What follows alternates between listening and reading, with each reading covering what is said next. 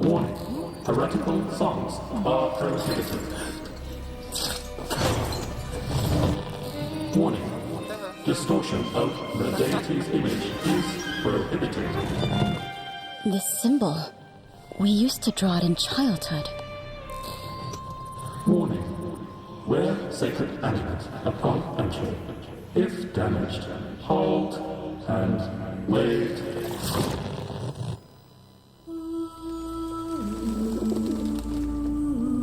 Can paradise endure for all time?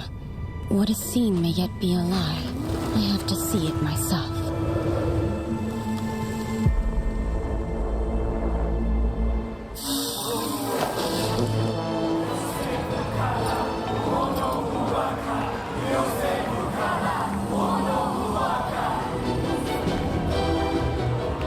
Look, this is also my first time in the annual parade.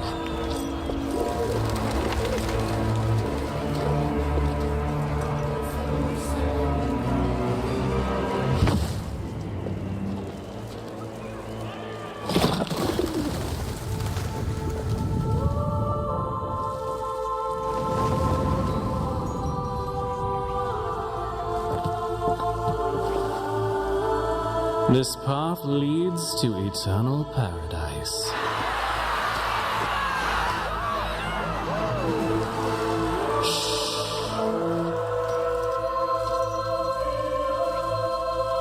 The traitor is among us. The traitor is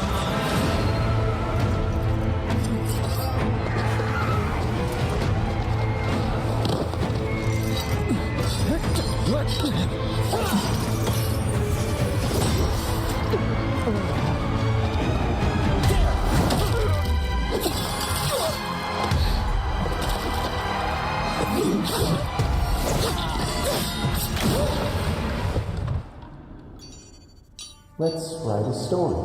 About the world outside? Let's draw something as our pen name. Why do people ask machines posters? People need things.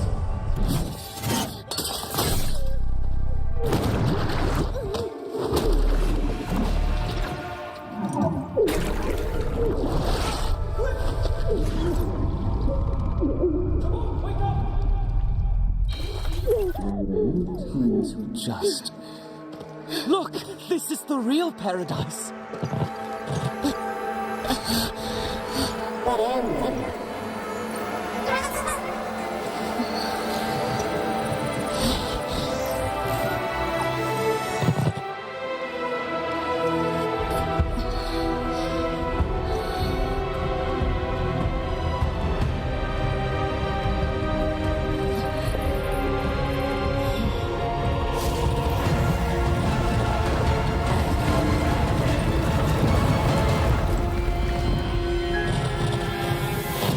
Retrieve latest data.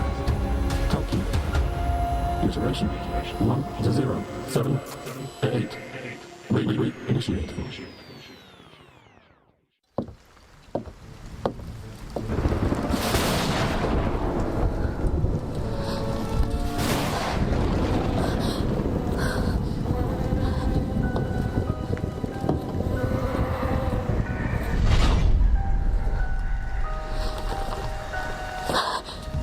记者小姐，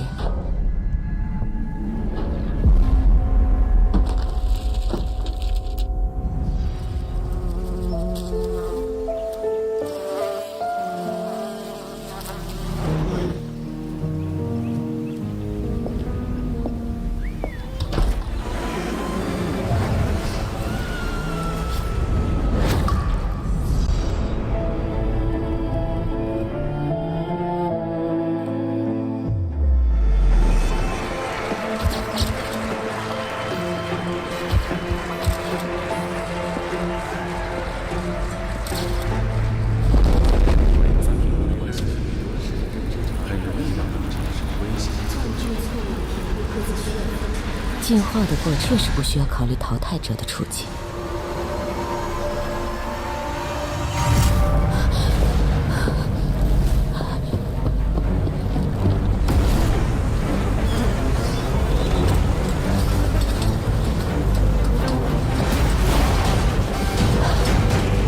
这好多人啊！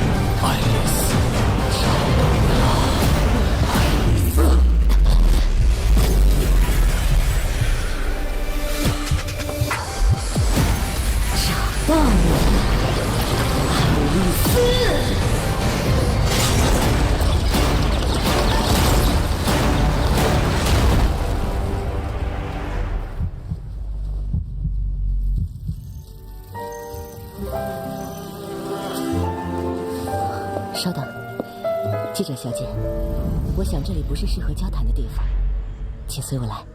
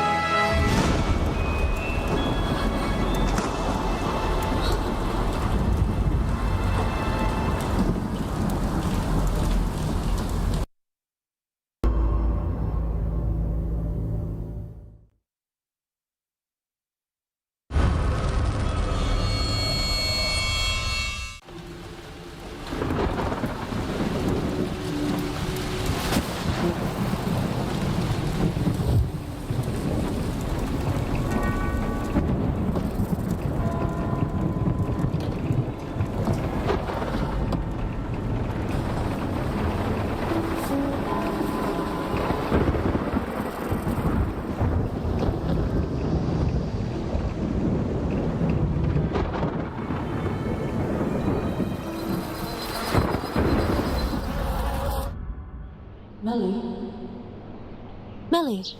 Oh, pardon me. Mr. Plinius has recently become obsessed with studying insects. There's a greenhouse at the back of the manor. It used to be filled with rare and unusual plants. Oh, right. Lately, Mr. George has been staying late. Here is the Mr. Blaney's beehive, and it will be a future workplace.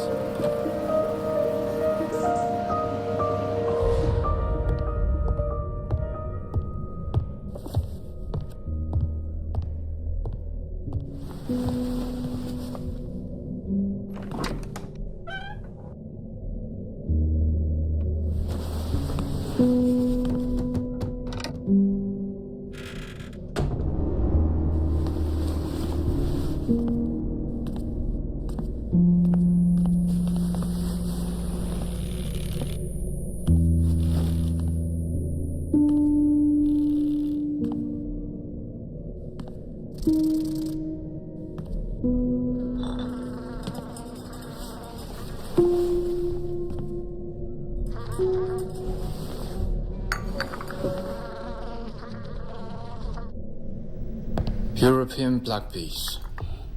Dangerous, but not deadly. They cannot coexist peacefully with any other bees. Sorry, I... Certain scents can affect their behaviors. Dried laughter, for example, can calm them. As far as I know, the European continent has no truly lethal bee species.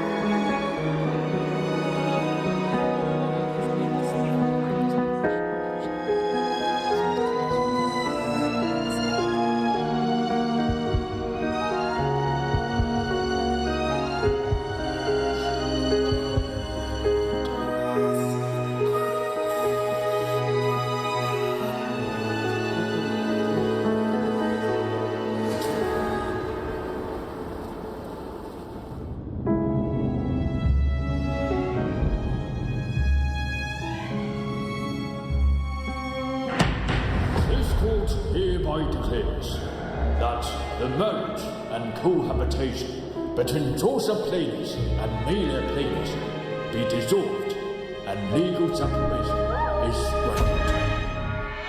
Humans' understanding of bee colonies has always remained at the superficial level of instinct-driven. But through my empirical observations in the bee farm I set up on the estate, a bee colony is not just a disorderly swarm of insects.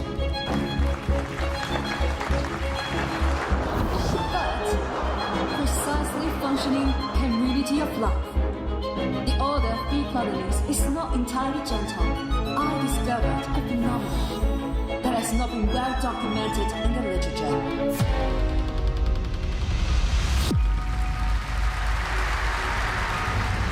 Which I would tentatively call matricide behavior.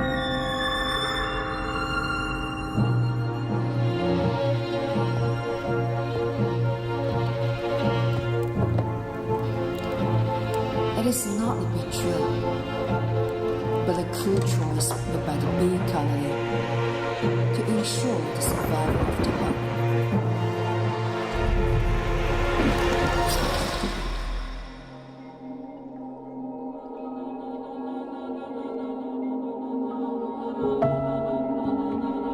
All actions serve the long-term survival of the population.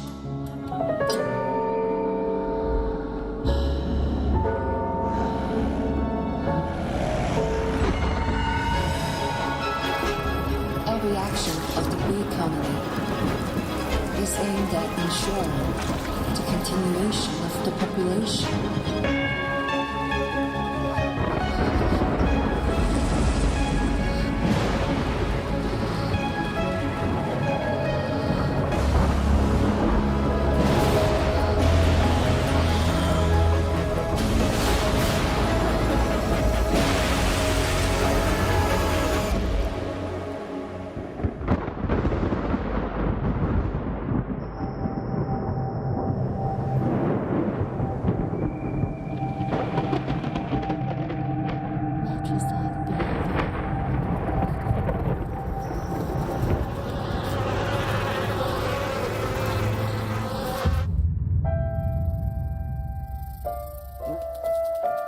Don't move!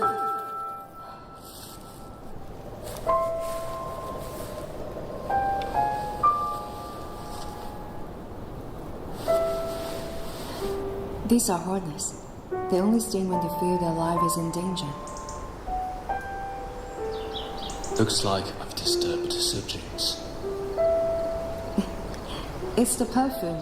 Those luxurious danger scents draw them in. You know, bees, I think your abilities deserve to be seen. This also makes us reflect on the collaboration within human society. We need to be as gentle and collaborative as worker bees, and also remain capable of making rational choices when necessary.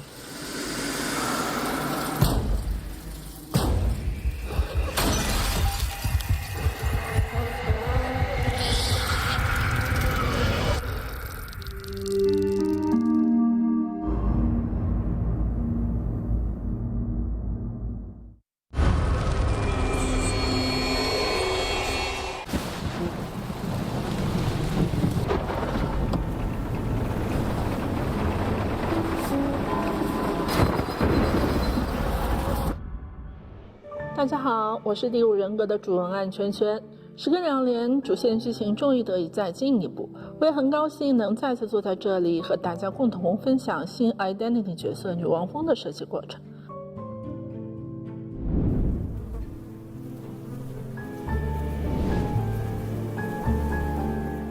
天币这个称呼，与其说是形容生物学上的一种蜂种，更确切的是来自于世界观设定中流行于当时的奥尔菲斯与约书亚·普利尼的死，以及关于约书亚夫妇的一些市井传言所撰写的一部悬疑奇情小说。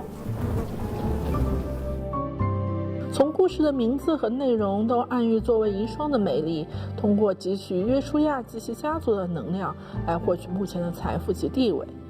当然，这并非事实，至少不是事实的全部。阿尔菲斯有自己的算盘，梅丽也有。约书亚至于梅丽而言，并非一种单纯的情感关系，甚至说生存关系也并不确切。在那个信息闭塞、地域、阶级、性别画出一道道地位鸿沟的时代，约书亚的出现为从小在小山村生长的梅丽展示了一种她之前从未想象过的人生处境：体面的、被尊重的、闪烁智慧光辉的。这种近乎乌托邦的处境为尚处蒙昧的梅丽标定了一个新的人生方向。相较于与约书亚相爱，更吸引梅丽的是成为约书亚那样的人，或者说成为他曾经想象中约书亚那样的人。而最开始他以为约书亚会如他曾许诺的那样帮他达成这个目标，但随着背弃与伤害的不断发生，他发现这条路他只能独自走完。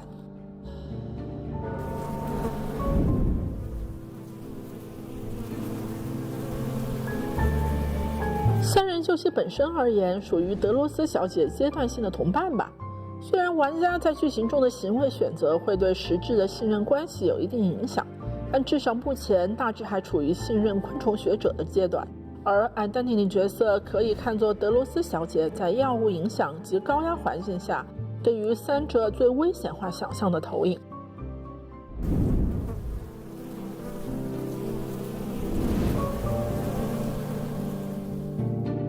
外形上是正在异化中的蜜蜂，所以还包裹着膜以及隐约的圆形，与其他 Identity 角色不同，处于一种异化的中间态。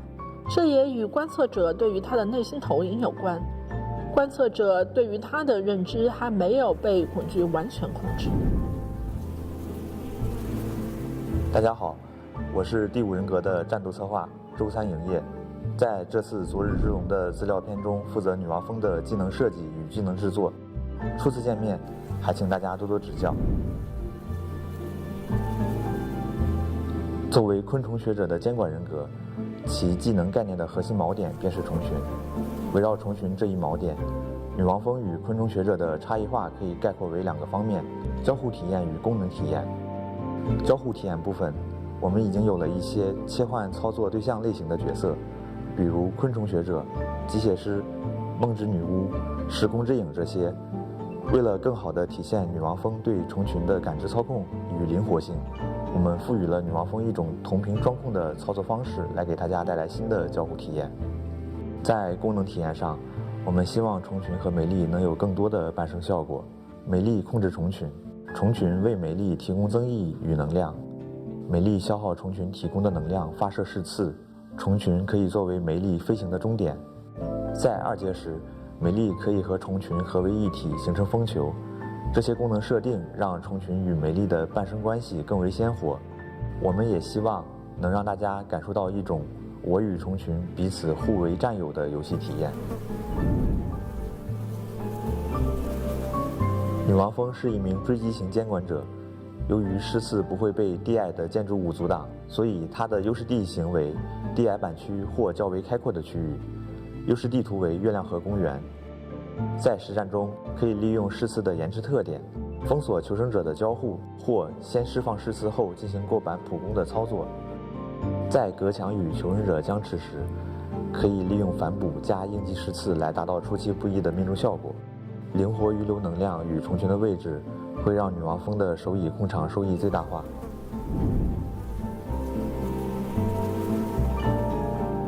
女王蜂是一名在前期比较怕拉点的监管者，较远的控制距离会使虫群难以碰到求生者，从而令女王蜂无法获取增益与能量。在近距离博弈下，应尽量选择高墙或复杂板区来对其进行牵制，利用碰撞和转角来压缩女王蜂矢刺的发挥空间。那么以上就是本期女王蜂设计访谈的全部内容。感谢大家能够跟随我们的视角了解女王蜂的故事与设计，我们下次再见。Pierce to lies with their stingers.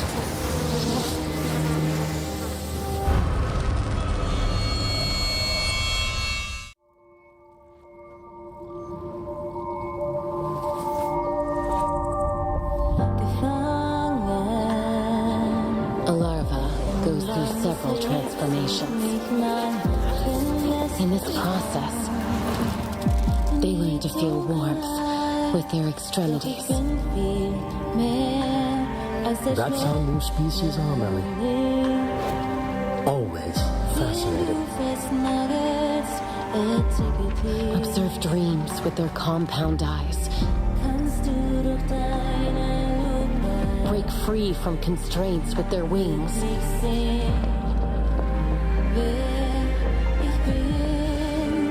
You don't belong here, Melly.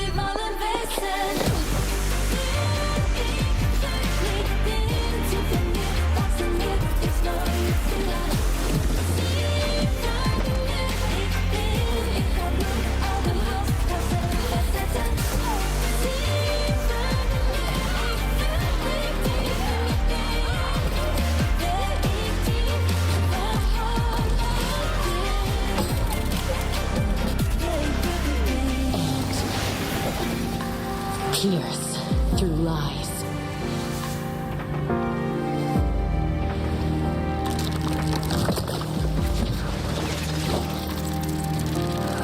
With their stingers.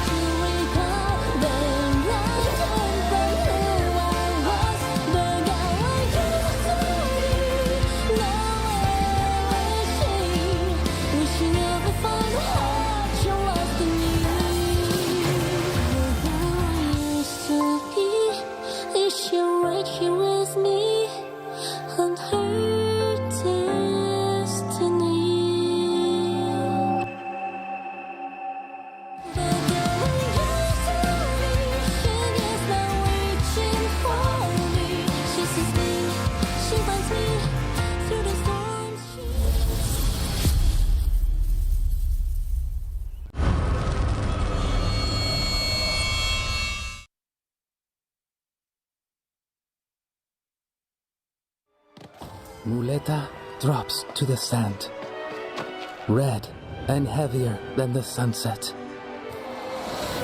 So, heroes do bleed. There is no room for cowards in a matador's blood. Rage, howls, laments. In the end, it all ends in my hands. The first time I killed on foot, the roar of the crowd burned so hot I trembled. The flowers fade, applause dies. A hero in the sun is only a spectacle.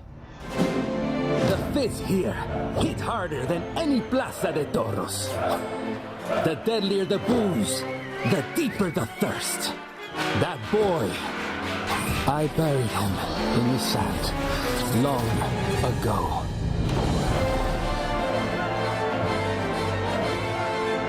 Joletes, just another bullring. This time, I wager my life, so my heart can beat a little hotter.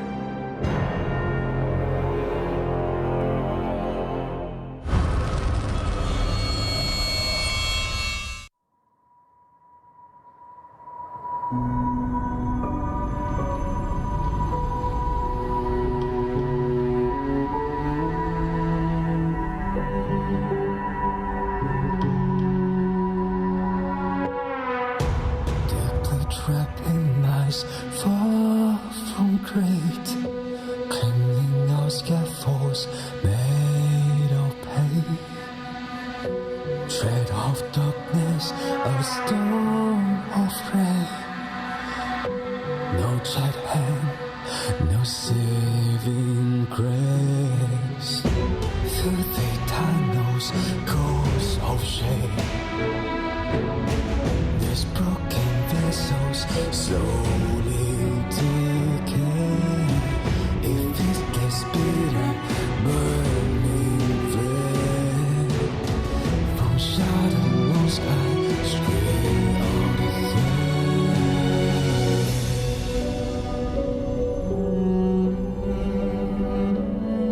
My blood is warm, my flesh is clean.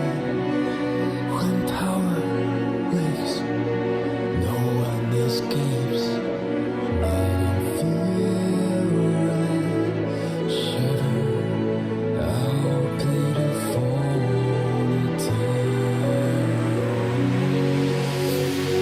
My breath is poison, hot and red. The seas make shock, the howler roll. Despair forge feel, he shall reign over.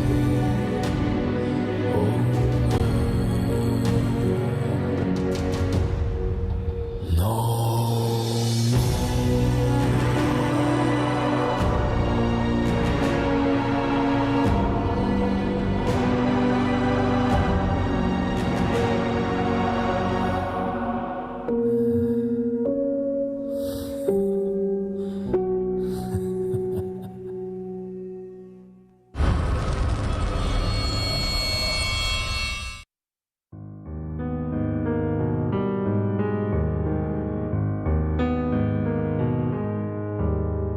Electro, he speaks with grace, bravely model and confess. Inside flows like honey sweet, draws me to his silent pool. In this space his voice is pure, words like gold, ideas are clear. Every thought is mine to mine, every dream he helps me fly. Light, stay with me. Light, you deceive. Light, doors not closed. Light, drink disposed. Empty promises to make. Bitter tears for trust betrayed. But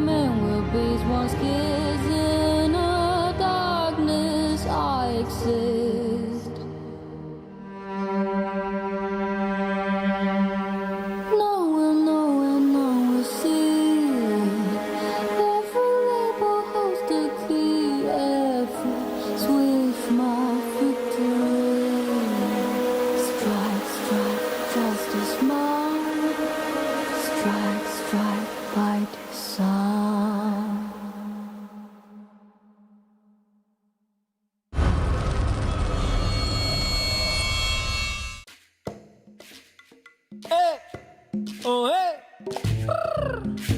Buena suerte. I am the king of adoros, forsaking, burning with fever. I press my lips to the horn just to hear the echo of the blood rushing. Oh, hey, oh, oh, hey, oh, dancing on the blade. Oh, hey, oh, hey, yeah, we'll come to the charade. Oh, hey, oh, hurry.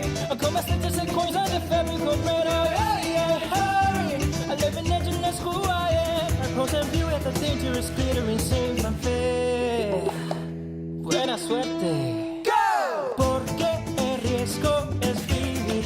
Más sangre, más peligro. I'm addicted to the spectacle, to the cheers like the sweetest dance. Let it glow, let it bloom, let it grow to the point that my heart is so fast they must be tamed. Oh, I traded my peace away. La fuerza, I must stand for. Oh, la peace, la peace, la peace. La fuerza. What a drama in a battle. La fuerza. My one and only motto. Whoa. Madre. In my dream, I hear a voice in my head. Spring me the power, let's the glory.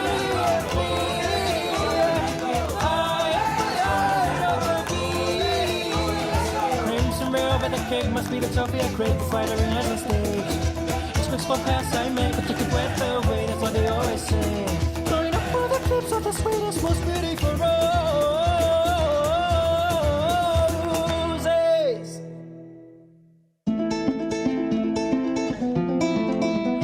La fuerza.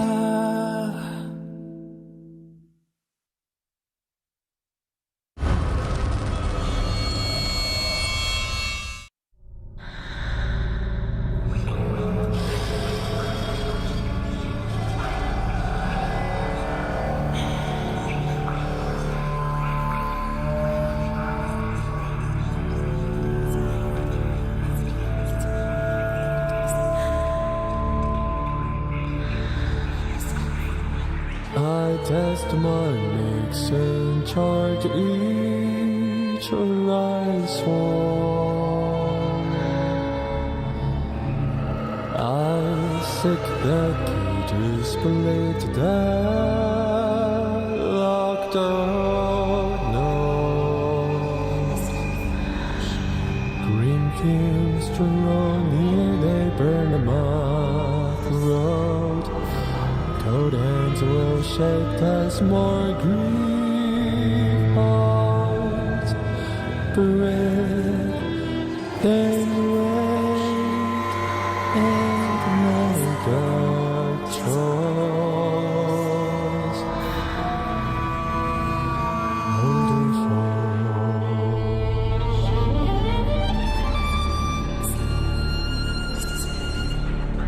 Curtains catch on fire. Images split through, names turn to ashes. I stand beside this, turn the film strip now, stage the tender scenes. You speak like me and colder still. I ask the mirror what depth you keep from the mud. Now speak.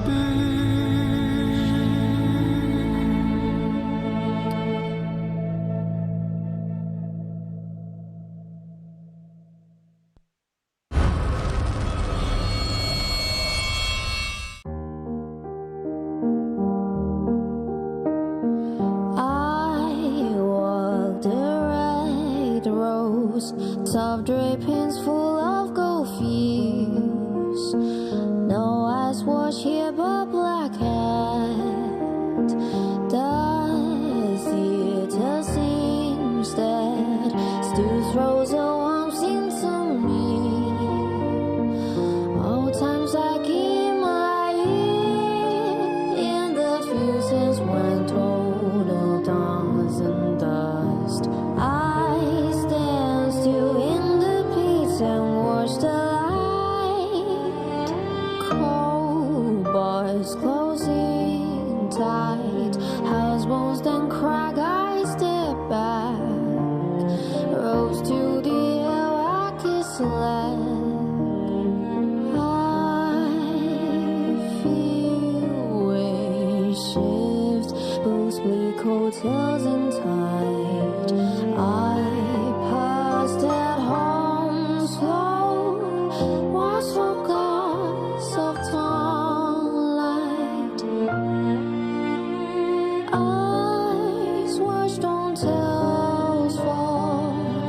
Strange love prevents us in creating harsh moves like tide on stage. This was a refuge in it. I step through the light. Merry-go now thrice for me. Soft winds wave to the sky. I respire. A voice recalls bloom time home inside.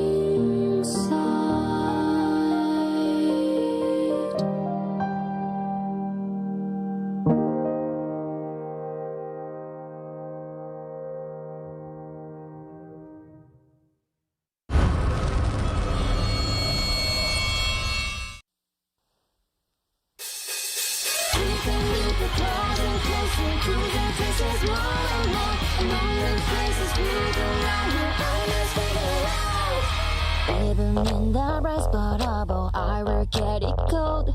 Bring the facts to light. Peer to the lens and snap a shot. Plaster shot to bottom. I'm approaching the result. Let the puzzles be solved by joining other dots. Time telepath, just could have been freely talked. I read it without a shadow of a doubt. To the ending is not and I step out of the night. Death perpetual night. I'm on my way to the goal. I'm on my way to explore the light and running forward for you. Running forward for myself. On my way to the reunion to the time again. From the ashes of rise, we get from the pain. Something will matter again. Something will matter again. Yeah, yeah, yeah.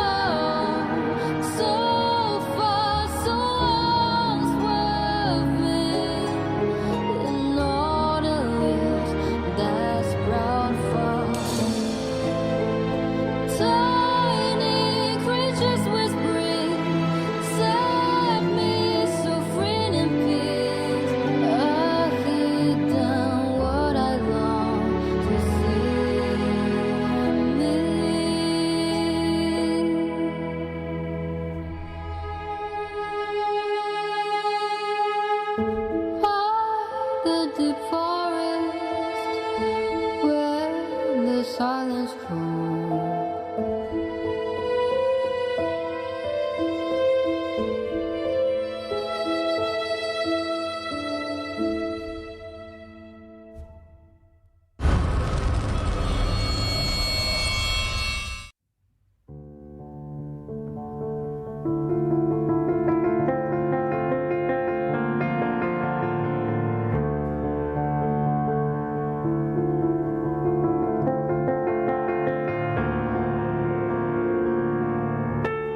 In the dim hollows, the ice linger. Mysterized from vows, a soft tale told before, drowned in dusk. I cannot reach dark echoes drifting thinly. Destiny, a muted warning in deep shadow, writing mysteries, haunting pieces, words on page, but my soul is broken pieces.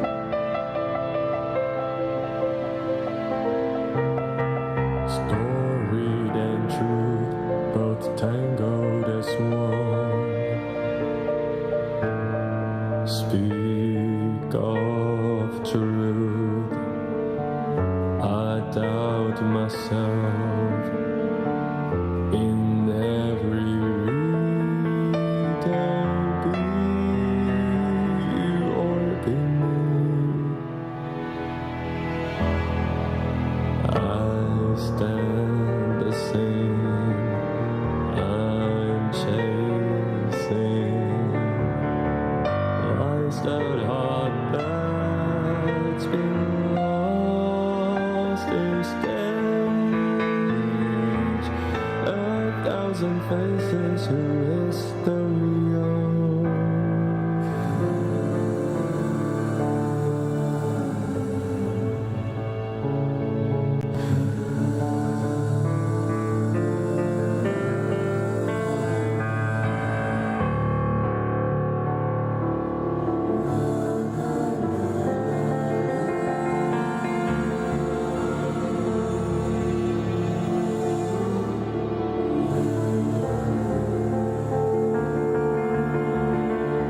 Once again, facing unknown me.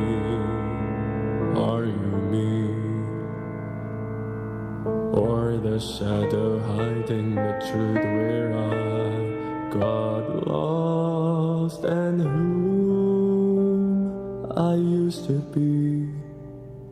Reflections echo in the wolves what fate held impolite. Memories drift beyond my reach. Oh, truth is untold in silence.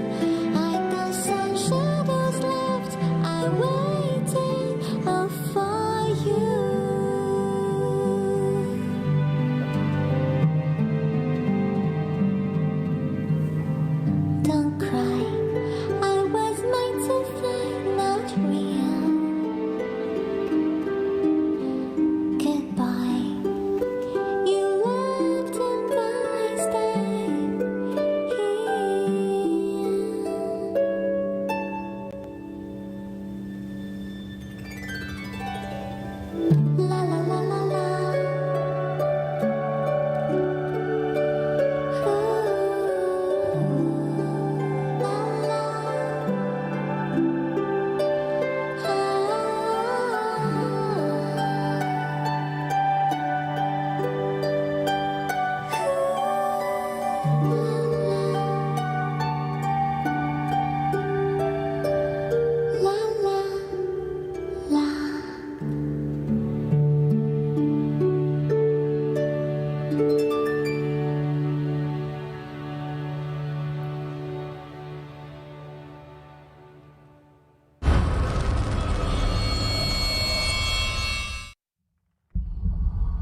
past, frozen in time, becomes barren soil of forgetfulness and regret.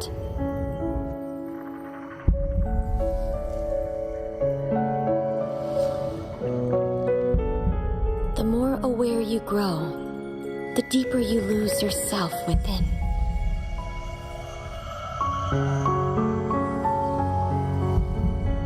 The more you struggle, the harder it is to break free.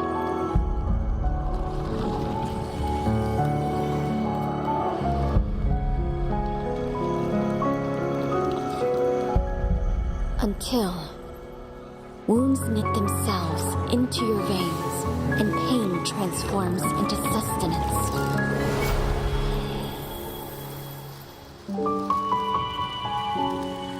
Only then does the seed called future finally awaken.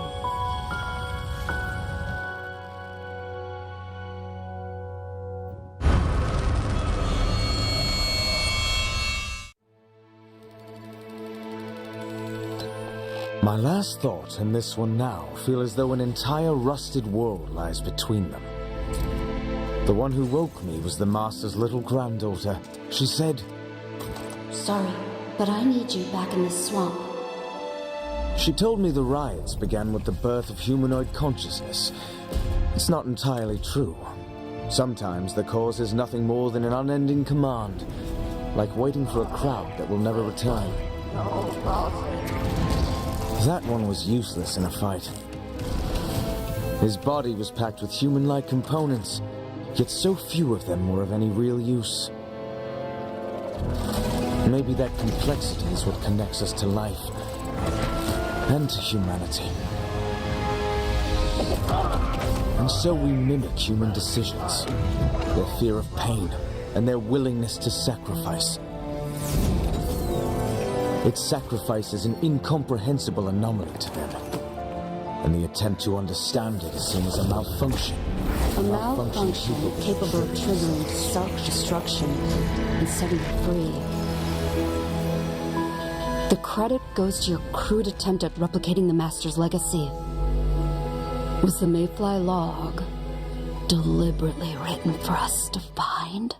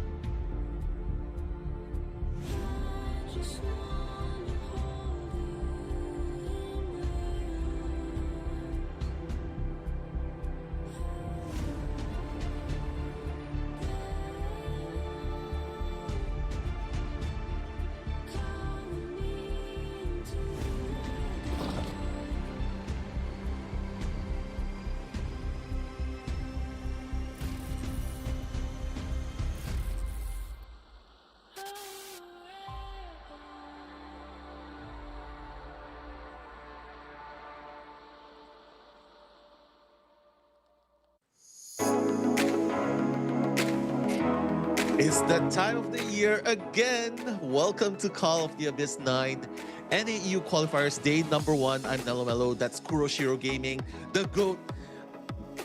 So good to have you again, Kuro. And I see everyone in the chat already ready since the past hour. But first things first, right?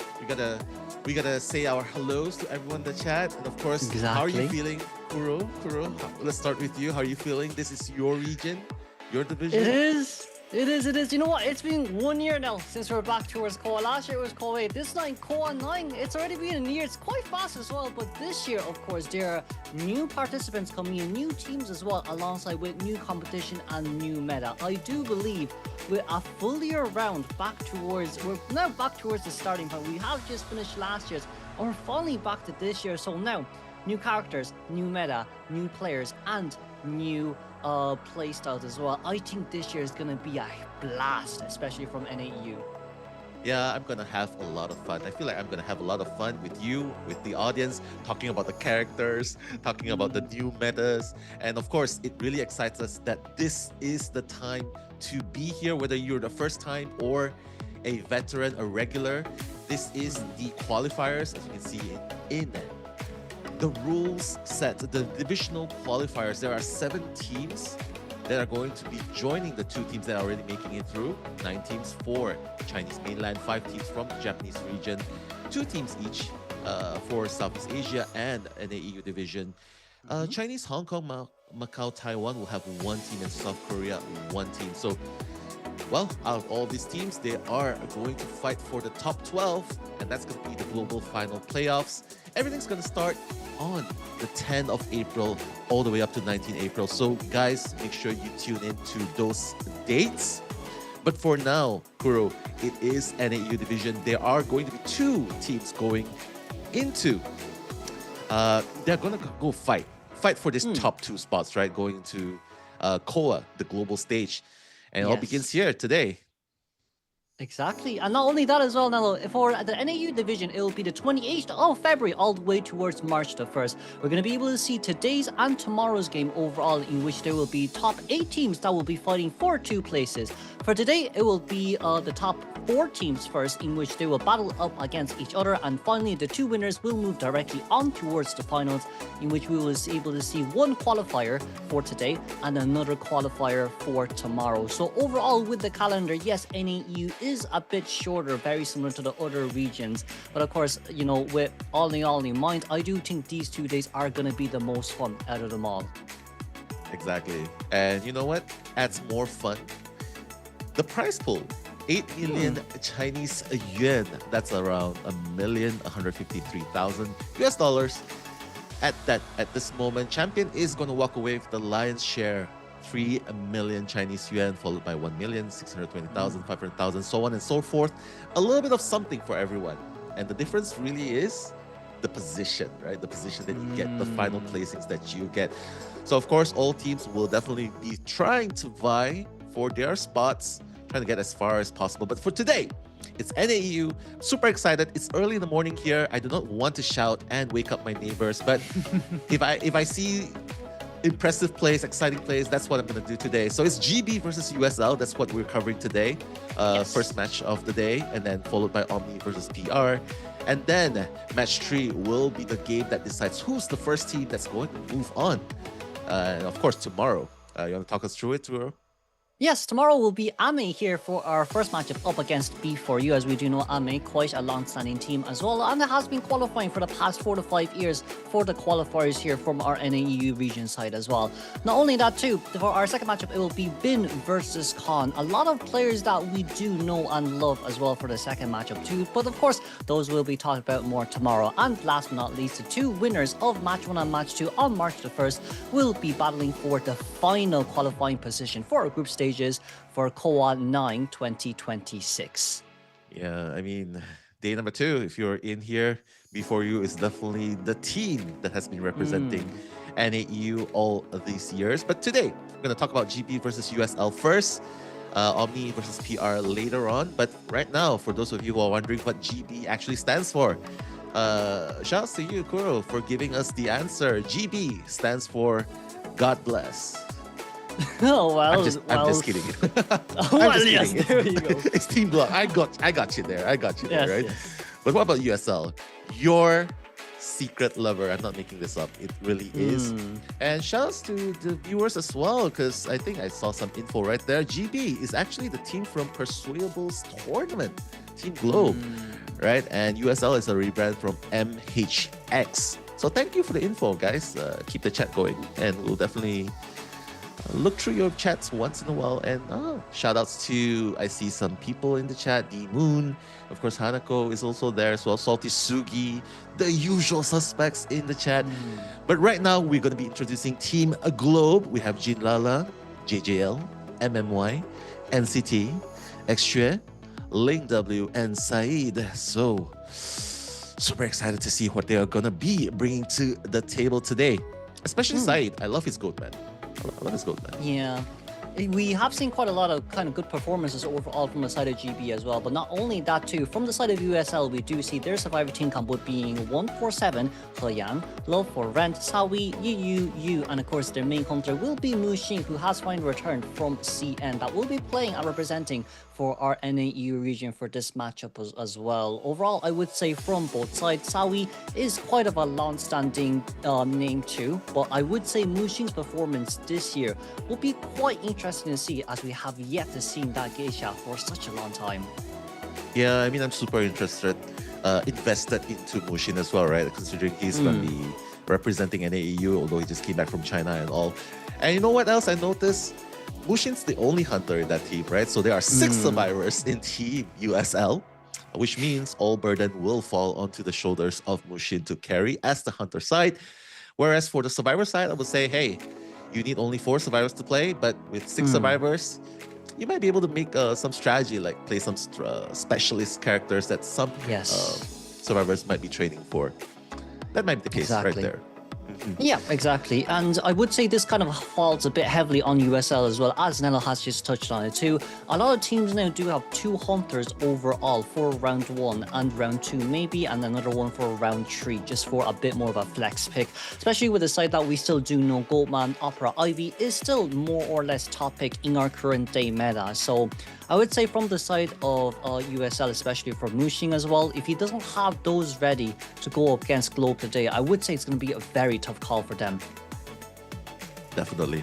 But right now, we're going to see the map selections. Kuro, talk to me about the map. They are going to go to Ever Sleeping Town first. Yes, it seems like we decided to ban out here Chinatown and Lakeside Village from the side of USL, and for Globe to choose Ever Sleeping Town. USL wanting their hunter to go first. Seems like they want Muxin maybe to let go of the brakes for now. We're going to put Muxin at the driver's seat here to potentially allow him to play towards his max potential, you know, just in case he does not really handle well under pressure, let's say, during the second round if their survivors comes out first. But I'd be more interested in seeing how well Globe can counter this quite long veteran hunter.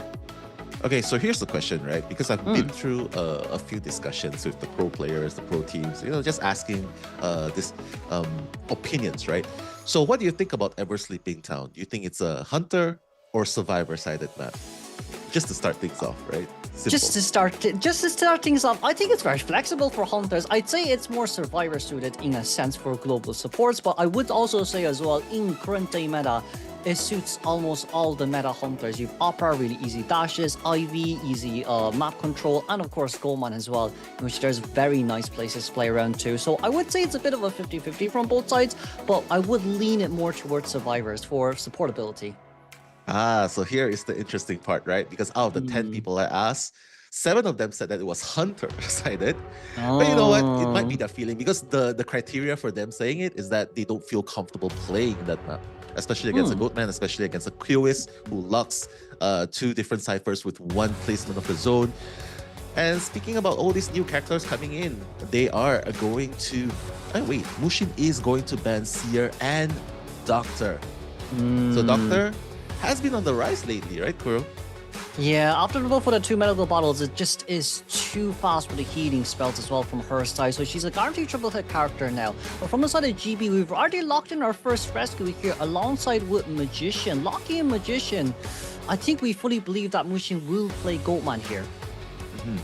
I mean, Goatman is a very strong round 1 hunter, right? And it's still amidst the rise and fall of every meta characters that we know up to date. Goatman is still very, very viable, still very strong, still a very dominant force to be reckoned with. And the one thing that he's really afraid of is just characters taking prolonged hits and harass characters, right? Yeah. So Not only that as well though, we see Wuxing here also banning out the Pharaoh Lady as her final last ban. Pharaoh Lady is quite an interesting ban here too. As from Globe side, it's an instant reaction. We're going to say, okay, you're afraid of invisible hunters.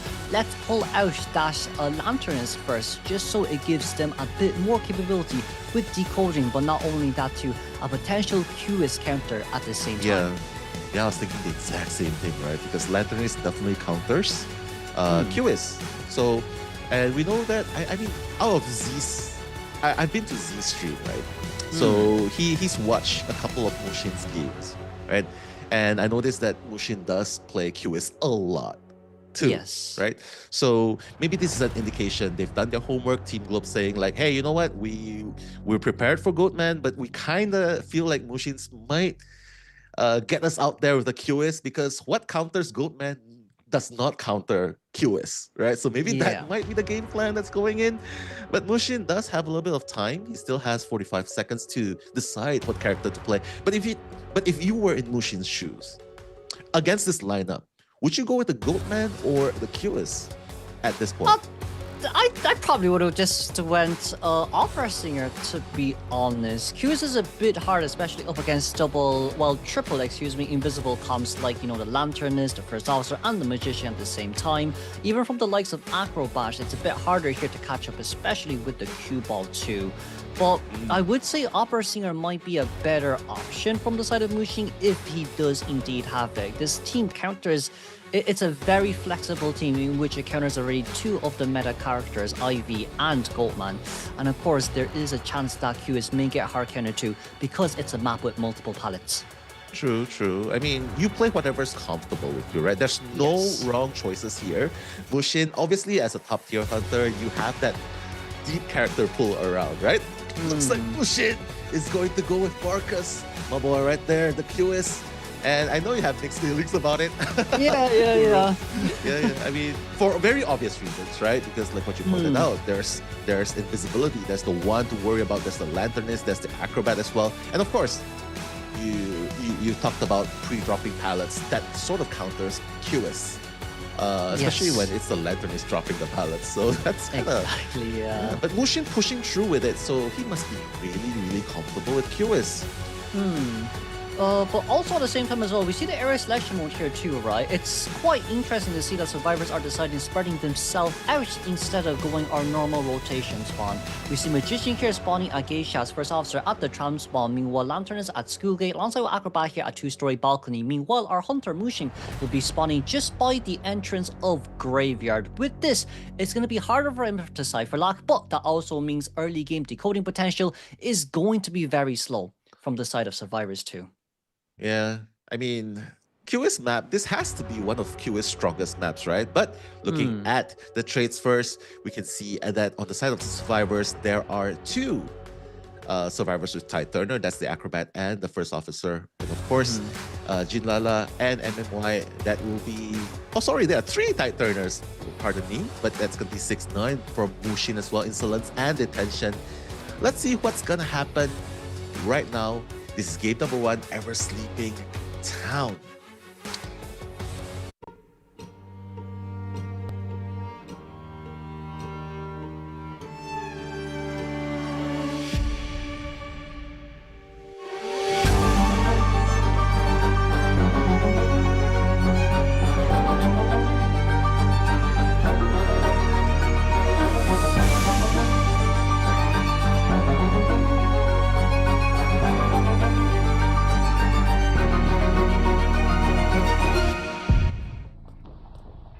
We're going to move in straight towards the game then. Mushin once again instant attention here with impulsive max pallet breaking and of course just panic by itself, as all survivors are already on a cipher machine. But first chase here will be the one that's currently upstairs, who is this Acrobat. But yes, we will not be able to win that mind game here as Mushin just stands downstairs while we wait. Yeah, I mean, just basically take a stroll. This is the hunter that we're talking about. You don't necessarily have to chase the characters first, the survivors first. Take a stroll, make sure you cut the survivors off guard, and then looks like the first target might be Jinlala right here. Wow, perfect positioning, but the pallets might be a problem here. And this is what we're talking about. Lantern is countering the QS at this point. Yes, we've already used up quite a lot of our Maxwell Demon notes here as well with the dashes here. Lantern is a really good job rotating towards our next double pallets here nearby. But even so, Mushin has already lost 61 seconds into this game as Blink is just about to be open. Link! All right. Go ahead. Link, oh, coming so in. we got the Blink open. Got the Blink open, but that's still okay though. Lantern has one more freezing frame on our hands left to use, so it did manage to get the vault over there, but once again, you can't forget, this is the Lanterns that we're talking about, so it's a lot of changes around, but it just seems like boosting is too fast. Yeah, he knows the route, right? He knows the route that Lantern was gonna take. He guessed it correctly. That's Hunter instincts for you, all right there. So that's a pretty good run from the Lanternist, buying a little bit of time in the beginning. There's already almost 2 ciphers going to be completed. But this beckons the questions. Are they going to be able to do an even better job in the rebound kites? Because ciphers obviously at this point might needs to be rushed a little bit more. Yeah, as we see here, a successful rescue here, thankfully speaking, from the side of First Officer, as we are very close and nearby. We're back in towards invisibility form here once again, though. We do have knee-jerk reflex here ready, but however, it will not activate until we get off it. 2 pallets here right in front of us to use. We do not have our cue ball here left to use anymore, as well as no mind game here will be played. Mushin trying to get this Lanterns down as soon as we can, but that's going to be a knee-jerk reflex speed boost out here one more time. It's a successful rebound kite, as once again, another speed boost just to guarantee the rotation. Yeah, but now they have 2 injured survivors at the same spot. Not sure if that's a wise move, trying to be kiting near the cipher. But yeah, I mean, a secondary down. Mushin does not want to chair just yet, wants to get that second survivor, because that's how you stop a cipher. Rush at the point, Terror Shock onto Jinlala, and that's 2 survivors down right there, Kuro. But not only that as well, Nano, we also need to see that it's the fact that Magician had to come in early as well to try to decode the cipher machine. Alongside with picking that First Officer up, we're now currently missing a full cipher machine, as the cipher at middle was not yet decoded as well. So this will be among one of the last 3 cipher machines that needs to be decoded, and see how close it is towards the last 3 here as well. One at middle, the other one near our chair, and the other one at Schoolgate. So for Mushin, this is the best possible scenario for endgame. I agree with you. This is making it easier for Marcus, right? To set up that zone, that domain. And that rescue is going to be successful, but Mushin, if you're wondering why he's not hitting, he's just farming off Jinlala here, just trying to make it 3v1 as soon as possible. So it seems like Jinlala's going to drop any moment now, but there's going to be just 1 last cipher remaining. But again, it is the QS we're talking about. The cipher lock is very, very imminent, right? You know what I'm talking about. Especially when you set up the zone every 38 seconds, if I believe, if I recall correctly. 15% is going to be taken off the ciphers, which is why it's so important to make sure that you manage your cipher progress very, very well. Yes. And that And with down one survivor, that's going to be 3v1 at this point.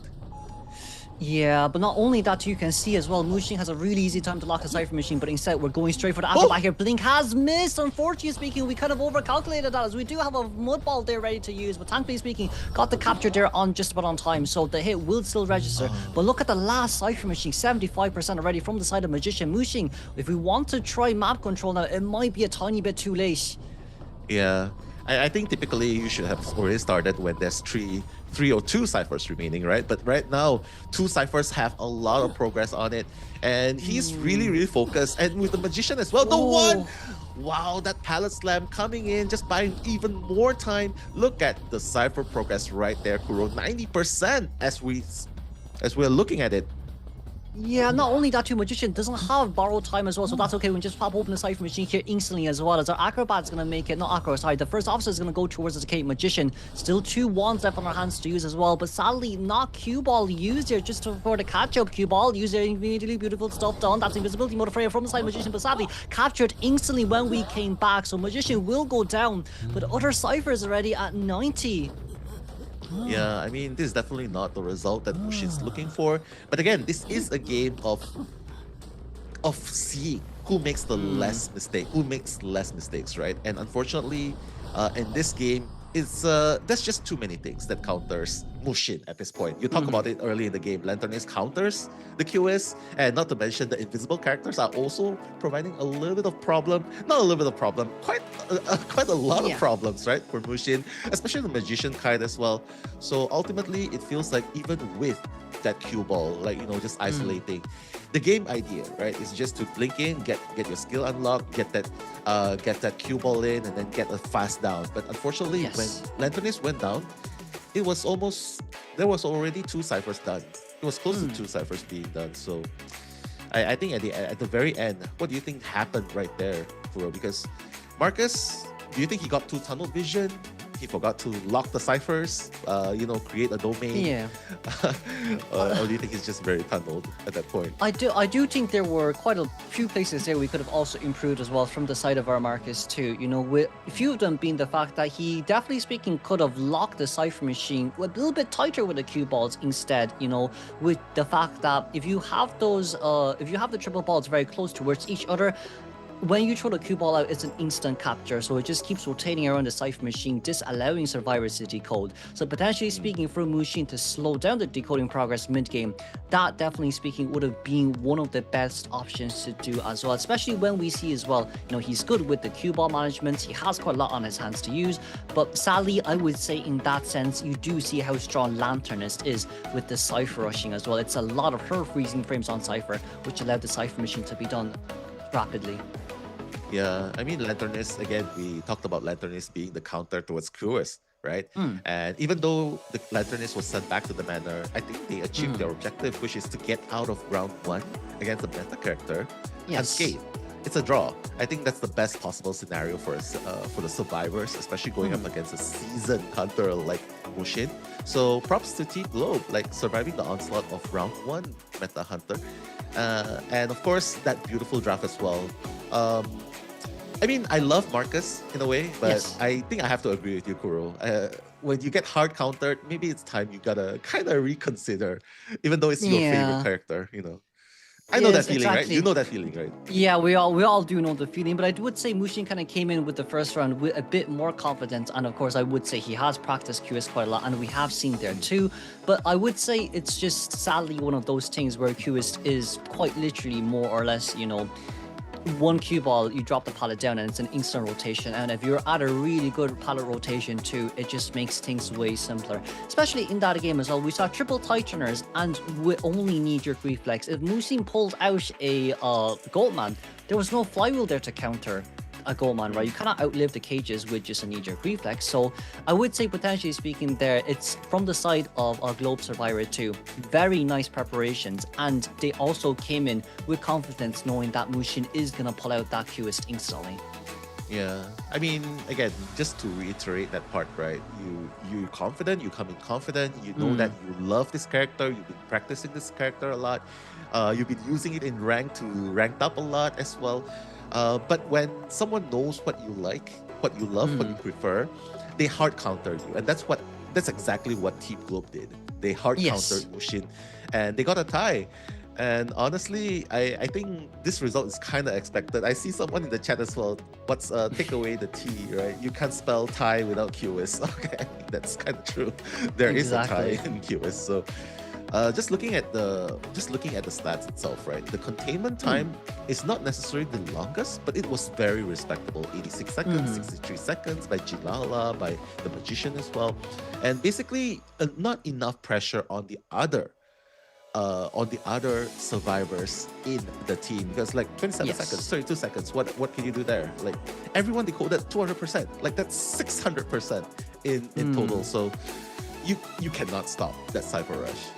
Yes, definitely. And not only that as well, we also did see Mushin missing that blink open earlier on as well up against Acrobat, in which it took him way longer to get the hit on towards Acrobat and go for that map control from mid to end game onwards. Potentially speaking, if that blink did register, could have instantly went to either Magician or the first officer to try get another one down, and potentially speaking going for a win game there. But you want to know, I do can see now with this game we can kind of dictate how strong Lanternists can be, especially in a team comp like this where first officer has only 7% decoding debuff, and then wish the Cypher Rush from the side of our Lanternist as well.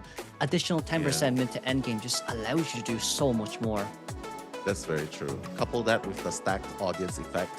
That's gonna help you secure that 300% accelerate, 10% boost in Cypher decoding from the very beginning until 300%, right? So just looking at the chat itself as well, a lot of people are saying like, even in the professional leagues as well, it's getting ties a lot, even with a very strong early game.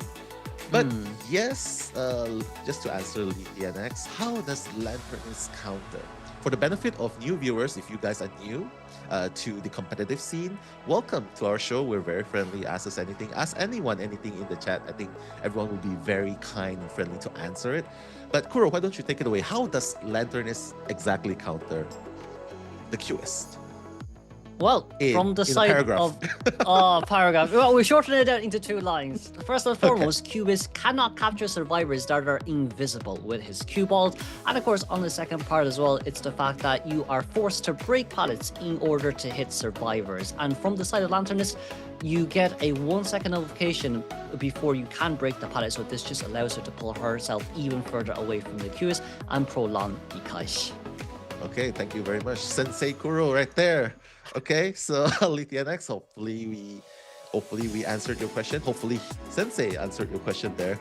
I don't know why every time I call you Sensei, it reminds me of Cobra Kai. I don't know why. Oh, back to that again, aren't we? We're back to that again. Yeah, but this opens up an opportunity, right, for Team GB, because right now GB, they have an opportunity to send outside, and he plays the Goatman, right? So I mean, I don't know. I feel like this is an opening for GB to solidify their position, right? Hey, Marcus got a tie. Here, Goatman, let's go for the early kill. Let's go for the early round 1 win against USL.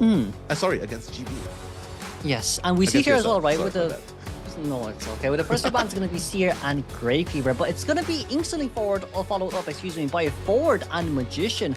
Forward is really rare to see, especially round 1. I mean, harassment, right? They probably think, you know what, we kind of know that side wants to play that Goatman, and Goatman is very viable. So, hey, you know what? Why don't we play a little bit of harass coming in the form of Forward? Okay, that's good. And then we have a Perfumer. Throw in a Perfumer there, and play that mind game. Because honestly, with Goatman, right, Kuro, I don't know. For me, playing against Goatman is like, it bursts your brain early, especially if you're ranking early in the mornings, in the wee mornings. It kind of bursts your brain because you're playing a lot of mind game against the Goatman. You're playing a lot of mind games, and more often than not, the Hunter comes out on top, right? Yes. And the mind game is usually won, especially if you leave behind, even further leave behind, and just catches you off guard. I feel like with 1 Forward, that might not be enough. I think an Antiquarian would have been better. I don't know. I would say so as well. Forward's kind of a mix and match here from our side too. You get heavily countered by Ivy, you get heavily countered by Goatman as well at the same time. But not only that too, AbyssⅨ also counters the Goldmine, so I do wonder from the side of USL what this Goldmine actually is used for. We see here as well, right, Perfumer being chosen as well right after her recent buff too. You get a 3-second body block potential right after going back to your Perfume. So up against Goldmine, it's very understandable. It's very easy to break over that cage as well. But even so, Ford is quite a surprise. I feel like maybe we want to try counter Saeed's Peddler, which could be a possibility, but you rarely see Peddler round 1. Not in NAEU, but probably in IJL, IVL, we see it a lot more. But the best map for Breaking Wheel, he's gonna bring out VW, the Will Brothers side, saying, you know what, you think I'm going to bring out the goat man? No, I'm going to leave you to a whole new world of pain with the Breaking Wheel. So against the Breaking Wheel here, I mean, I've seen Breaking Wheel. It's a high risk, high reward sort of thing. You go big or you go home. Do you agree with this? I mean, do you agree with Sight going with a Breaking Wheel instead of Goat Man here? Because it can be kind of hard, right? To get that first spike. Yeah, it's very hard as well. Not only the fact that if you play Goldmine, everyone's going to bring Flywheel. That's the same for Breaking Wheel here too. We also have to consider the fact that at least 3 of these survivors counter Wheel as well. But with a survivor spawn location, we see Forward, a Middle Magician, and Geisha's Perfumer, a Balcony, and once again Acrobat here spawning by the 2-window 1 pallet, which is very good up against a Breaking Wheel. And as we can see here, Saeed spawning by the tram spawn. Yes, Forward may be in danger, but everyone else has such a great spawn. I would say early game, it depends on how well we can land that first spike. That's true.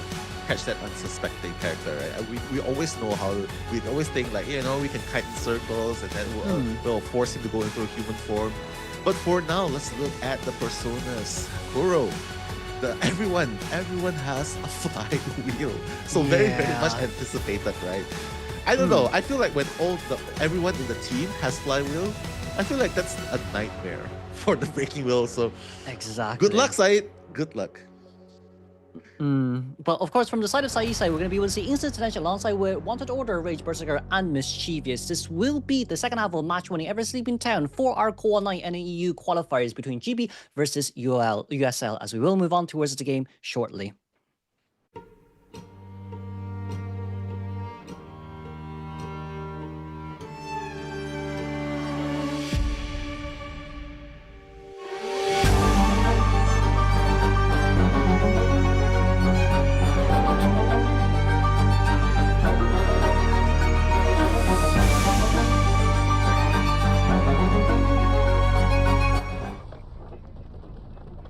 Alright, Said. Spinning, getting that first spike onto the spider. Oh no! The trap is like. Wait, what? The wand? We got the wand. No, I think the tram landed, but then Saeed got the spike on, so we cancelled the stun animation there. Oh, but we're now on a very tight mind game here between these stairs. We got the second one here already instantly as well. We have another one there to use, but will this land? It doesn't land. It didn't even go downstairs here. Yu being able to get in between the pallets here once again, but it's okay. Saeed just has to wait for Blink. Yeah, for those of you wondering, every single time you force the Breaking Wheel into human form and going back to Breaking Wheel again form, that's buying a lot of time already. So now with 3 spikes onto the Magician, you're gonna wonder how Said is going to be able to catch up. He has a blink in 1 second remaining, but that's also the flywheel. That's also the one. My goodness, Ford is also there to give that support. But that blink into the hit, but it gives a problem as well, Kuro. Now that they know he has a blink, Ford can still try to make something happen while Magician tries to self-heal at this point. Yeah, not only that too, let's not forget about the same time that Magician heals up very fast too. We didn't get anti on towards Forward there, just said Forward still having a ball left on our hands to use as well. That will not stun, but it's okay. Flywheel ready on our hands to use. Very nice flywheel as we managed to go out 61% on Magician, 72 as we change back in towards wheel form. But that's all what Forward needed to do. Not a single ball was used in order to get this Magician to get back up, change forms. Can we get it stun here just about on time? Forward! We didn't get it, and there goes down 147!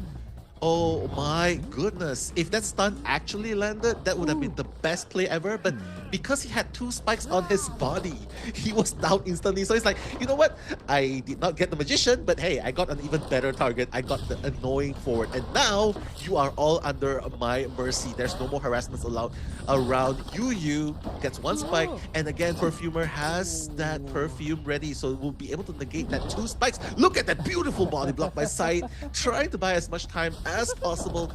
But fortunately, the rescue happens successfully with 2 ciphers being done.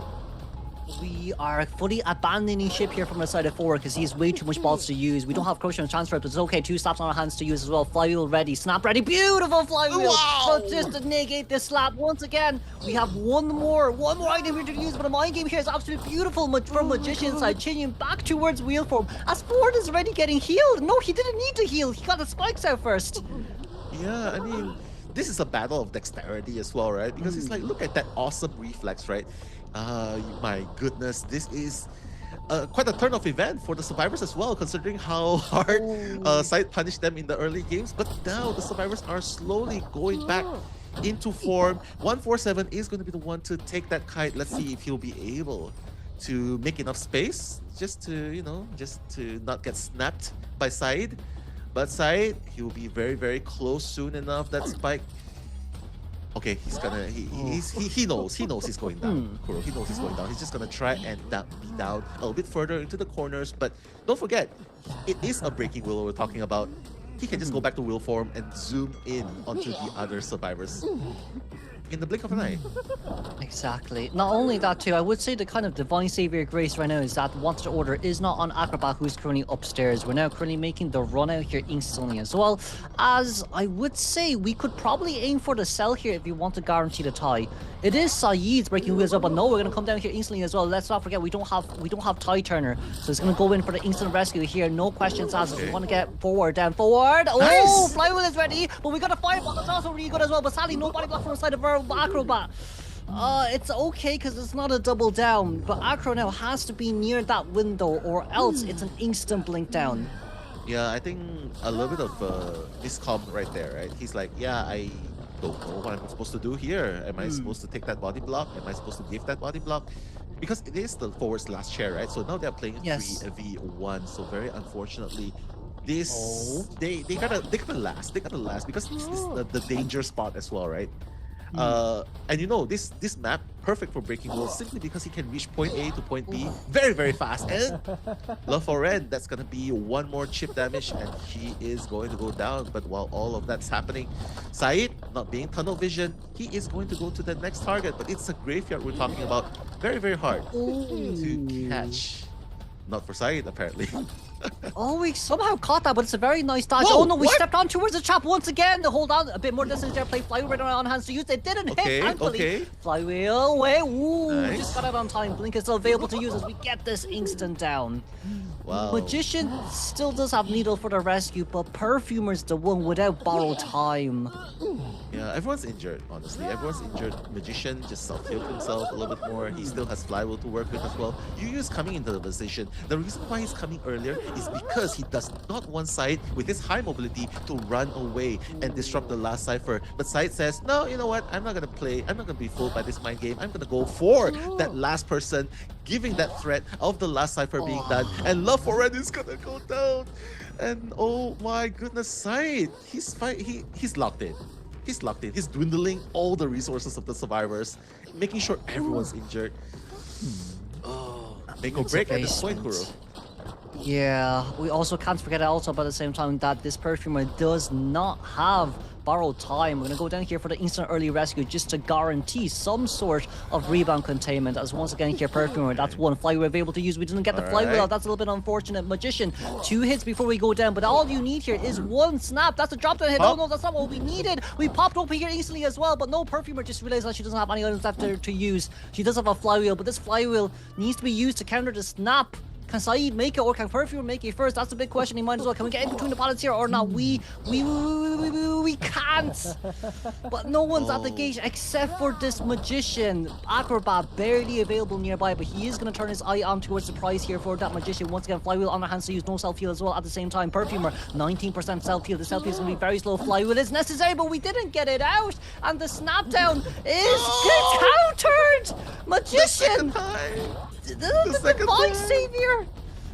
We're going back to Perfumer as Acrobat. A bit dangerous here. His Cypher machine is already almost open, but Saeed, we abandon ship as Magician is able to get out, and Acrobat barely at 90%. This guarantees a tie game. USL barely brought this back. Exactly. That was so crucial. That play right there, UU, right? If UU was down right there, that would have been over. That would have been a 3K elimination. That would have been a 3 elimination by side. But that presence of mind, right? I tell you, this game 4v1, it looks cute, right? It looks cute. The characters look cute. The survivors look cute. The hunter looks amazing. But don't forget, it's a serious game, man. It's so serious that dexterity is so important in this game, and that's exactly what happened. The flywheel, you know, easier said than done, right, Kuro? How many times have you seen people pull that off? Like, hey, anticipate the snap, flywheel.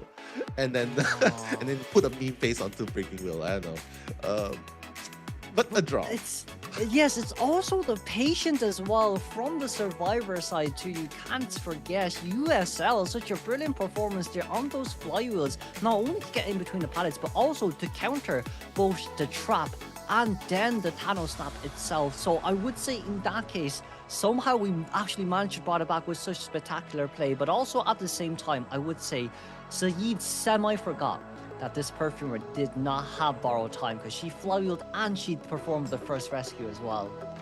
Yeah, that's a very important fact that you mentioned as well. Exactly. So maybe that might have been something lost in process of chasing, because you know, sometimes when you're in the heat of the battle, you might be too focused on one thing and you forget about these minute details. Yes. But nonetheless, at least Saeed did not end up with a worse situation, right? It's still a draw. It's still a draw. It means what this means is we're gonna go the whole 3 rounds, right? But honestly, it was such it was a little bit unfortunate for Saeed, right? Because breaking wheel, the longer the game goes, the less resources Survivor has, and the bigger chance there is for the breaking wheel to get that 4K, right? But in this case, yeah, that minute detail definitely costed him a little bit. But hey, at least we get to see that full 3 rounds. Yes, exactly. I know it's as you mentioned as well, Mel. It's the fact that they have no items left, but only with one singular flywheel that they were able to pull that full game back as well, especially from a basement scenario up against a breaking wheel, in which it's very easy to get those snap downs as well. We see as well from the side of the match stats too, UU himself, the Magician, 149 second containment time, and he was not even the first chase of this game. Yeah, I mean, very, very long time, right? It's a very, very long time to kite, a very long time to contain Hunter, and raw skills. That's all I can say, Kuro. Exactly. But like you see here as well, right? 149 seconds from Magician, 46 seconds from the Acrobat, 73 seconds from our Perfumer, and of course 90 seconds for our forward. I would say forward here, first chase kind of allowed them to Cypher rush a bit more nicely compared to the usual. And of course, from the side of Saeed, with 0 Cypher machines left, 6 pallets destroyed, 37 hits on towards Survivor, 0 Terror Shock, and overall 8 knockdowns. Knockdowns is a little bit on towards the lower side from the side of a breaking wheel, in which mid to end game we focus a bit more on slugging. However, for this game, I would say the chair drops were kind of, you know, unedible in a sense that the Cypher machines were really fast. Yeah. Survivors were really locked in. But you know what? Let's reminisce the moments, the highlights. So don't go anywhere, guys.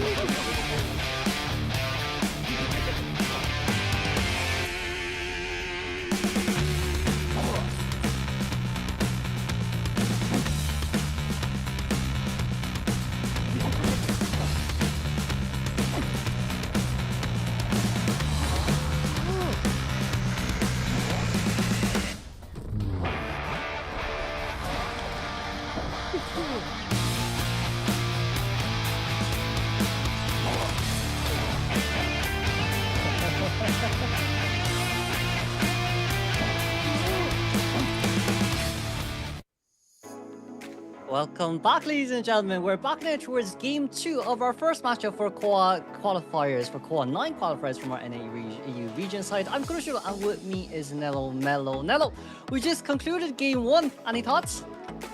Yeah, I mean, I get to see COAISS. I'm happy about that. I did not expect to see the Breaking Wheel, although this is his best map, but I did not expect such a huge all-in the very beginning. Because we usually see Breaking Wheel during the all-in situations, right? But hey, Said played beautifully, but the survivors had a really good game to come back in this game. So if this is the standard right now, the standard as in the picks, the creative picks, I would be very excited to see what's in store for us in BO2. Surprise us with more creative picks, please.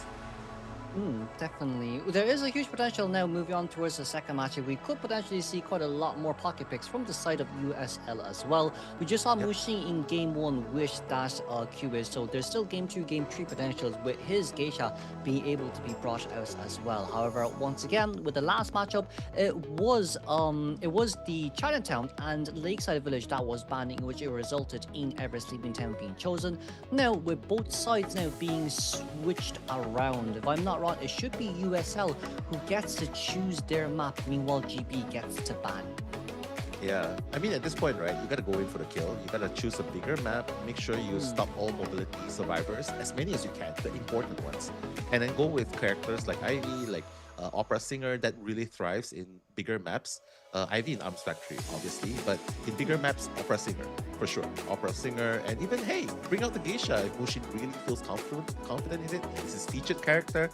And of course, just bring out a little of things. I keep the creativity going on.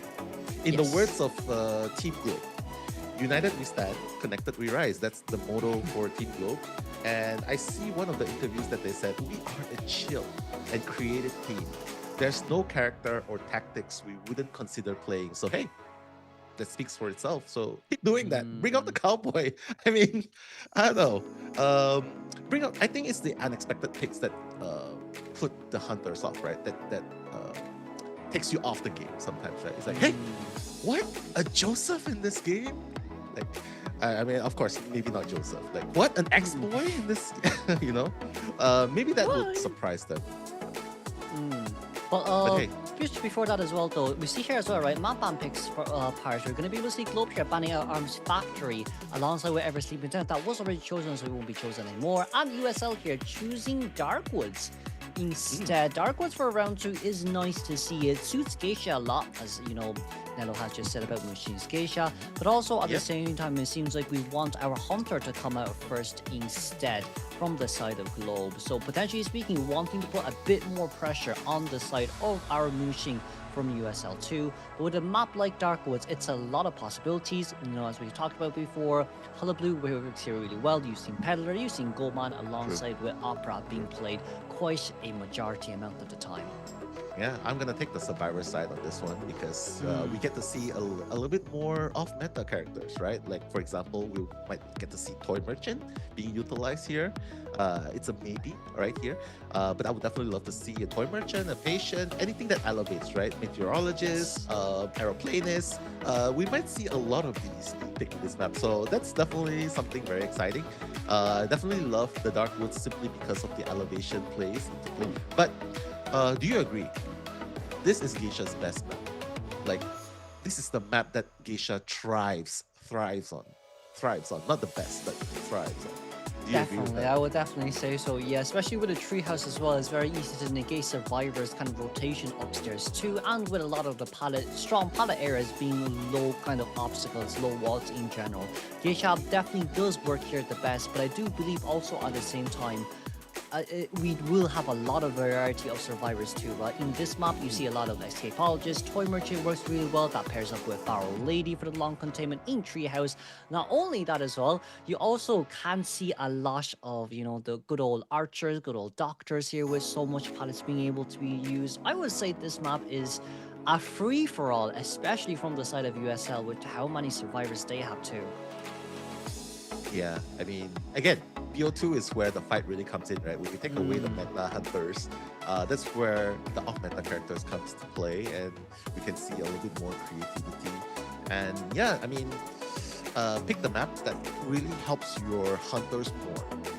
Pick the map in BO2, BO3. Pick maps that helps your hunter more rather than survivors, because I can you explain the logic behind that? Well, it's due to audience effect. The only reason is due to audience effect, as we all do know too. It's only 300% accumulation on Cypher Machine. So from their side, it's either very easy to tie or very easy to get a really good endgame scenario with potential 3-man, 4-man endgames for escape. So I would say now the meta is switching more towards how comfortable can our hunters get in order to eliminate the survivors, and survivors can more or less self-suffice, with early game having audience effect and mid to end game having accelerated decoding. Yeah, name of the game, right? Rush the ciphers and have fun. Have fun stopping the ciphers. But we do have Link W coming in, and the first 2 bands, I would imagine, Seer, usually the Seer Antiquarian, but now it's the Seer Lanternist, so does not want that projection, does not want that pesky Lanternist onto the battlefield. Yeah. It's just really annoying when you get that cipher progress stored in. But yeah, very, very good first 2 bands. I would imagine USL probably needs to pick something more mobile, but they're gonna start off with the Doctor. This is a bit of a surprise. Doctor Enchantress first 2 locks. Wow, just because we didn't ban Doctor Enchantress, we're bringing them out already. Globally speaking, Doctor Enchantress are always first 2 bans. But letting them out right now just means Goldman is not a need, but we still don't know what Hunter has been banned from USL though. Yeah. I mean, if this is the standards, right? If last game, they were already doing an amazing job, right? This game with the Doctor and Enchantress tandem, I think it might be an even fiercer and even more aggressive fight back, right? One body blocks and heals, basically, and the other one just heals on stacks, the curse karma stacks, right? Yeah. And right now, Elevation into play as well. Pretty balanced team, honestly speaking. Yeah. We have double elevation. Oh no, never mind. Enchantress came back there just about on time. It's a very chunky team comp in which 2 of them can heal and another one can harass. But I feel like from the side of our USL survivors, in this case, probably Aeroplanist might have been a better option instead of Meteorologist if you wanted someone that's a secondary rescuer. We also see as well, it was a Naiad that has been banned. So we're banning out Lane W's Naiad here, and we're allowing all other meta characters to come out. Yeah, I mean, at this point, you go for the target ban. I mean, obviously they have a lot of respect for Lin W's Naiad, but honestly in Dark Woods, even a Peddler here would be really good, right? Even a Peddler here would be really good, and it does kind of, at one point, it does stop, it does help catch up, helps you catch up, right? Helps you catch up to the survivors, and I don't know, what do you think? Peddler, or do you think here will be best to use? Okay, we're going all out. This is a bit tough. It is. You miss one flame, and it's really hard. You have the elevation, and if you miss one flame, you're basically a left-click gunner. Yes, but not only that too. I guess Globe is really just running with their main hunters for round 1 and round 2 for now, as we do now swiftly move on towards area selection mode. We see here as well, it's going to be Meteorologist here spawning by the green stream alongside with Middle for Gravekeeper and Animal Shelter for our Enchantress. The Doctor will be spawning just by the Watchtower gate. As now we're just waiting on where Aqua will be coming in from, but I would say the kind of good news here is if he spawns on towards the big swings and go after Meteorologist first, those fireballs can rotate around her really early on, especially if you go upstairs instantly as well. Yeah, I mean, if USL realize this threat, they probably have to move away. But again, let's see what the X-Boys surprise pick will be able to garner for Team Globe, and they are a very creative team. But on the side of the survivors of USL, seems like there are going to be 3 flywheels available, and of course there are going to be 2 tide turners. And as for the side of Link W, a very aggressive build. That's going to be a Detention, Insolence, Blink. So all or nothing. Coming into this game number 2, first half, where GB Hunter going up against USL Survivor. That's Kuro and Amnello bringing you the action for this game number 2.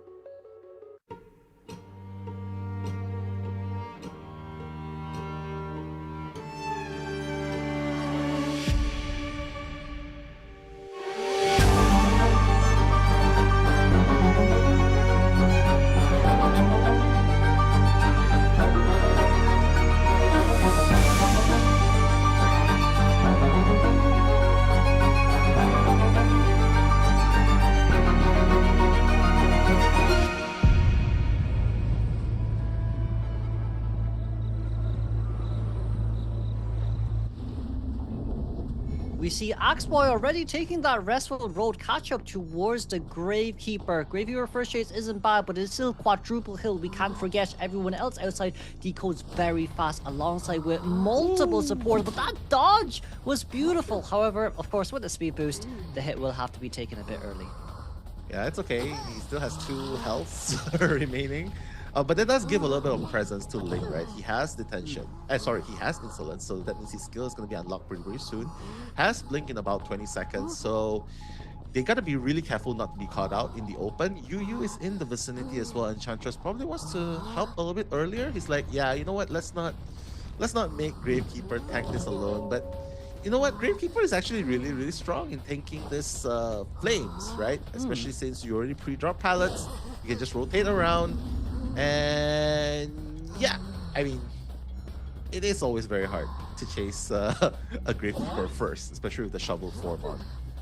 Yeah, and also at the same time, right, it's already 80 seconds in towards the game here, as Enchantress was following up closely behind as well, so we're only 2 Cypher Machines done as of now. Now, we do have another Soul Orb here rotating around the Gravekeeper, however, Blink is ready, alongside with Restful Road. This should be able to guarantee the non-Gravekeeper, however, Ling W did not pull the trigger. Oh! Beautiful idea, right? Yeah, beautiful idea. Trying to dodge, but you know, the the passage is too narrow right there. But not using the blink, so good job. But that is still a 2 3/4 Cypher kite right there, Kuro. So how do you like the chances of X-Boy right now? We could sell if USL wanted to, but we're going to come in for the rescue instead. There is no additional items, nor chest open here as well, so this just depends on how well Ling W can perform the chair camp. With 2 survivors coming in right now, it's a lot of pressure on hand to use here too, but it seems like Yu wants the body block from the tank. It seems that we have a meteorologist, oh my lord! The flywheel did miss, but hold on, can it go after half? Waiting, we got it on towards here, but it was before half! It was before half, and that's why you bring double survivors to rescue, right? Especially in situations like this, we see it a lot. But against an X-Boy, it might stop your Cypher a little bit more. And don't forget, Gravekeeper does not have any more resources to kite with, and Ling W has the blink. Will he be using it now? He will, and that's going to be a down. Gravekeeper alongside the Meteorologist. Ling, keeping the aggressions on, bringing him back to where he started. Yeah, not only that as well, Doctor is going to go over to heal our Meteorologist as Enchantress backdoor here for the rescue, but no, a tree will be planted down first, as this Enchantress has so much opening room here to play around, especially with a harassment through triple. There's going to be no item there landed on as Flywheel was consumed at the same time. But if you want to guarantee the safe rescue, you can use a triple stack, but it's instant hit, instant rescue, and now Ench, it's a free-for-all. That's true. But now comes the problem, right? You do not want... Okay, beautifully done. You know, before using the slow snipe, he knows what is up. But it seems like the stun does not buy enough time for him to... Oh, but Doctor came in for the rescue! She goes down instantly on the other side. But now, let's not forget, Enchantress does have 2 stacks of, triple stacks of Addiction here. As now, it's going to be a basement share instantly for a Doctor. We could sell Doctor here to potentially guarantee the tie game, as we still have 2 survivors injured. That's true. Everyone's injured, and except for the Meteorologist, right? That's the person decoding right now. But I agree. They probably needs to sell here because it's a basement play after all. And let's not forget, Gravekeeper has no more shovel. He cannot rescue from the surface area anymore. So this might be a problem getting in and getting out at the same time. So sorry, Doctor. So sorry. You might have to sit there a little bit longer. But Ling W, he's just staying around. He just wants to make sure he turns it into a 3v1, into a late game. And who knows, with this lineup, with this unexpected lineup, GB might be able to bring this one home. Yeah, and it's also the fact that Gravekeeper still has yet any items on his hands as well. We don't have teleport, yes, it is instant. However, we're now currently getting healed here as Doctor might not be able to get the rescue on time. Enchantress healing the Gravekeeper right now. We can't get it towards full health, and Gravekeeper does not go down here just yet, but that's okay. Enchantress once again with a stun to cancel the speed boost, but that does not matter as Doctor, last second rescue, we got the tie turnout. Oh no, change of events now. Ling W decided not to stay long enough, and that gives an opportunity for USL to come back here. But 147 is gonna go down this time, and that's gonna be his last share. So honestly, yeah, it sucks that Doctor was not eliminated at that point, but at least he's gonna make it a 3v1 situation here. So Ling W, if he finds Doctor again, eliminates her straight off the bat, that's going to be a 2v1 situation. So I think that should be the course to go, unless if he has an idea how to stop Cyphers, which he does not. The Cyphers are so spread out the outer circle. There's only one in the middle at the point. But we do have an additional 50% Cypher machine here open as well at the same time. We see Doctor already running towards Treehouse. Not only that too, it's going to be even harder here for Axeboy to even map control. We don't have trump card for teleport change, but can this fireball land? It did land on time as well, but 2 miracle bottle for Doctor. That's okay, she jumps down instantly, but we can't find a time to heal here just yet. We did dabble a little bit, but I think it's going to be 2 full bottles here consumed until we get the full health. But Flywheel will not activate. Lane W barely gets to hit as Doctor here once again. No item left to use. She's an instant down there as well, but let's just see how well we can get this Flywheel in between the palace. Oh my god, the blink is gonna happen, and Love for Red is going to be sent back to the manor without using the flywheel. So Lane W showing why he's a force to be reckoned with. If only that was like 2 seconds later, the Cyphers would have been primed, and that would have been a different case. But right now it's a 2v1 situation. Lane W proving everyone that his ex-boy, his comfort pick, might actually bring the W for his team. But then the pushback there bought us a tiny bit more time. However, we can't forget Meteorologist, no items left. There is a dungeon, but pretty far away. Animal Shelter, but it's flywheel over towards the other side. We vaulted over just on time as well. However, with no items here and a lot of speed boost, we're going to jump down here instantly. There's a pallet right in front of us, but a Garter Bell here ready on hand to use as well. Let's not forget, it is still a really tough call here from the side of Meteorologist. We pulled so far away, but it's max presence, and it's an instant down, a 3k guaranteed for an Axeboy in a scenario like this. Yeah, I don't know. I just feel like going after the Gravekeeper first was a really smart choice. I think they sensed the blood in the waters. They thought, oh, 147, that's the forward in the first game. He was eliminated first. So, maybe we could do the same thing again in game number 2. And this time we'll be more prepared. Bring out an unexpected character. And that's how you get a 3k. Eliminate the rescuer first, apparently. Yeah. Yeah. But then also at the same time, I would say Gravekeeper has done really well their early game, just by himself with a containment time. Yeah. But I would say the Cyphers were really slow in one sense because of Enchantress was following alongside with GK, however, was not much use to this early game containment. As we do see here as well now with the score point, it's 3 points to GB as currently 7-5 after the first half of game 2.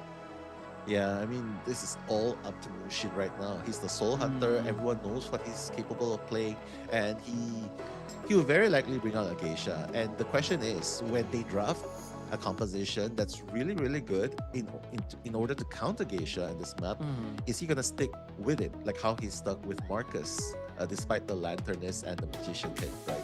So it's all up to Mushin right now, because if they drop this game, game 3 is gonna be really hard for Team USL, since they can obviously go for the tie situation, and they'll still win overall with 1 win. But Kuro, here comes the question. Do you think Mushin should stick to playing a Geisha in this map, or you think that, I mean, he still has access to Goatman if it's not bad, right? What do you think? Goatman here, Peddler here, Geisha here? Would you go with this meta characters or an off-meta like Geisha?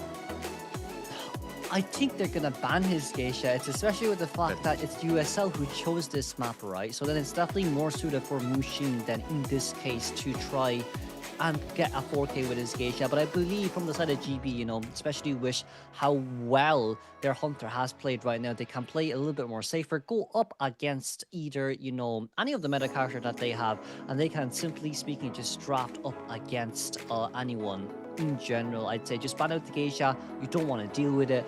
Play flywheel on everyone. Up against, you know, Goatman, it's fine. Up against Opera might be a little bit harder, but there is still a Cypher's potential midway through. Yeah, I think mobility is still the way to go. Either you go really mobile or you go really tanky, which is what USL was trying to achieve, right, with the Doctor pick. But very unfortunate because of that one play. She went to the basement, got saved during deathbed, and even though she was rescued at the very last minute, it was still not enough to get the tie for the side of USL. So, Doctor is still very strong though. Like, you ban out the Geisha. Geisha does counter Doctor in a way that she catches up really fast. But, I mean, you know, take out the comfort picks, because right now it seems like GB is really going with the comfort picks, not the meta picks. Yes, and we see as well, right, from the stats overall, Enchantress here with 66-second containment time, alongside with Gravekeeper, who was first chased with a total of 142 seconds, Meteorologist with 52 seconds, and of course our Doctor, this lowest one of it all, 36 seconds, but that's also because it was an instant blink down. Overall, our best deduction has to be given towards Blink here, with 0 ciphers remaining, 6 pallets destroyed, 16 hits on survivors, 0 terror shocks, but overall 7 knockdowns. We also do see as well, towards that early game, Gravekeeper chair camp, he landed that beautiful soul orb on towards our Meteorologist, in which the flywheel was broken. And of course, resulting in a double down, just slowed down the Cypher machine even more, as you can see the stagnation between the second and third Cypher pop. Yeah, I mean, that's what happens when you kind of lean towards support heavy, right? Support heavy, it kind of slows you down. But it does two things. I don't know, you feel free to add more, right? It does two things. One, it gives your teammate that's being chased an opportunity to kite even longer. That's a given. And two, it frustrates the hunter. Like, what's going on? What's going on with this? Stop body blocking. Because the idea with the Doctor is you body block and you keep doing it. Especially when you're tunneling in on a survivor, in this case the Gravekeeper. That's what you do. You get that body block, you move away, heal up, go back and body block again. That's your job. You're a healing, moving ambulance sandbag sort of. Right? Yes. So, but that didn't happen, right? Machine. Right? Yeah, exactly. But Link didn't take that. He just got him down. Yeah, I just feel like their drafts was a little bit on the offside because it was a Meteorologist pick. I feel like if it was maybe Aeroplanus, it definitely could have been better, especially with his inbuilt great power as well. However, Donello, as we now move on towards the second half of Game 2, we're going to see Mushin here instantly banning out the Doctor and Seer. It's the same tactic he went round 1. I mean, Doctor's just really annoying. Even though you see that the Doctor did not really achieve much in the first half, but it's still a very annoying body blocker. And it's coupled with the fact with her recent buffs, you see her a lot in ranks, you see her a lot in tourneys as well. So taking out the body blocker, the banning machine, so to speak, take out the harassers, and Mushin might actually opt to go with the Goatman. Or because, I mean, I don't know, Ivy's being banned here, so Mushin can obviously go for the Geisha, but is this really what you want to go here? I mean, probably not. You have a novelist who full counters you. You have a journalist who also full counters you. And then once again, if you don't chase after the prisoner, you're going to get ciphers no matter what happens. From the side of GB's team combo as well, this suits them very much. You've double fast decoders, which is that Aeroplanus and the prisoner, and then your slow decoders aren't even slow decoding, because they're only 10% decoding debuff on both journalist, and the novelist as well, who does have additional 10% decoding boost early game before that 50% cipher machine comes. Survivors have so many ways, right, of fighting back against hunters. They fight back through the kiting, they fight back through the cipher rush pressure, and even the personas that help them further increase the speed of decoding. It's just really, really hard, especially when you're on the hunter side, which is why if you play this game back from the very beginning of the first few seasons, you realize the decoding might not be the fastest, and you see a lot of instances where hunters can still win with 4 or 5 ciphers remaining, but not so much now anymore, right? It's always gonna be like 2, 3 ciphers at the very least. That's the best case I've ever seen over the years. But right now, I love my boy Luca right there. I mean, I made him back during the days before his rework. And are you gonna go with Mush? I gonna go with Mushin Geisha, but no, he's gonna go with the goat man.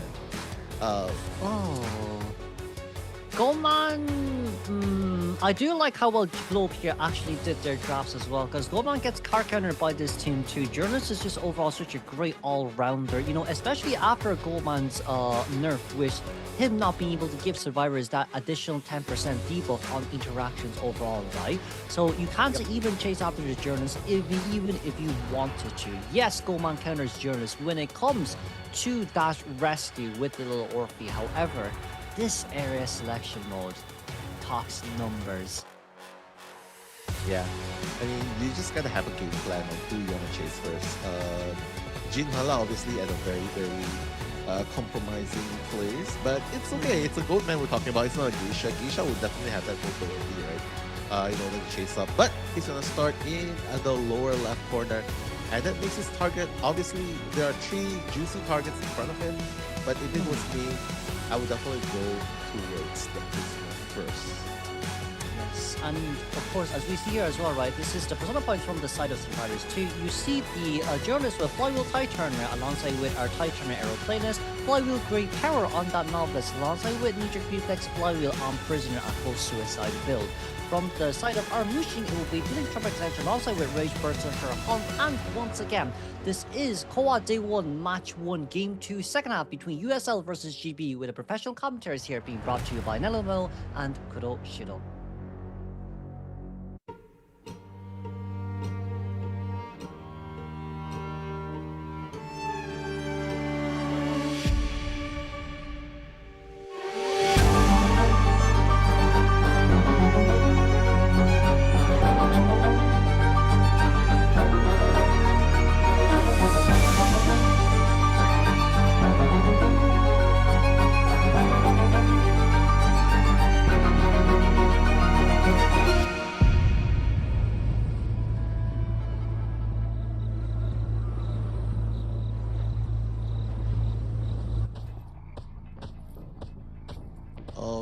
Mushin, the goat man, literally, right? The goat needs to get that 4K in order to win in this round number 2, and giving an opportunity for USL to come back in this game. So goat man trying to make that rotation, trying to find that juicy first target, but everyone obviously out of sight, hoping to be out of mind. Not sure if that's going to work with Mushin. AbyssⅨ is actually in the vicinity, but that's the aeroplanist we're talking about. Quite hard, actually really hard to catch, even if you're a goat man. Yes. Oh, but it seems like we did manage to get so... Never mind, that jetpack is instantly gone out as well. Second case here, ready on hand to use as well. Jetpack is on cooldown. So that's an instant down, 52 seconds. The Cypher Machine barely started. Not only that too, Journalist Cypher Machine will be locked at the same time. And we can even force an early rescue up against this Journalist at the same time too. That was really, really quick down. Props to Mushin, right? Recognizing that, hey, you know what? Hey, Aeroplanist, he's quite close. He's very risky right there. But Journalist is gonna be able to make that rescue early in the game right here. But again, no ciphers are being done yet. Aeroplanist still has that rebound kite. He has to make sure that this rebound kite works. He has 2 jetpacks to work with. So Xue, if you were caught off guard in the beginning, you should really lock in right now.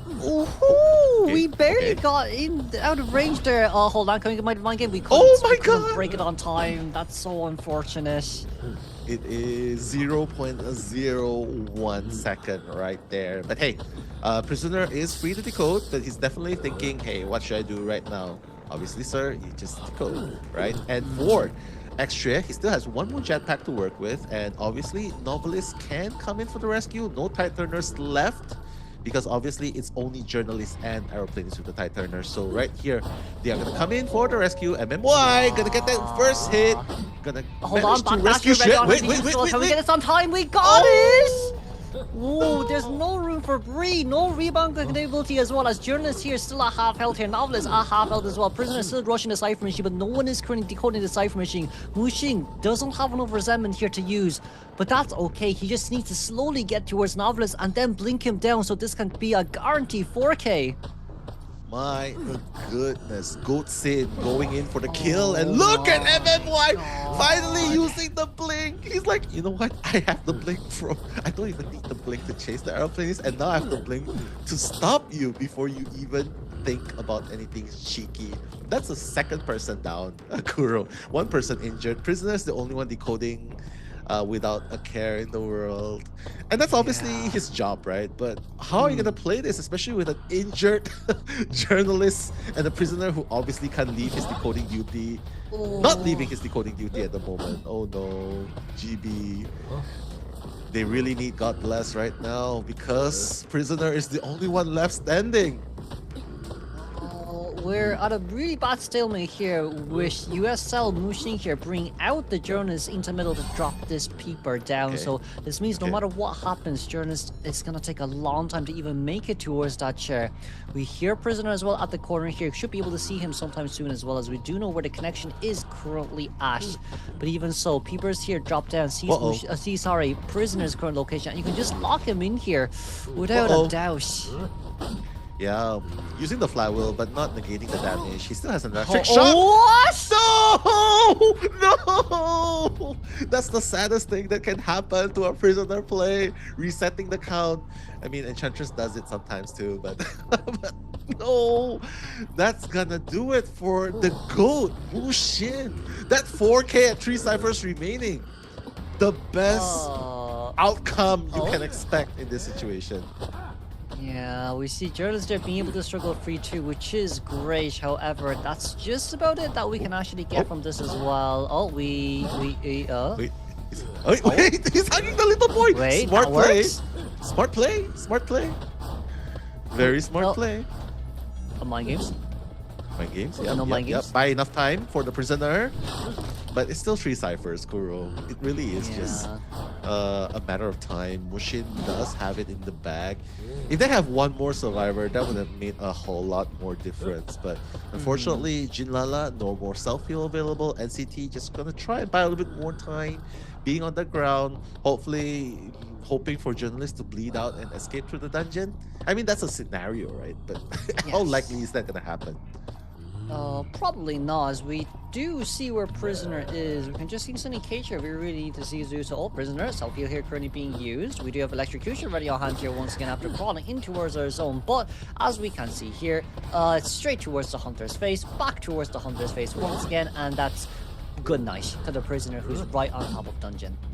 Yeah, I mean, spin around, you might get a free dungeon. I mean, that happens in rank, I don't know. But GG, well played. It's Jover. The Goatman, Muxin finally locking in with the Goatman right there. And you can see why Goatman is still one of the most feared hunter, the meta hunters that is available here. On one side, you have those creative, fun, comfortable picks. But it seems like even the 3K X-Boy is not enough to stop the 4K Muxin's dominance. So with that, it's going to be round 2 win going towards USL, thanks to Muxin, actually. Yeah, I would say as well, it's in that game was a lot of series of unfortunate events, right? You have aeroplaners, whose jetpack was literally countered on time. You have also the prisoner, whose electrocution somehow got delayed, and of course with aeroplaners going down really early, journalists being forced to perform that early rescue as well. Prisoner couldn't even, get that additional decoding progress on. But then you can see here too, right? Yes, it was a trim elimination for the first half of Glow, but USL returned it with a beautiful 4-man elimination. Yeah, that's 5-0, making a total point of 10 for USL and 7 for GB. But in my defense, for my Luca, right? In my defense for Luca, my boy did nothing wrong there. he was surprised decoding the entire. I thought that wasn't meant to be delayed. It was delayed for some reason with the electrocution. It came out first, right? but it doesn't seem like Goman got it somehow. So I guess that's the question to be left for another day.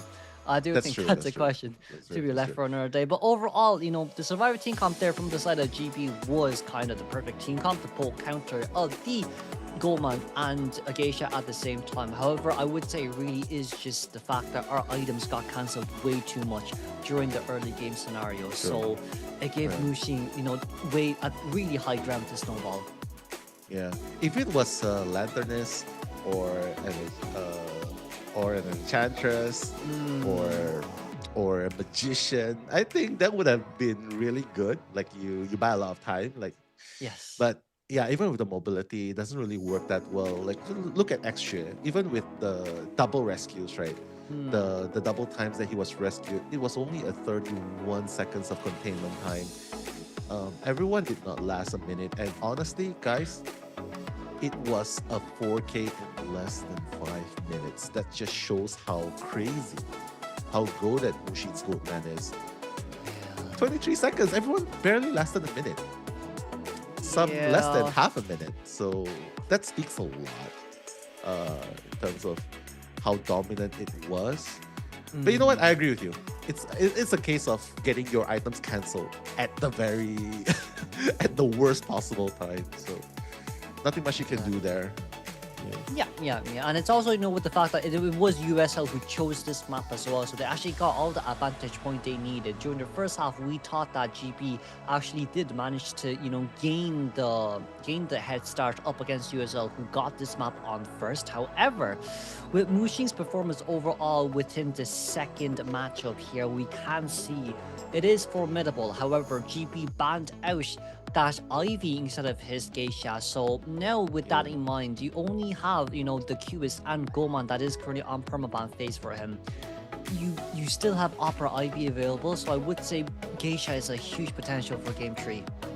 Yeah, and pick a big map, and that will make it even better, right?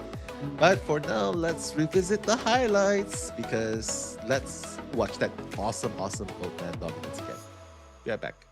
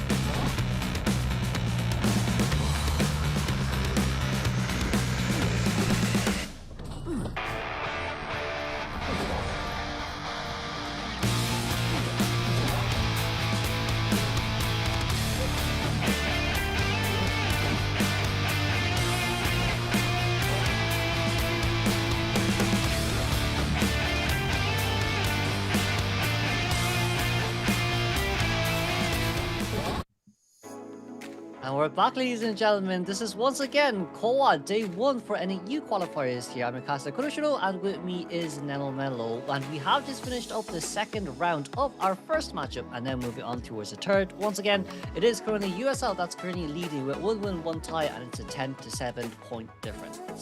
That's true. If GB wants to make a comeback, they're gonna have a flawless run in round number 3. right? Because the Goatman absolutely ate in round number 2. But before we forget, let's just give a shout out to everyone in the chat, because you know what? We cannot miss out on this tradition. I'm seeing Mago, shouts to you, Mago, just a Celestial Pierrot. I can see Ruzahella, Salty Suki as always, Paradox, and who can forget Karo as well, Hanako. And I agree with you, Hanako. In IVL, IGL, yeah, it's always Peddler first round, which is why I'm surprised we haven't seen any Peddler yet today. But who knows? Someone might break that streak of having no Peddlers. But Kuro, anyone you see anyone wants to say hi to Sensei Kuro, he will read your comments for sure. It's always Sensei. nice to have everyone back here. Oh, I'm Sensei. Strike first. Strike hard. No mercy. That's what Mushi did. No mercy. Exactly, and with Mushi's performance there as well, it's very swift, very quick. As we move on towards a map pick here as well, it's going to be Globe here, picking Leo's Memory as their map, with USL banning out Chinatown, as Mushing will be the first one to come out here for our Game 3 first half. Leo's Memory, I used to call this, in case you guys don't know, or yeah, you haven't heard of, I always call this the cursed map. But now it seems to be like a tourist spot, right? Especially when it comes to round 2, round 3. For very good reason as well. They reworked the factory. It's just really good place to kite. The cottage as well. We've seen people loop in the cottage for the longest time ever, in the factory for the longest time ever. And yeah, I mean, it's a very good place as well for our resident, the explorer.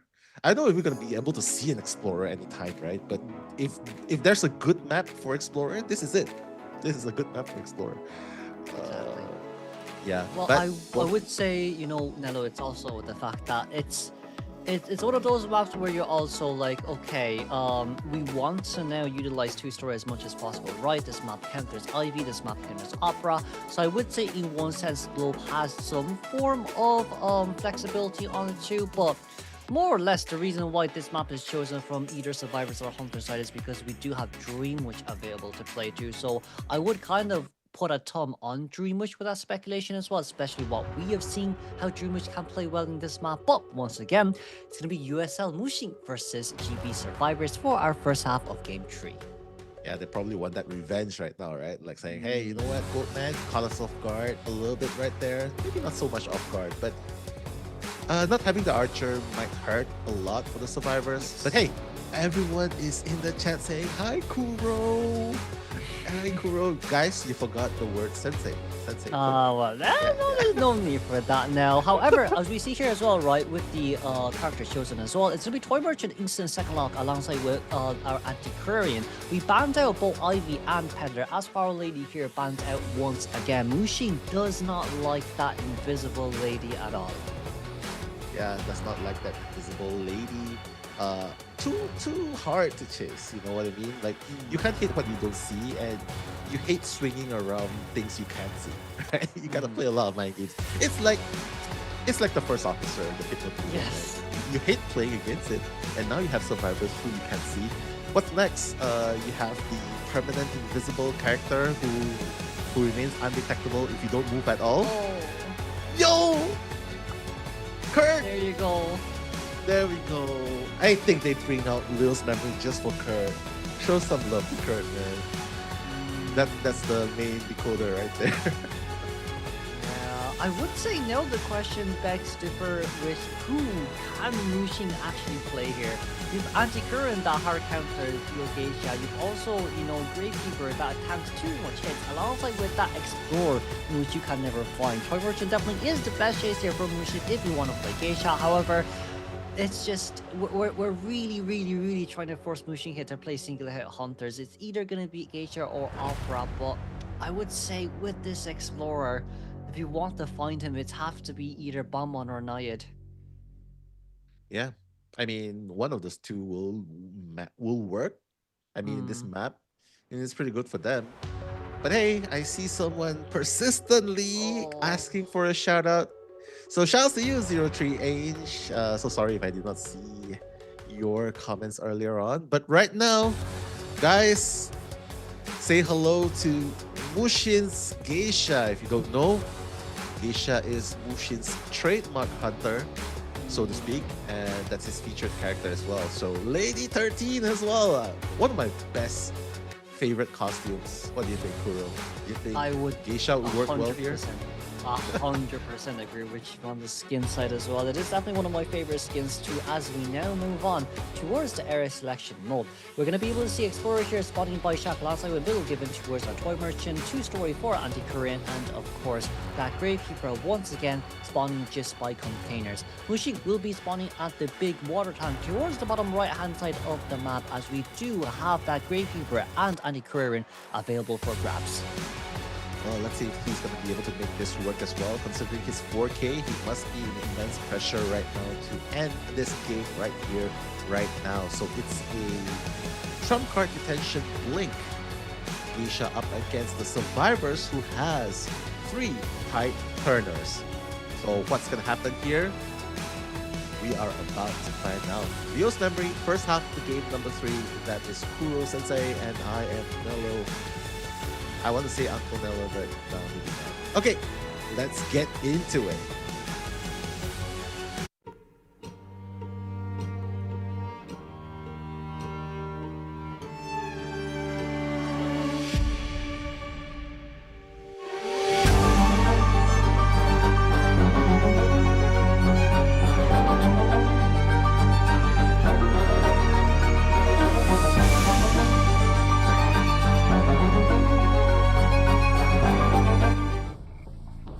We see Mushin here eyeing on the target towards Anti-Korean here for his chase. No excitement has been brought here once again.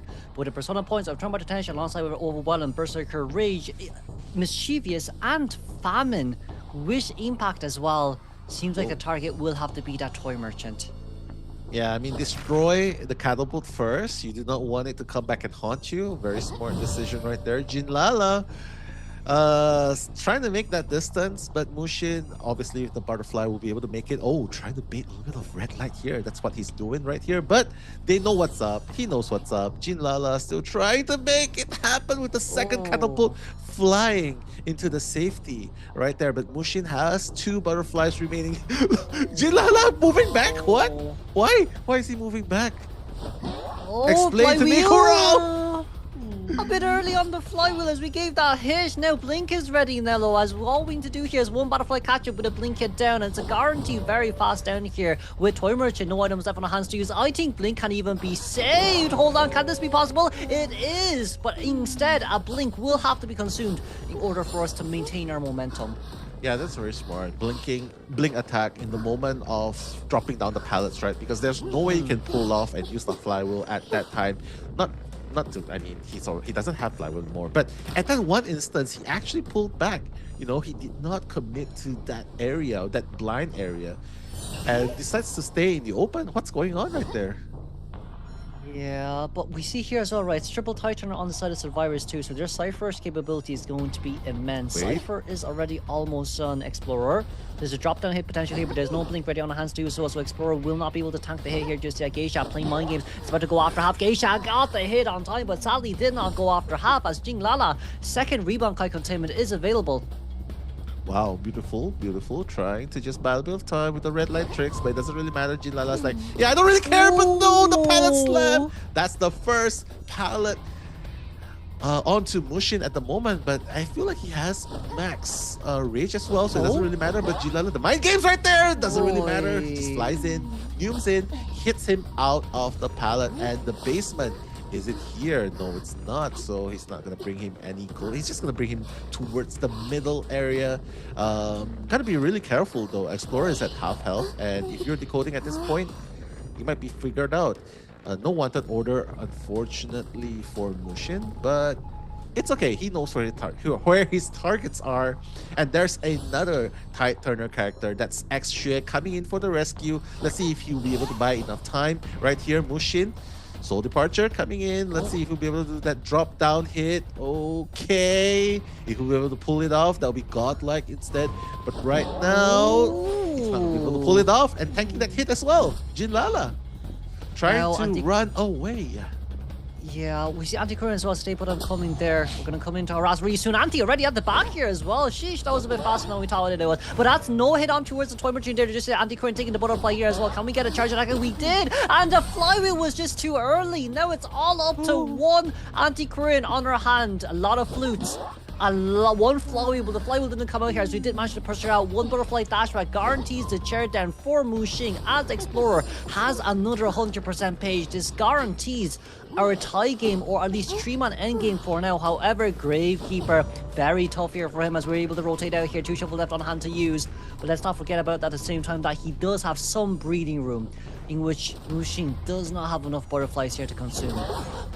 He does not, but he doesn't really need it, right? Just the blink attack is gonna catch X-Share off guard. He's gonna go down, and with everyone injured, they gotta make sure they heal up each other. But Anti-Current is gonna be the one to heal himself. But Muxing's already on the guard. He's already chasing. Oh my goodness, he already sees where the Anti-Current's coming from. He's gotta be really careful. The swipe misses. MMY probably needs to do an acrobat off the 2nd floor. Can he do it?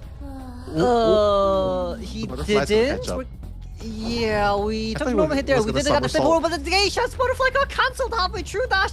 Hold on a second. Last life machine 84%, but Explorer is so far away right now. Looking for Anti. We think Anti maybe doesn't have borrowed time here. We want to consume Anti-Current's items. Anti flywheels instead to counter it all. There comes Explorer coming in to rush that life machine. 20 at 90% here. We're able to make it towards a 3-man endgame, thankfully speaking here. But Anti once again under slow ball, but the attack didn't come out.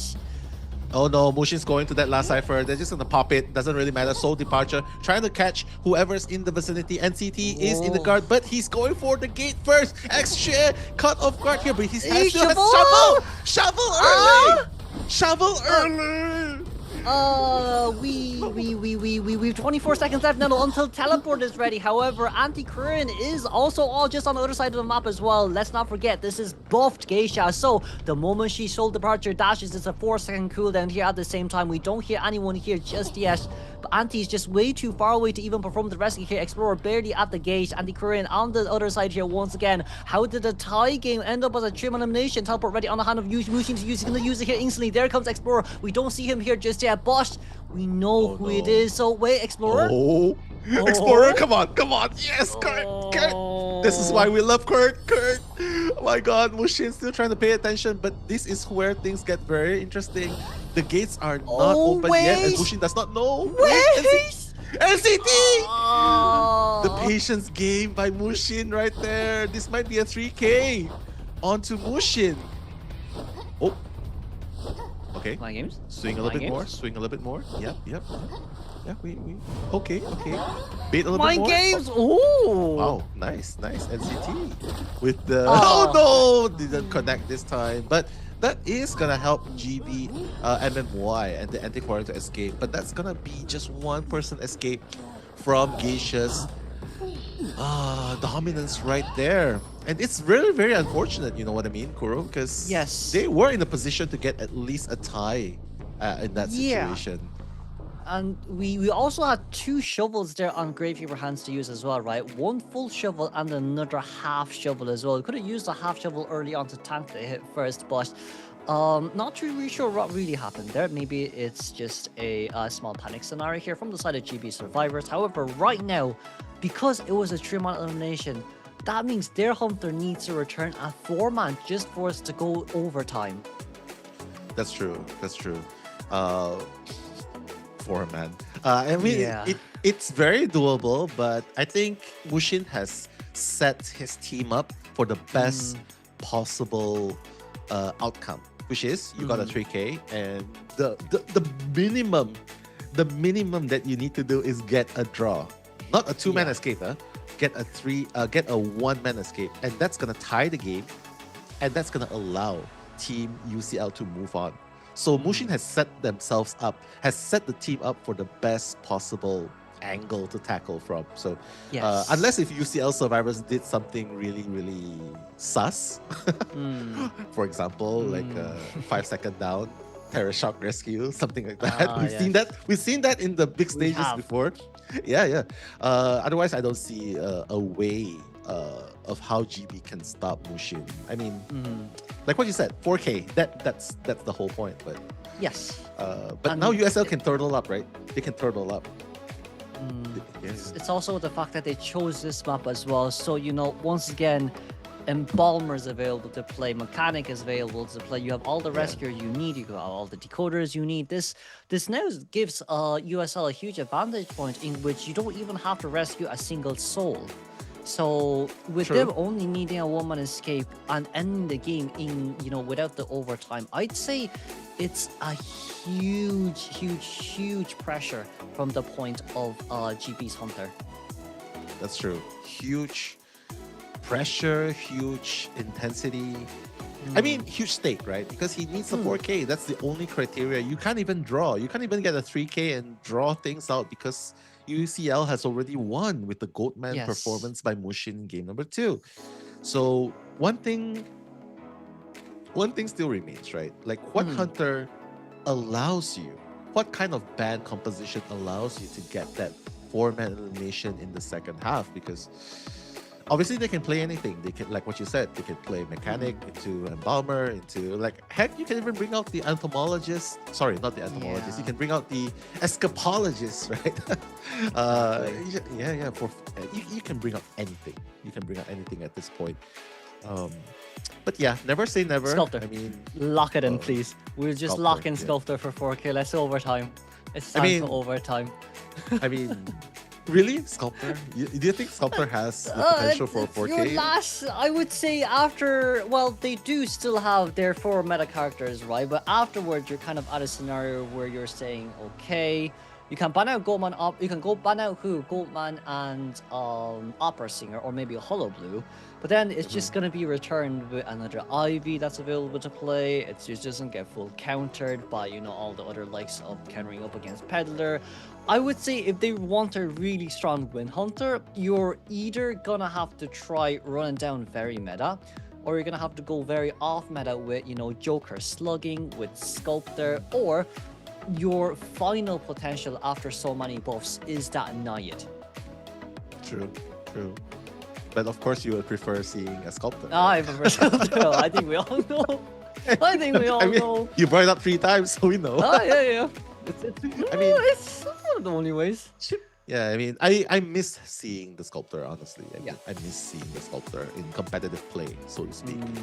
But then again, I also miss seeing Wu Cheng, and I also miss seeing Photographer. And honestly, at this point, I would say it's very possible because they have been very comfortable picking characters that they love, that they like, that they are confident in. So, I mean, it's already an X-Boy. It's already a breaking rule. I mean, what are the odds of not picking another off-meta character and going out with a bang? Like, hey, you're gearing up towards a Goatman?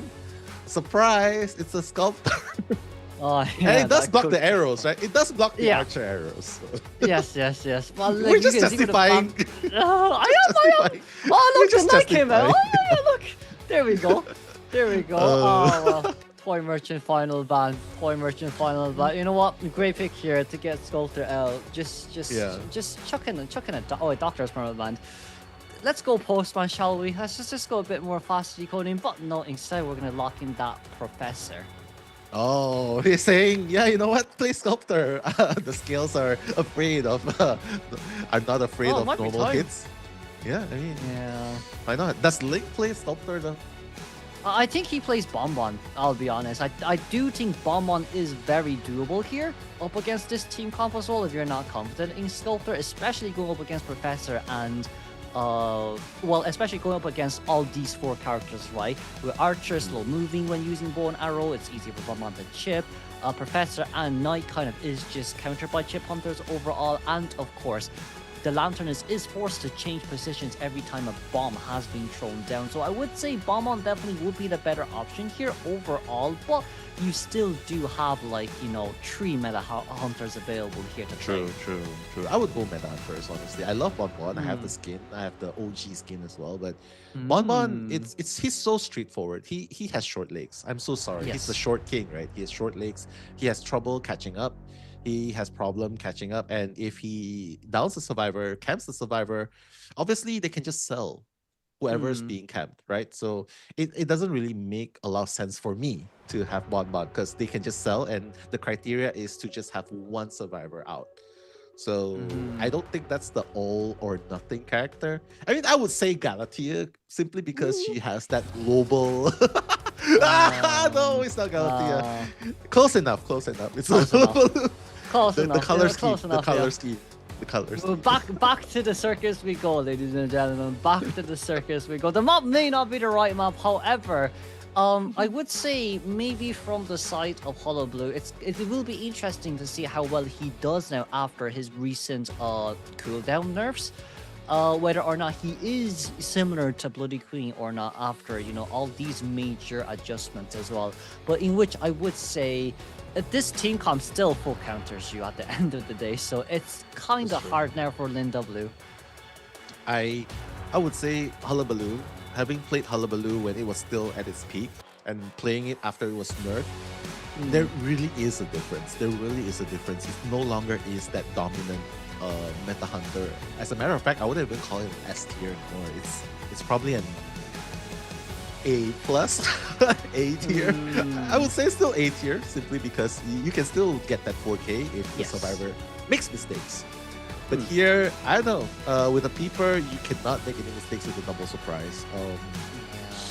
And with this composition, Archer, it's very, very, very tough. Yeah, but once again, let's not forget USL is currently 1 win up against GB. For GB, Lin W, we need to return a 4-man elimination. Once again, this could be the potential final matchup here between USL versus GB. The professional commentary will be brought to you by Kuroshiro and Nettle Metal as we shortly move in towards our final matchup.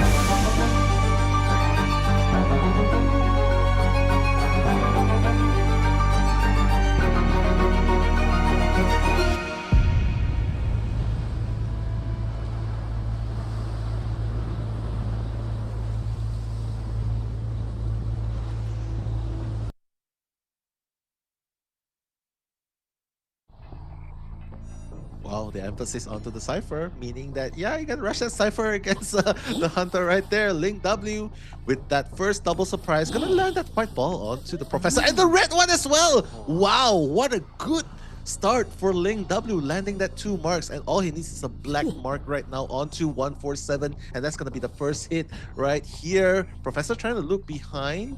Ling W already placed that 1 peeper, so obviously 147 knows what's up, but he's still in the sight right there. Okay, gonna miss that 1 double surprise. That's gonna buy him a little bit of time, but no, the scales is gonna land. It's not gonna land, sorry, my bad. The hit's gonna register, as a matter of fact. 147 needs to really make that kite count right here, because the basement is also here, Kuro. Yeah, we're gonna have to try to rotate out here as soon as we can, as we're already 60 seconds into this game. But once again, Peepers kind of doing quite a lot up against us here at the same time. We don't have our skill to register, but a double hit down instantly as well there. We went back in towards the basement. Was he thinking that if he does that, the hits are not gonna register? With the double surprise, you can overlap the red, black, and white areas onto the survivors. That does not really work, right, Kuro, unfortunately. But nice, valiant try. It's still a very respectable kite because it's close to 3 ciphers being decoded. The only downside, you're in the basement party with the clown. With the I do think right now probably we're going to go for the cell. No one's really eyeing on the target here for basement for the rescue. We do see you on the other side, the Knight decoding very closely nearby as well, who definitely does have to leave that area considering how close we are. Link W here once again. We're going to see all the Cypher machines on the other side of the map has been popped, but the triple ones closely towards Shack, Christmas Tree, and the moon on the main gate is yet to be decoded, so we could potentially see a real huge end game play here by Lin W. The survivor is already 3.5 ciphers done. We'll see. Professor's going to be expired. It's going to be a very early 3v1 at this point, not even 2.5 minutes into the game. So you is going to be that next one, right? Okay, making that predictions. It's really a rock, paper, scissors sort of game. Okay, just ban everything right there. No attacks for you. Beautiful predictions, but Ling W doesn't really care. He has the trapeze to catch up in case he wants to go, and the peeper just to pinpoint the locations of the survivor.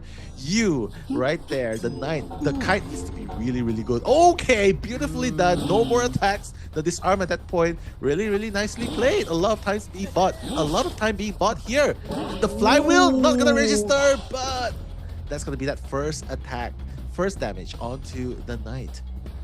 Yeah, I thought that would have been a terror shock there, but it seems like we are able to still survive for a tiny while longer, as Knight here needs to get out of this area, as we're still containing in between the peepers here one more time. Double surprise, instant terror shock down. We predicted wrong here, unfortunately, as we can see here too, right? It's Lanternus Cypher Machine who has pushed archers towards 78%, but once again, we do have that Tightener, so I would believe one good rescue here should be able to get the Cypher Machine primed, as we only need a one-man endgame. That's true. That's very true. You just need...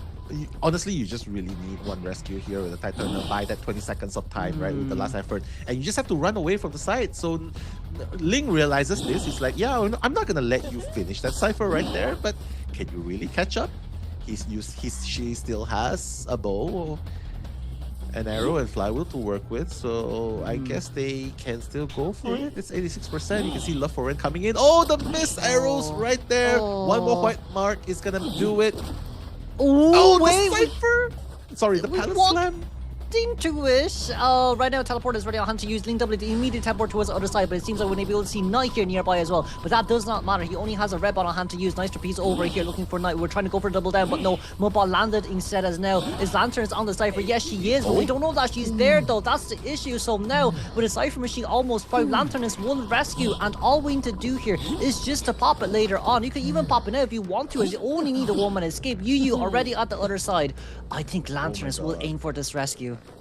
He will aim for this rescue because simply why he's creating pressure while the other one is opening the gate. Yeah, you can definitely try and do that at the same time as well. Oh no, double surprise gonna miss that time, but he still needs just one red point here. And is that gonna be enough? That's gonna be enough. No detention. Obviously, gonna be playing a little bit of role right there. Knight trying to buy a little bit more time. Last effort's gonna be popped, but Ling W does not realize Archer has already opened a gate. Yu is still standing at the gate there. Obviously, they have already secured this one.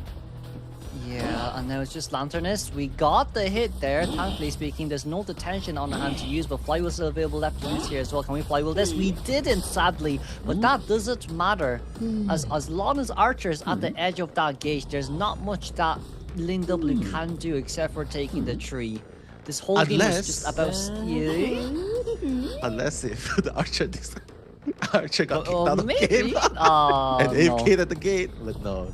I mean, we've seen it happen in the big stage before as well, but yeah, honestly, it's just one man out. That's the whole idea, right? Hullabaloo, nice job by Ling. Unfortunately, the survivor's odds were significantly higher. So congratulations, USL, your secret lover right there. Moving on towards the Day 1 finals. Yes, and not only that too as well, from both Hunter's side, very nicely done there, and of course Survivors did their best as well when it comes to, you know, trying to counter as much of the Hunter's mains as possible. But I would say from our region overall, it is still more Hunter dominant compared to Survivor dominancy. But with this, USL will be able to secure the very first matchup here, as they do have a 2.5 hour break before they continue on towards their finals, because we will have another matchup happening soon, won't we? Oh, of course. And I would expect it to go the whole BO3 as well, simply because of how close it is. It's Omni versus PR, right? After this. But you know what? That game was really, really entertaining to watch. I mean, I think we share the sentiments of the viewers as well, right? Saying that, oh wow, Team Globe really showed up and showed a lot of different characters that they are willing to play and experiment with. Even brought out the Explorer, where, you know what I mean? Brought out the Explorer, brought out the X-Boy, and brought out the Breaking Wheel, although they had that meta character to be used in the first place. So props to Team Globe. Shouts to Team Globe. Hopefully you'll continue playing, training, and hopefully we'll see you in the next one. Mm. But today is the day for USL, your secret lover. It's all about the love today. So congrats, USL. I think they're just one step closer, honestly. It's just one step closer to be the first representative of NAEU. And what happens is, this team, the team that makes it this time, I mean, every single time, they get flown to China. Weeks before, they're going to enjoy China, the culture, they're going to do interviews, they're going to meet up with the players, teams from other regions, and of course, it's a very, very valuable experience. So whoever's joining, whoever makes it to the global stage, it's definitely a very, very valuable experience. So hopefully they'll be able to make it this round, this year round. Yeah. Exactly, and not only that too, I'd say, you know, from both sides as well, we were able to see quite a lot of variety hunters as well, weren't we? It was what, Breaking Wheel game 1, Exploit game 2, and then we also get to see Mushin's final form as well with that geisha on game 3. So I would say overall for the, you know, very first matchup, it has went really smoothly, and there is a lot of variety as well from our server side too on the NAEU region. But with this, I would say once again, yes, you know, Nettle, you are correct. Currently, White USL is one step closer. We're going to have to see with the next matchup who will be our second finalist before we can, you know, nominate our first team in towards the qualifying stages as well. But I would say, you know what, with this, it's also kind of a good indication with, you know, the fact that NAEU server does have really, really, really strong hunters, and our survivors definitely can't lag behind as well. That's true. I mean, year after year, we've seen the rise, right? We've seen the rise of many teams coming in, and they see the pathway. And you gotta give our shout out. We gotta give our shout outs to B4U as well, because they're one of the teams that have stuck together for the longest time. Went to COA every single year, and now they're up there, right? And even the best performance so far, the best achievement so far, is winning that third place in IVS Identity 5 Stellaris against the Chinese team and Japanese team. Correct me if I'm wrong. Team Miracle and Zeta from Japan. Yeah. Wait, to secure that third place. So that's the highest achievement so far. So I think it raises the morale for the NAEU division as well. So this is what we love to see, right? Raise the morale, make our own meta. I mean, why bother? Why bother with learning metas when we can be out there making metas, right? Bring back the glory days, the thief, and well, maybe we'll see whether or not he gets a buff or not. But with the match stats here as well, right? We do see as well, once again, it is 3-1 here from the side of GB Lin W, who did secure a beautiful 3-man elimination game.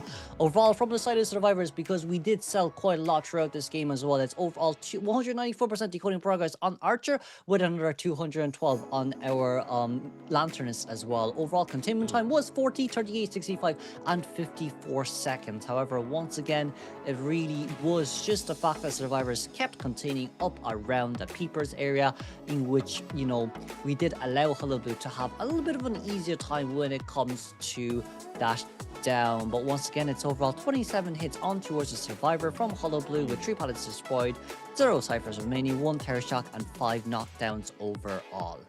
Yeah, this containment time stats, right, tells us one thing. In rank, you just have to play with your friends, have fun with them, and, you know, you don't have to kite the most outstanding containment time, as long as you all know what to do. Yes. Do not bring the hunter to your teammates. Cypher, and come early for the rescue before half. Come early for the rescue. Bring Tide Turner as a rescuer, please. Exactly. And you pretty much secure the minimum a draw. So yes, I mean, that's a classic example of not needing to kite. Obviously, there are also cases, right, Kuro, where a single individual kite like 120 seconds and they still lose. But but that's just lack of coordination without VC communication, right, without voice chat. But overall, it's a very fun game, and I really had an entertaining time today. And it's just game number 1. I'm looking forward to game number 2. But for now, match results: 14-11, very neck and neck game. I love the variety of characters. I love how they bring out different characters as surprises. And no peddler, but hey, we got the QS, so I'm happy with that. We got the QS, got the X-Boy. Exactly. And alongside with the breaking wheel and with that geisha as well. But like we see as well, right? Like game 1 and game 3 were more neck and neck, and then you see as well game 2 just a bit of a gap in between. But that's also just to showcase once again why you have to ban out that Goatman no matter what. Yeah. Mushin's proficiency on that character was way higher than expected, and with that as well, that game 2 I would say is probably going to be a good indication for the next team. Whoever wins will have to ban out that geisha no matter what as well. That's true.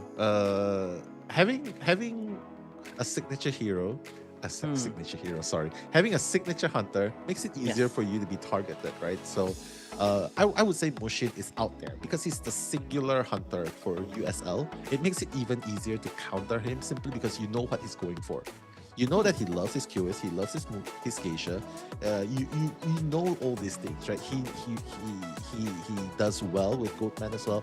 So it's kind of, I would say it's very easy to shut down his ban. Yes. Especially with proper compositions. Like ultimately, it's up to what character you play the most comfortable with. Because when you're comfortable with the character, the more or less likely you are going to make mistakes. And the hunter, guys, is counting on the survivors to make mistakes. They're counting on you guys to make mistakes in order to win. Because if survivors do not make mistakes, more or less survivors are going to end up winning, escaping. 3-man escape, 4-man escape. Worst case scenario, a little bit of bump, a draw. So honestly, hunters are betting on mistakes. So play whatever's comfortable is all I'm saying.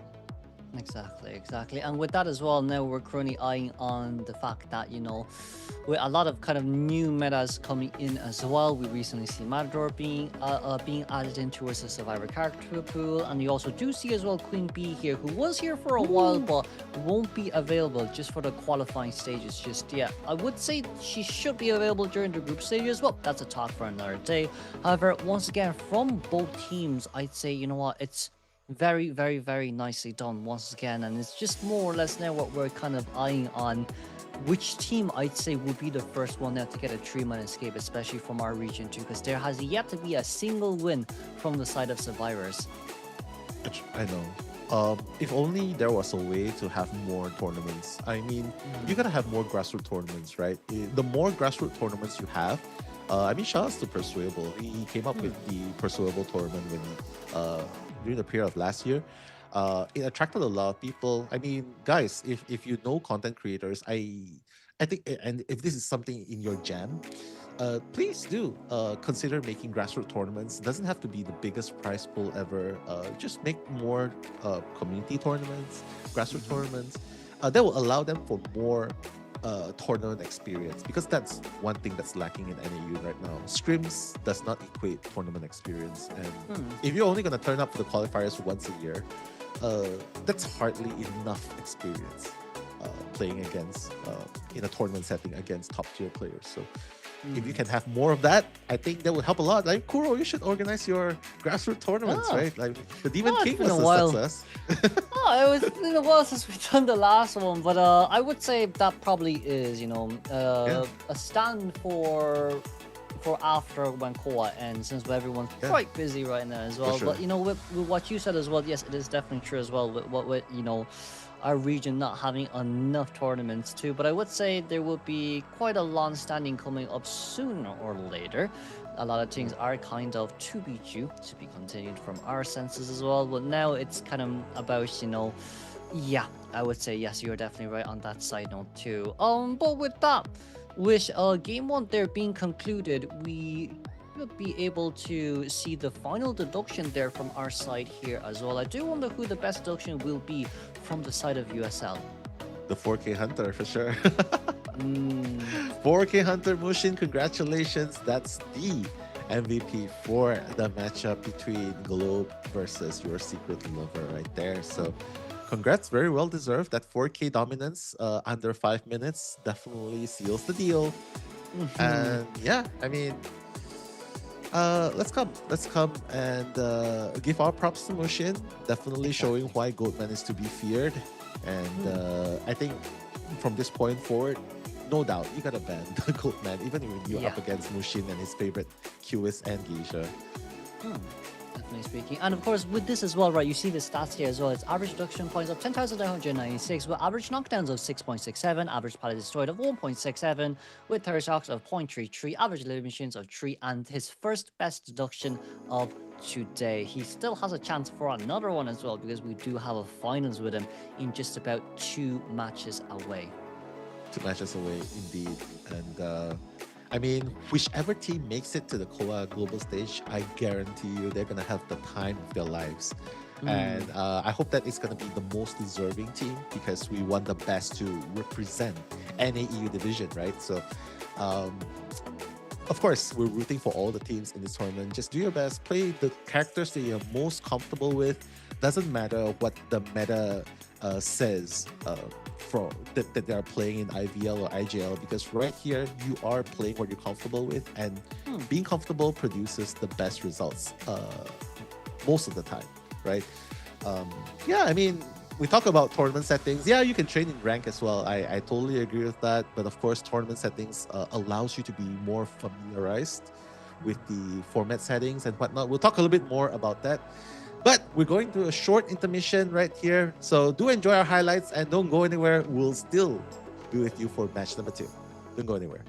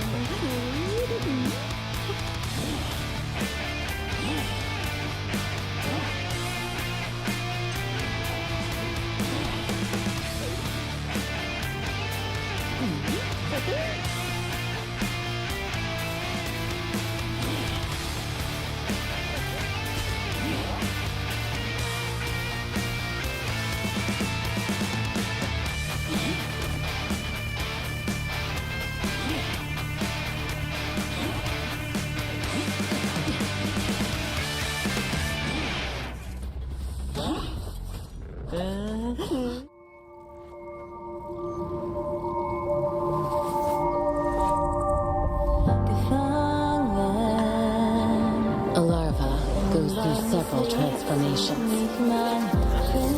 In this process, they learn to feel warmth with their extremities. That's how new species are, Mary. Always fascinating. Observe dreams with their compound eyes. Break free from constraints with their wings.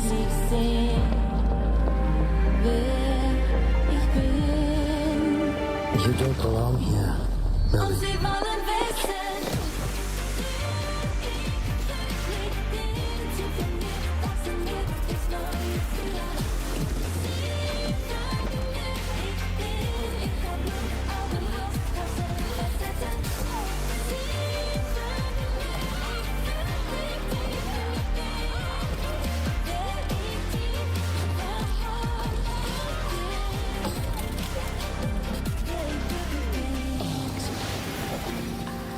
pierce through lies.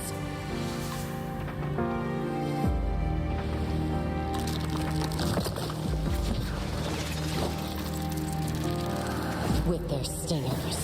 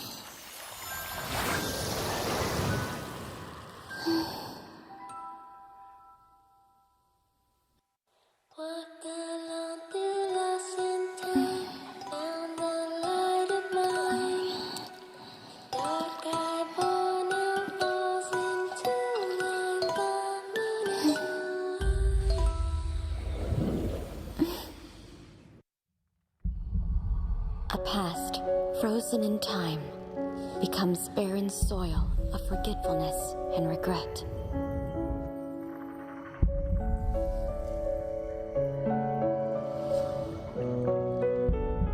The more aware you grow, the deeper you lose yourself within.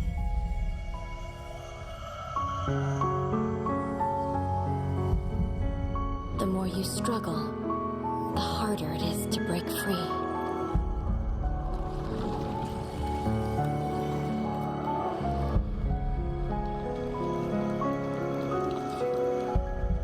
Until wounds knit themselves into your veins and pain transforms into sustenance.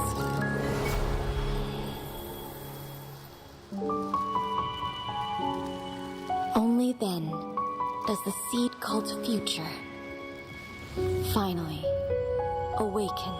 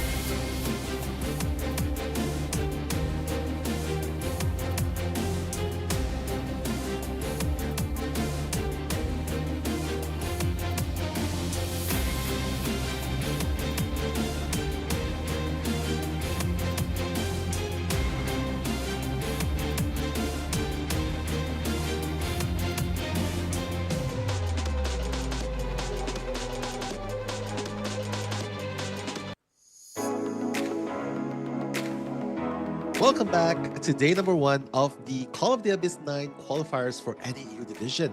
I'm Nello Mello, that's Kuroshiro. We'll be your commentators again today if you just tuned in. Just want to give a quick shout outs because obviously I really want to give shout outs to you guys. Show some love to you guys because you guys are being amazing. Let me see if I can do it like Kuro, rapping, right? Like, wow. Shout outs to Memetic Rush, Nocturne, Aries Ball, Migo. I can't do it. Zenbon Zakura. Let's take your time. Sublime. I'm gonna take my time. Carol for sure. Who else? Oh no, I'm so slow. I'm so sad. It's fine. Yeah, it's but fine. shout out to all of you guys. Thank you for showing love, right? And hopefully you guys are gonna join us this time. It's gonna be Omni versus PR right now. The PR lineup in front of you guys: 17 Chamber, J Vic, LSR, Numer, Psyche, KXWZ. Psyche being the PR guy here, right? So this is the lineup going up against Omni, and mind you, the winning team of this matchup is going to face off against USL, and the winner of that is going to be the first representative. Yes, and not only that as well, from the side of Omni too, it's a lot of good old faces and names. We do see Fluff Juan, Lay's Problems, PPM, alongside with their hunters, Pit Stoppers, and from last year's, if I'm not wrong, KON's hunter will now be transitioning towards Omni, who is Killer Boss as well.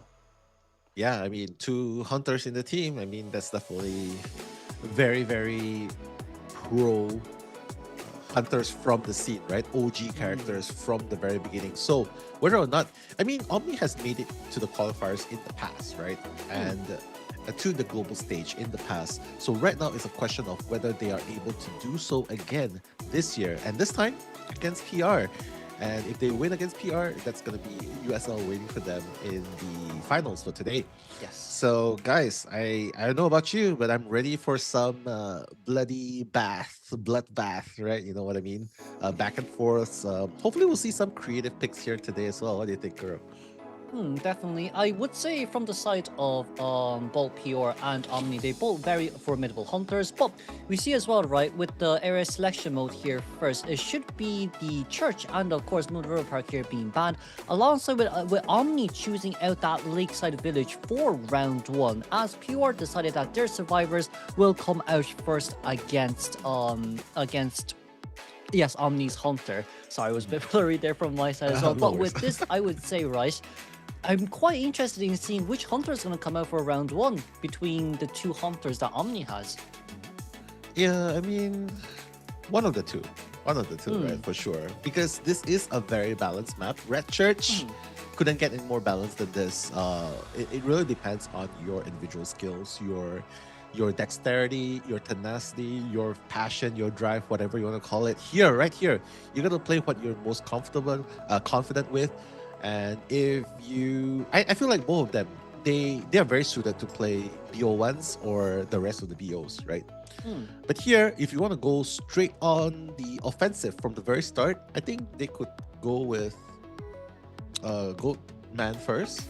Pit Stopper can definitely take the reins from the very beginning. And if he feels comfortable to move on from there, he can definitely continue in BO2 and BO3. So, yeah, I mean, we'll have to see. Depends, yeah.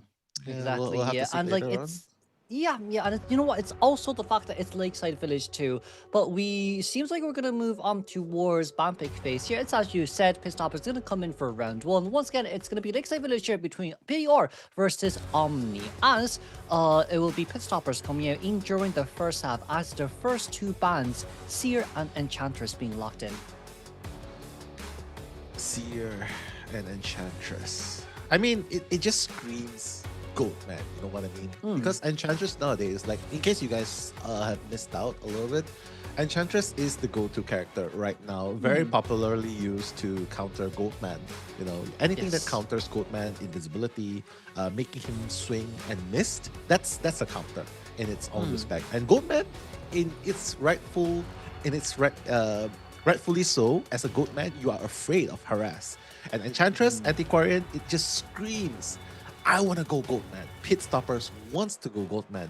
But you gotta be careful drafting into characters that heavily counters Goatman, because if he shifts into something else, that might throw off the balance a little bit. But so far, there's even a Pharaoh Lady in the mix. So what do you think about this? Foul Lady is a bit of an interesting one here being played from the side of Pure as well. I would say they're very confident in this Pharaoh up against that Goldman too. It's as you have just said, but everyone is pretty tanky as they have banned out the Anti-Current and Gravekeeper at the same time. We see here Numer on that Magician, alongside with Javik, Power Lady, 17 on Puppeteer, and Psyche with that First Officer. I'd say it's a nice, heavily tanky team comp. But then, once again, for Pit Stoppers, he's way too many hunters that he can play. And to counter that Pharaoh Lady, there's always the option of Peddler. That's true. Peddler are definitely very playable as well in this game, right? In this matchup itself. But I just want to point out, right? Banning out the the Gravekeeper, very, very smart because it forces Team PR to bring First Officer so early on into the game. And now it's going to go into global bans, right? Because the next game you won't be able to use the First Officer. Correct me if I'm wrong. And so I feel like a lot of the hunters, they just ban Gravekeeper just to force you to use up First Officer here, right here and now. Yeah. Right, so here they gotta make it count because they have the strongest lineup, especially the Rescuer here, right? So Pit Stoppers, no doubt about it, he's going straight for the Goatman, and obviously no counter towards the Goatman here in forms of harassment, right? Yes. They have the invisibility and the tankiness going on for them, but whether or not it's enough is a whole different story because we saw what Mushi did. Even with the aeroplanist, he still got caught between a rock and a hard place, and he still went down so fast. So let's hope PR does not repeat that unfortunate event. And it also does seem like from the side of PR as well, they chose a lot of invisibility type survivors to counter Pit Stoppers' Qist as well, in which Pit Stoppers has done a lot of time into practicing both Peddler and Qist at the same time.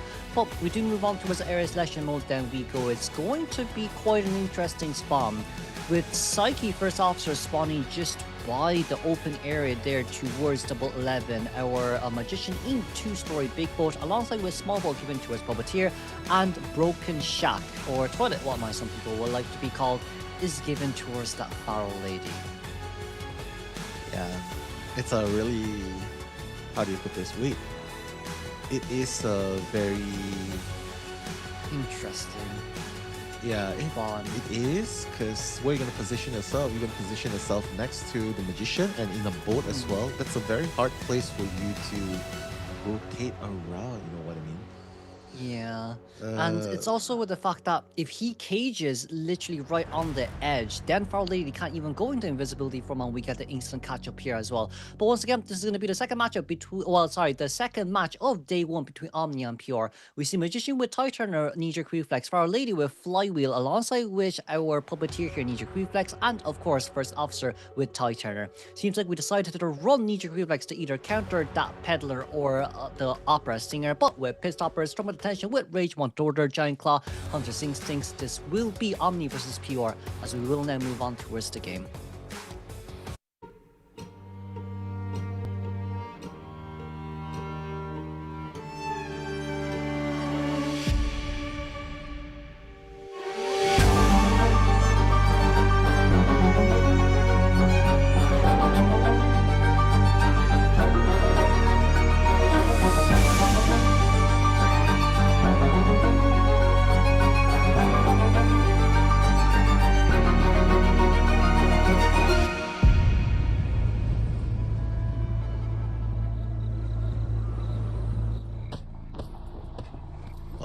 Pit Stopper, let's see if he will be able to put the goat in the Goatman right here, be the goated player he is. Gonna find that first target, J-Vic, in the vicinity.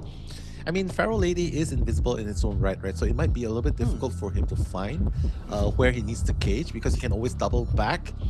But seems like that's not the case. Oh my god! Oh! That was really fast for a first hit as well.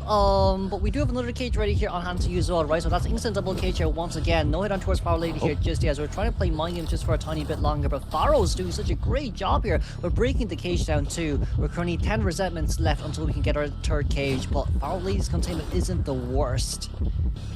It's not, but I mean, this is such a this is such a hard place to kite, right? Especially if you don't have flywheel. But he's gonna use that flywheel right here, trying to break it through. No, that's not gonna happen. But the invisibility doesn't come back. J-Vic, actually, the second hit is much harder to land this time. Pit having trouble finding that Pharaoh lady, just following the scent based off instinct right here. Has a blink ready, but J-Vic just waiting in the vicinity.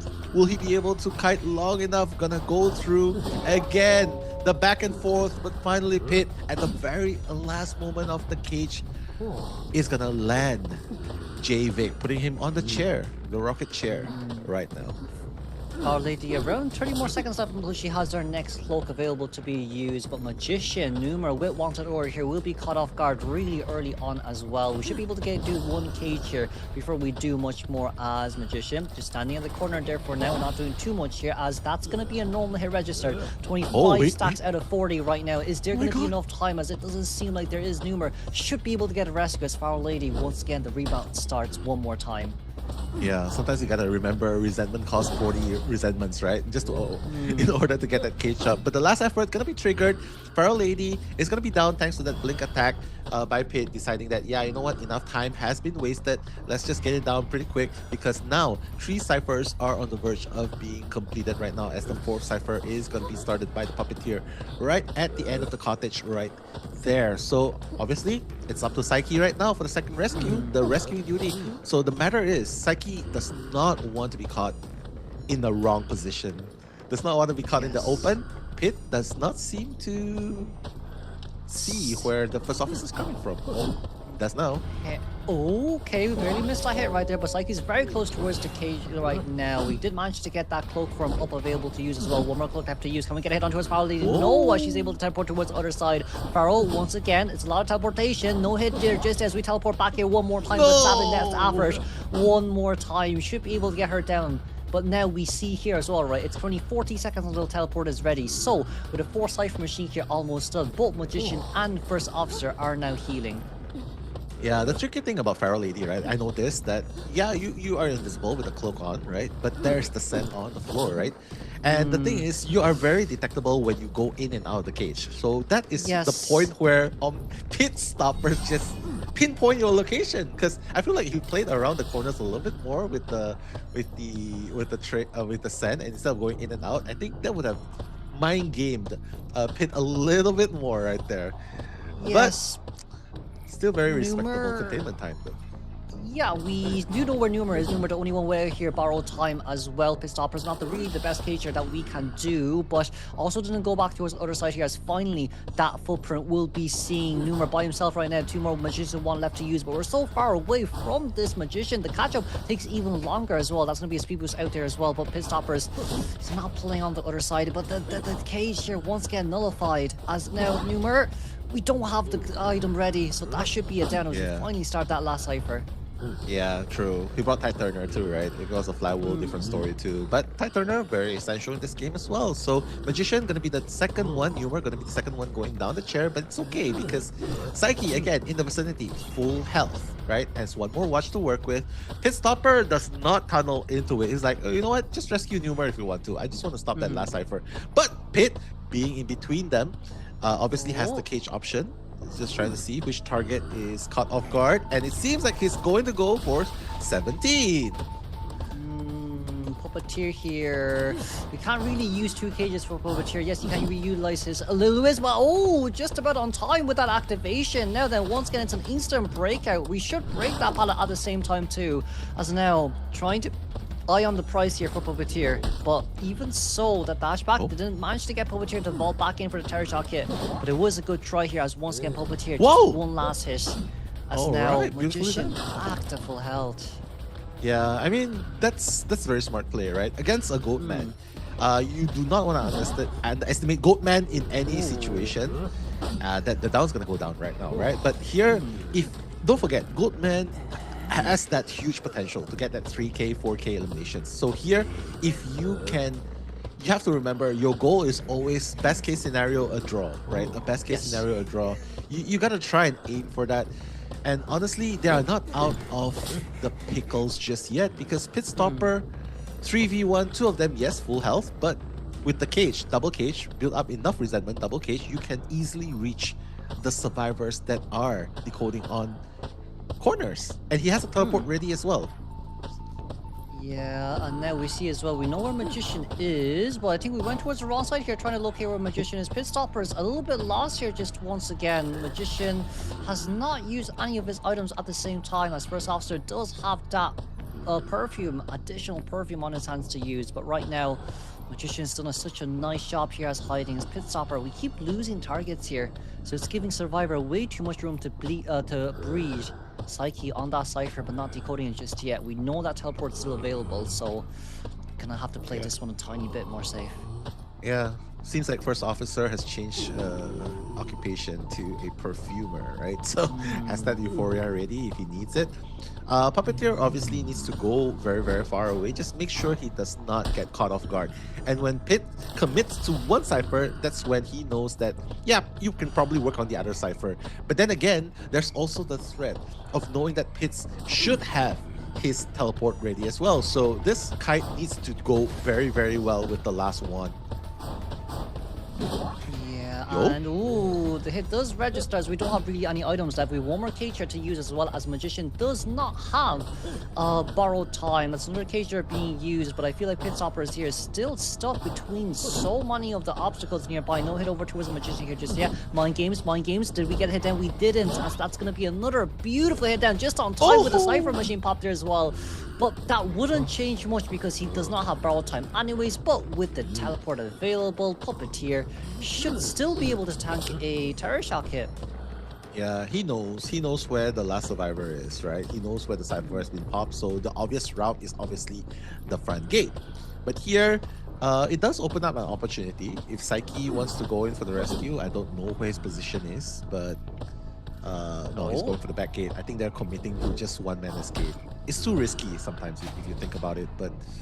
Oh wait, teleport back, Psyche going in for the rescue, and with only a perfume left on the hands to use, he got caught off guard instantly. And there we go, yes, the perfume comes up, but you're not a perfumer anyway, Psyche. Over towards the other side, Magician eliminated. Psyche still playing. Oh, not a hit down there just yet.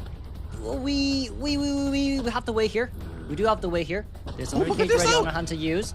There is another cage ready on our hands to use. We are gonna break it on time here once again, but this is only a 55-second detention time, so we should have at least 3 more cages. And Dungeon is just so far away at Beach. It is.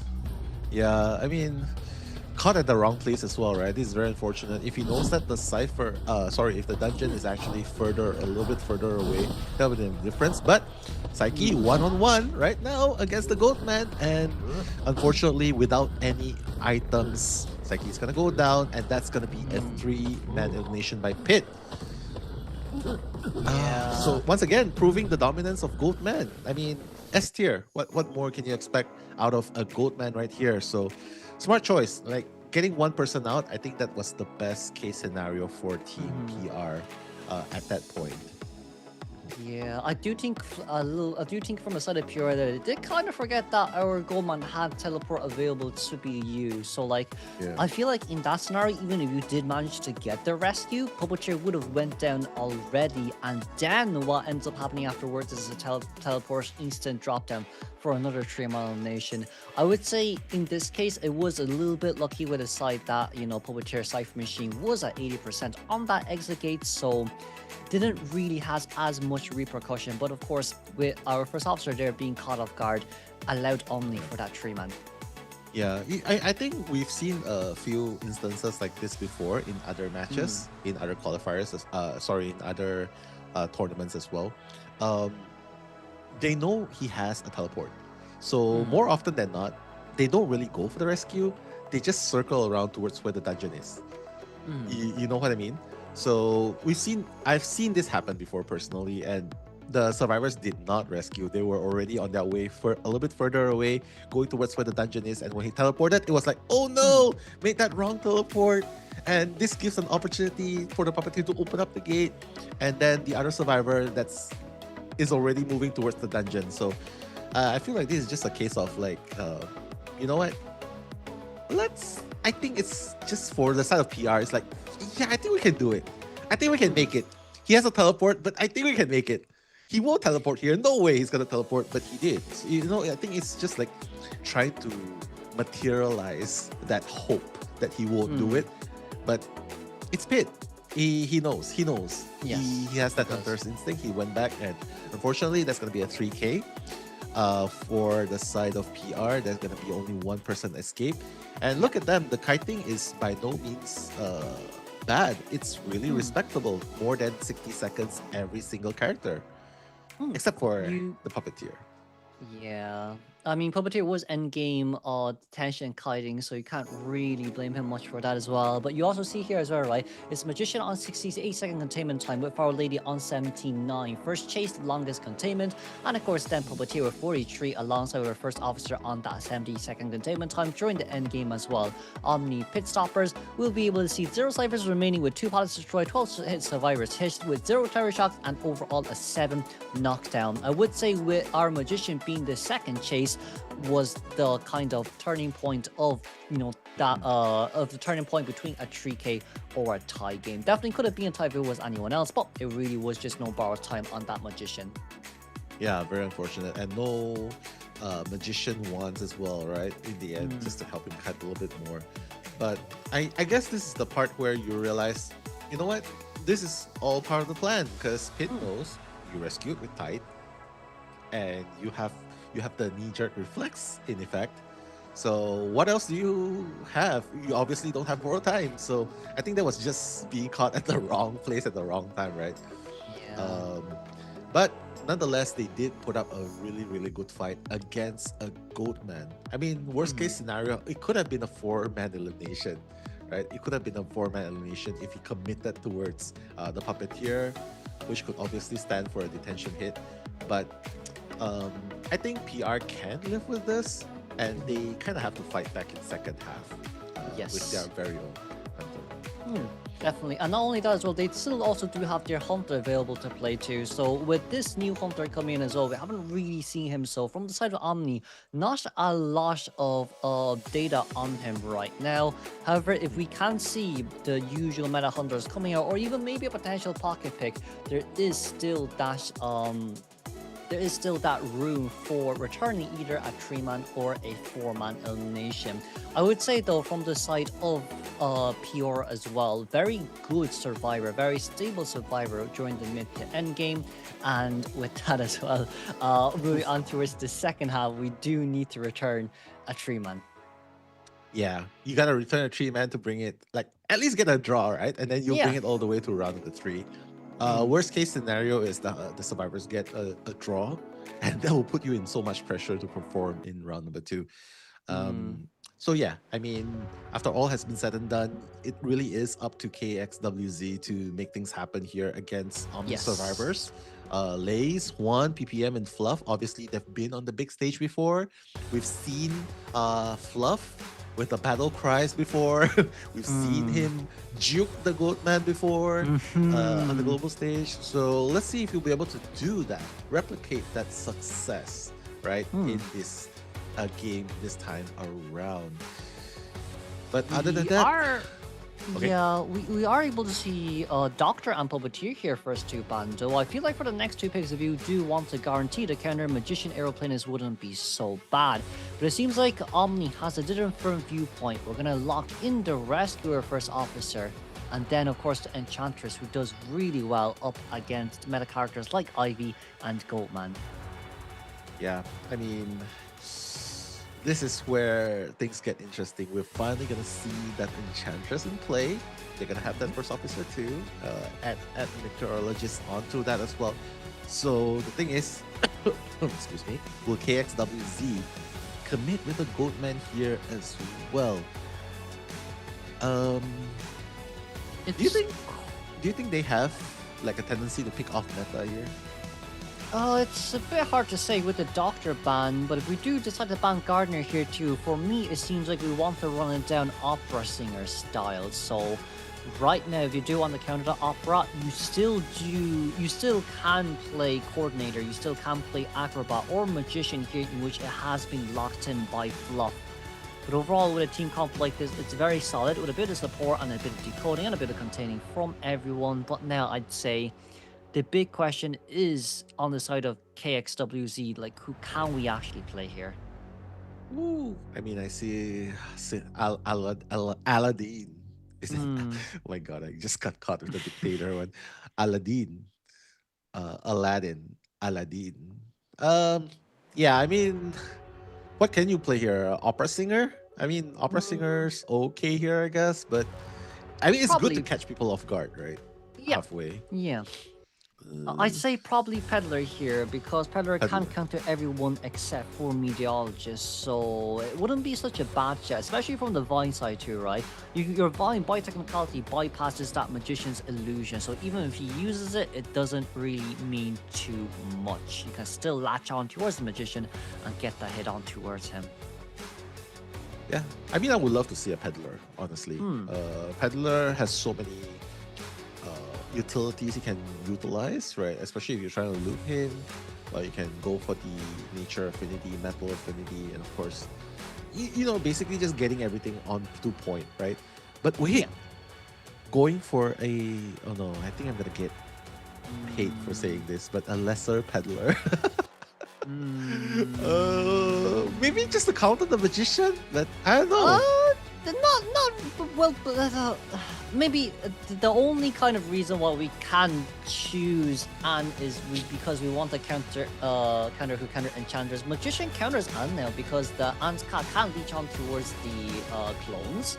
So with this, it seems like Omni though has a kind of different viewpoint here with the spawn selection mode. We're gonna delegate Fluff on towards the inner depths of our small ball alongside with 2-story given towards Meteorologist, Shack for that Magician, and of course entrance of small ball for our first officer. Not putting that Enchantress up in 2-story is quite interesting of a strategy for Omni.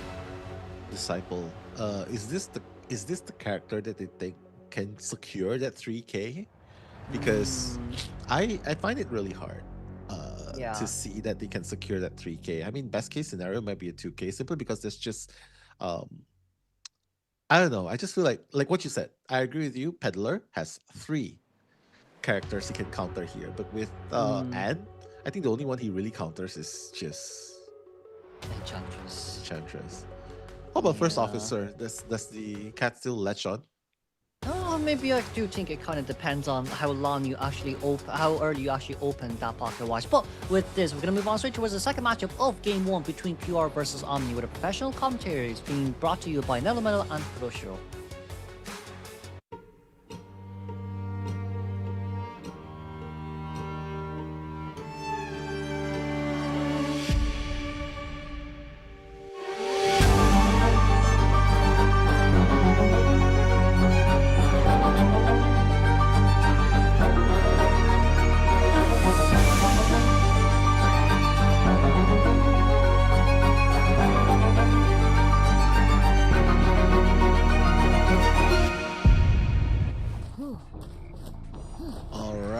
First leap, trying to bring himself closer to where the survivor is, but honestly, by just using that one cat, there's still time, right? Fluff is gonna be that first person getting chased, and obviously this is a counter, right? This is a counter towards Enchantress right here, but with the cat has latched on, just gonna silence a little bit.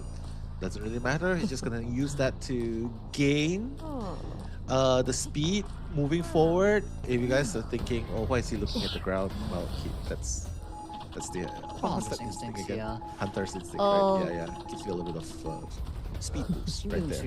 Yes. Yeah. I'm just more surprised though from the side of our Enchantress not actually rotating away early on in towards the game and just persist on decoding. But with this, it's gonna be an instant warp moment here as we didn't actually get over there on time, so we should be able to vault this one without too much issues as we have 2 stacks available on hand to use. Oh no, he's getting a little bit impatient right here. That's already the 4th cat being unleashed with no real value right here, Kuro. So, and they already know what you have. You have a warp gate, and that was not used to its full effect. So I'm not really sure what the game plan is here, because Anne is still struggling to get that first hit, and Fluff already has that 3 stacks. I was going to say that he blew it up in Anne's face, and it's going to continue that rotation, and there's no traits for him to catch up. No blink, no warp. KX is having a really hard time here. That's the 6th cat, the 5th cat. With 2.5 Cypher Machine done here, Fluff should be able to get back on towards upstairs, but even so with this... Ooh, we took the stun a little bit late there, but the vault still comes in clutch as well, thankfully speaking. 2 stacks on hand to use as we're finally starting the last 2 Cypher Machine here, and might not be the best choice here as Fluff will be able to secure a triple stack, but no, instead we're going to use that single one just to guarantee some type of movement out as a jump down there at while we got stuck in between. Oh my god. How many times is he gonna loop KX here, Kuro? How many times do you see this? Already 3 ciphers being done, and Fluff is still breaking ankles. How many times is the 4th time he's circling this area? Oh my god. We have one more dasher to use, but it doesn't matter. Another stun here over the window we go. Jeez. It's such a long containment time here. Warp is about to be ready once again. We use Warp and it's already back available to be played once again though. This containment time is probably already at 3 minutes, but the Warp hit down. No hit on towards the Enchantress here just yet. Once again, missed here one more time. We've got way too much time with that. 5 Cypher Kite right there, and without support, and assumably onto a character that's being countered by Anne, Kuro. The terrain advantage, obviously, onto the survivors, but look at the Cyphers, it's already primed. Oh no, here comes Guanin with the rescue. No hit there just yet as we're now waiting on the side as well. We can just normal take this hit as well. It's okay, just on time. And not only that too, Fluff has Dungeon nearby. So with the fact that our meteorologist is going at the gate, all what our Enchantress needs to do here is just to wait. We can take the normal hit here, and then once the pop comes through, that's an instant exit gate open. 20 seconds is all what we need. But then it just seems like KXWZ wants to wait for that teleport to be ready. Yeah, that's 1 minute, man. They're gonna pop. They're gonna pop. He's gonna run. He's gonna have 3 stacks, and you're not gonna have anything to chase. You're gonna have a tough time chasing Fluff. And if Omni makes it out with 4-man escape, this is gonna be super unfortunate for the end. I mean, don't get me wrong, I'm a Disciple main as well, but it's just not it. It's just not it. Can this land? This does land just about on time, but let's not forget about one additional thing. We have Tide Turner on Meteorologist, but I don't think they will risk it this much, right? And Meteorologist, nice flywheel over towards the other side, and they're flying right out of there as well. If that flywheel was mistimed, oh lord, it's a guaranteed tie. They're happy. They're happy. They're happy with that 3-man escape. They're like, yeah, you know what? We're happy with it, and they're gonna pull it into. I mean, PR. Did they give a chance to Omni with that and pick? Because right now it's 6-2. It's 6-2 in favor of Omni. Like Goatman 3-1, and then now it's a 3-man escape. It's like PR's giving too much opportunities for Omni to fight back hard. Yeah, you can't really blame Am there as well. It was what, 4 loops with no hits at all early game, and of course it was a Disciple on that side on too. We did miss the third cat though, near towards that long T-shaped window in which gave Enchantress a really nice long rebound containment time, but also at the same time, we got 1 warp hit, yes, but we containing that same area for another 100 seconds until Warp was ready once again before we could have gotten that hit down. Yeah, I mean, knee-jerk reflex, that's definitely a very important factor as well, right? Going into that loop, that really makes a lot of importance there. But you cannot also deny the fact that he was very tunnel vision towards the Enchantress. Like, if you realize that he's going to be kiting at this strong area, you know that he has broken windows. He's doing that to you. I think the first thing that you can consider is, you know what, this is not working. This location is not advantageous at all. Let's use the warp gate and go somewhere else. You know, catch someone else more. Yeah, because this is not optimal at all. I mean, come on, you're not even getting a draw now. You're not even getting a draw. Yeah, I just feel like maybe from the side of Disciple Anne as well, we didn't really have to use our cats that early on as well. Because like with the likes of Disciple, the best way to play here is to catch up towards the survivors first before you land that cat out. So you can at least guarantee, you know, the stun, as you do know to yourself, Nell. But I just feel like from KXWZ, since this is their first tourney as well, they kind of maybe forgot the basics of Anne in that sense, in which it did give Fluff so much room and opportunity to loop. True. Force the Enchantress to stun you first, then unleash the cats, right? That way, at least you'll be able to get that leap more accurately. I mean, at least that's one of the ways you could have played it. But honestly, for me, I would have rather just changed targets because that area is wasting too much of my time. Like, look, it was 5 ciphers remaining by the time Enchantress went. Sorry, two ciphers remaining by the time Enchantress went out. So I would say 207 seconds. That's something that's quite uncommon. 207 seconds. It's basically like, you know what? Everyone else is just decoding. You're 5 cipher kiting, and it happens in rank, but in tournament settings, yeah, I mean, it's just a mismatch at this point. It's just a mismatch. Yeah, and like it's 207-second containment time as well, just by herself too. So like, it's so hard to say. Well, I would say Anne probably wasn't really the best choice there as well, as you did say too. Pedder definitely would have been a better option, especially up against Enchantress. But with that, it is currently 6-2 for Omni as we move on towards highlights before coming back for Game 2.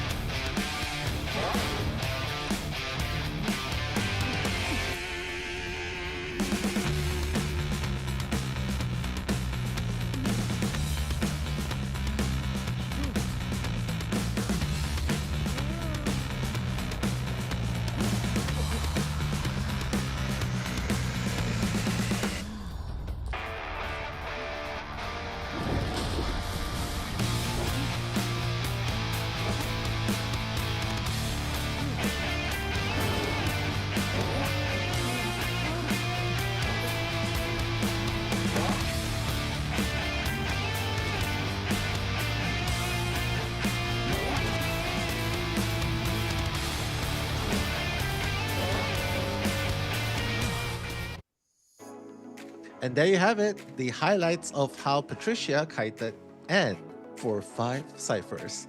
So if you want to look for a video of how to kite Anne, I mean, that's one of the best videos out there, I think, of how to 5 cipher kite.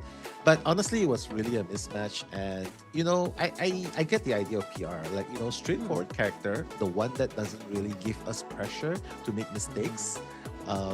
You know, less complicated. It's just a 2-click sort of character. You know, unleash the cats, leap, stun the character, hit, right? Yeah. But in the past, that used to be the case. I just want to say in the past, I mean, like once upon a time, that used to be the past. Like straightforward characters, Jack the Ripper, photographer, smiley face, straightforward characters, just equip, hit, skill, hit, bloody queen, Mary, just equip, hit. And they were saying that back then it was Bonbon, Galatea, with the mechanical skills that, you know, like when you are pressurized, when you are under pressure, you make mistakes. That's where the mistakes can happen with mechanical hunters. But now everything has been elevated. If you don't play mechanically mechanical hunters, the likelihood of you getting pressure of the survivors are going to be significantly less. Yes. So play peddler, please.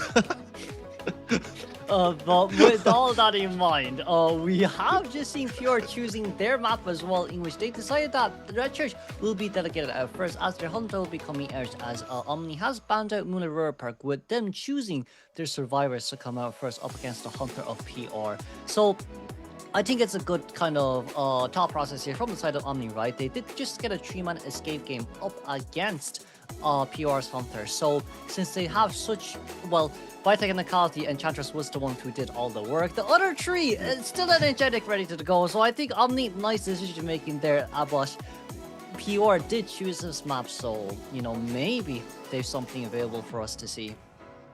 Yeah, I mean, I have always admired Fluff from the moment he kited Goatman during the previous COAs, and now showing us again what he can do as a Patricia against the Disciple.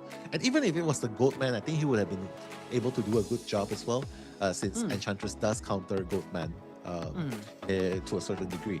So right now, PR, they got a choice. They got a choice, and that choice is swap hunters. Yes. Or swap. Well, they only have one hunter. I just clocked it. Yeah. I only have one hunter. I just clocked Swap it. strategies. yes, we kind of just clocked that right now. So it's actually all left at KXWZ right now. They did just play Anne, so maybe they chose this map in order for him to play maybe his Gopar or his Opera Singer, or maybe there's that Ivy there available to be played as well. As we finally now move on towards our band pick phase. But of course, once again, let's not forget, this is our COA qualifying stages, so let's focus on the game first and foremost and leave everything else behind for now. Of course. Shouts to Mars as well as in the chat as well. Yeah, I mean, Hideyori Desu, shouts to me, Kuroshi Go. That's Sensei Kuro, by the way.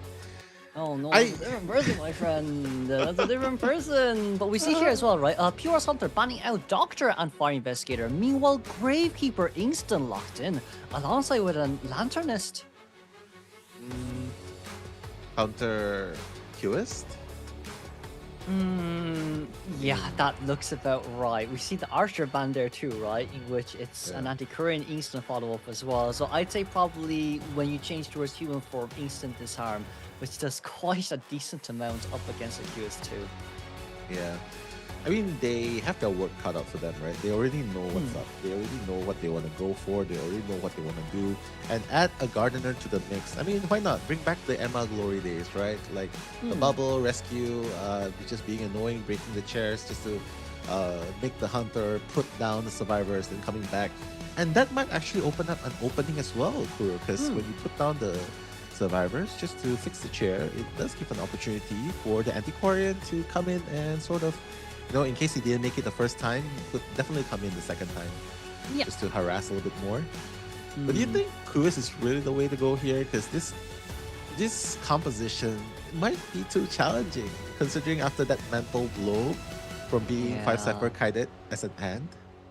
I think we should upgrade from the Anne. I think we should upgrade to Peddler right now, I'll be honest with you. Let's go. Peddler might be the way to go for this one. But I would say, right, with Gardner's recent biggest buff as well, stuns don't work on her anymore. She can't get bubble up. She also gains 10% vaulting speed boost near chairs, and this is Red Church. Let's not forget there's chairs at every corner. And last but not least, you sit on chairs for 10% longer if the chair has already been dismantled by Gardner. So with this, Omni just has way too much room to play up against whatever hunter Pure is available to play.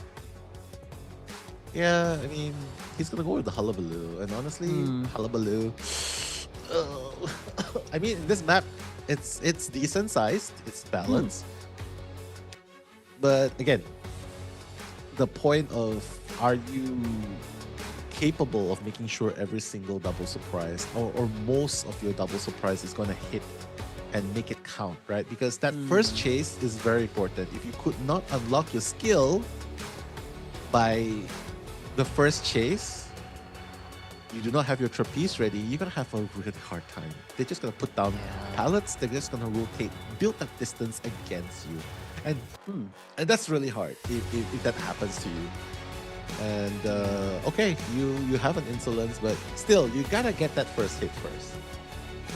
Definitely. But of course, once again, this is going to be Omni versus PR, with Omni Survivors coming up against PR's Hunter first. You're going to be able to see Gardener with Tighturner knee-jerk reflex, Gravekeeper with Tighturner audience effect, Lossley with our Lanternist here, knee-jerk reflex audience effect, and last but not least, the Antiquarian having no audience effect, just with that flywheel by itself. Once again, take XWZ will have Peepers instant attention with max power breaking and Hunter's instincts, as this will be our second matchup between these two teams.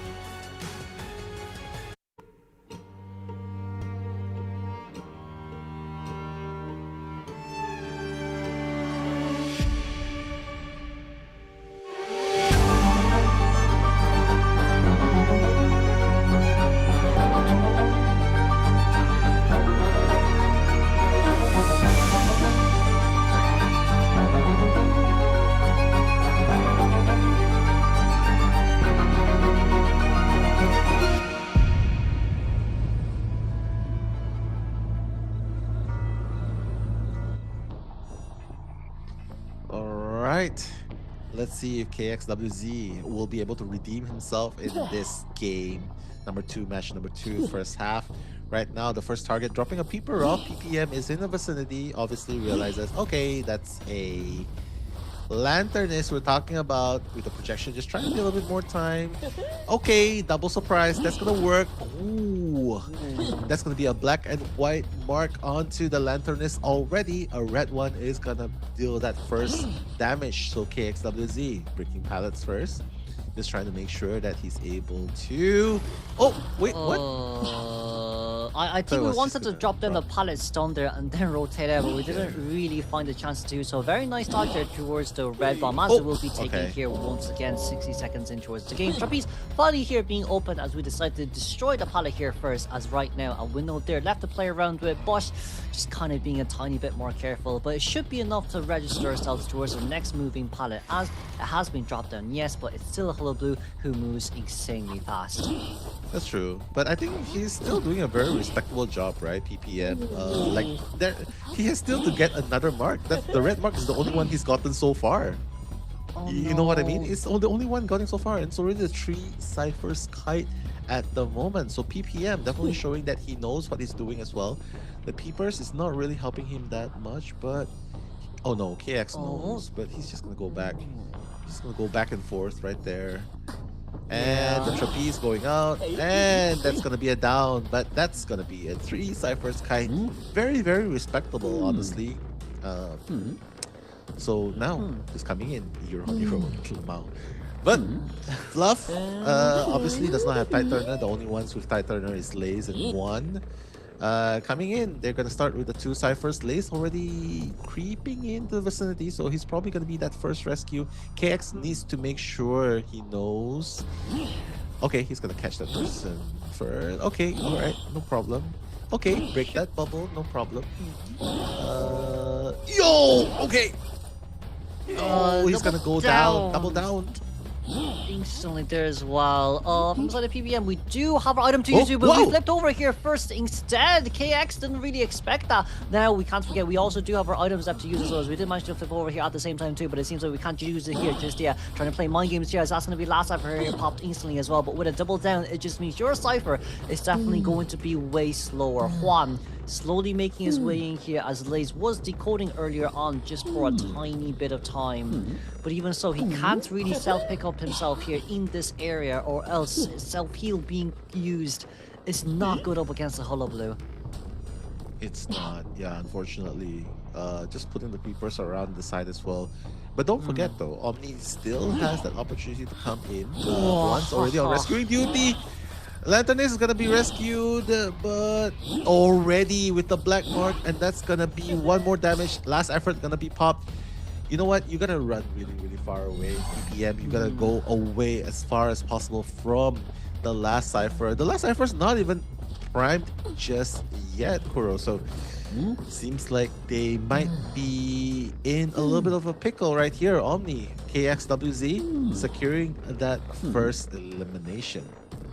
Yeah, Gardner is at least healed back to full health here, thankfully speaking, but Greykeeper on the other hand is still one in danger. KX knows where everyone is, but it seems like Lace will be the main target here for our second chase. Other Cypher Machine here currently at 50% by the anti-Corinne, double stacks instantly as well towards the Gardner as that hits over. Just another insult to the injury here from our Gardner's side. Now, she does not have any items, any borrowed time here for herself to use for endgame 2, so the earlier we pop this Cypher Machine, the better it is. If Greykeeper has to be the one that forced into rescue, it just hurts because double down is very, very prominent on a hullabaloo like this. It is. Double down really just slows down your cipher, like what you mentioned. And it really does mess up the rhythm sometimes. But the rescue is going to happen really early. Oh, the cipher's going to be popped, but the bubble's going to help a little bit more. He's going to hit through the bubble. Doesn't really matter. Okay, let's see. Oh, wait. This corner. This corner. Kuro. I don't know why we hit the bubble there though. We could have waited until the bubble had situated before we hit, but right now, as you said, the corner here hurts so much as we finally got the Gardner down, but we don't even have any teleport on our hands to use in this instance attention. So with this, the other gate currently has 60%. Survivors are able to get out as KX doesn't really know which gate they're currently at. So let's congratulate a tie game here from the side of Omni Survivor up against PR's Hunter. I mean, I'm gonna say at least it's an upgrade from the first game, right? It's a draw. I mean, first game he got a 1 elim, so this game he got a 2 elim, but unfortunately you kind of have to perform, and this is the pressure going into a high stakes tournament like this. You gotta perform from the very beginning in BO1 because that's where you rake in the points. When you go to BO2, BO3, that's where the off metas sort of come in a little bit, and you know, that's where the survivors get stronger a little bit more. But if you miss your opportunity in BO1, this is what happens. You get a draw here, and the worst case scenario might be Pit gets another 3k. And that's gonna make things very hard for PR. So by hook or by crook, Omni has an opening here. Yes. PR has an opening here. You gotta get that draw against Pit stoppers. And that's gonna bring them to a game 3. But the point point advantage is still gonna be on the side of Omni. And I feel like Omni might want to, you know, get it over with, done and over with in game number 2. That can definitely happen. But I mean, this is hard. I would say, you know, it's all hands on deck for Omni, right? As you just said as well. It's kind of now at the point where, okay, we have the Hunter from Omni's side ready. The survivors did manage to do what they need to do with guaranteeing the tie. As long as Omni's Hunter is able to pull out, especially from Killer Boss's side too. He has Dreamwitch, he has Ivy, he is very proficient with Opera Singer, and these 3 characters are one of the genuine best ones to use when it comes to guarantee a multi, you know, elimination game. I'd say if we do see Killer Boss here once again, it should, in one sense, right? You can't really ban out his characters as much, so it's now really just left with PR survivors whether or not they can handle the onslaught. That's true. I mean, if Pit decides to play something sus, right? Like the Clark. Once in a while, I think, but it's most likely gonna be anti-Corinne here locked in as well. I do feel like as well, you know, with our current meta adjustments, it's a lot of Doctor and Enchantress bans, so we do see them quite a lot more compared to before. But with the match stats here as well, as you can see, PPN has done a really good job with early gun containment with 110 seconds solely by himself, and with a bit of rebound containability there as well.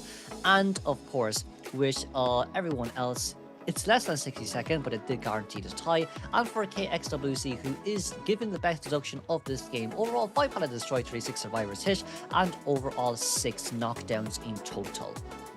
Yeah, I mean, you can see here, right? Like, the nerf is definitely there coming in into this game as well. Hullabaloo not getting the results that he's expecting. Not sure how they're going to proceed with this, but one thing's for sure, if they can get a draw, they're going to move on to round 3 and settle it there. But if Pitts gets the advantage, 3k, that's going to be a 2-0 sweep by Omni, putting PR out of commission, right? But realistically speaking,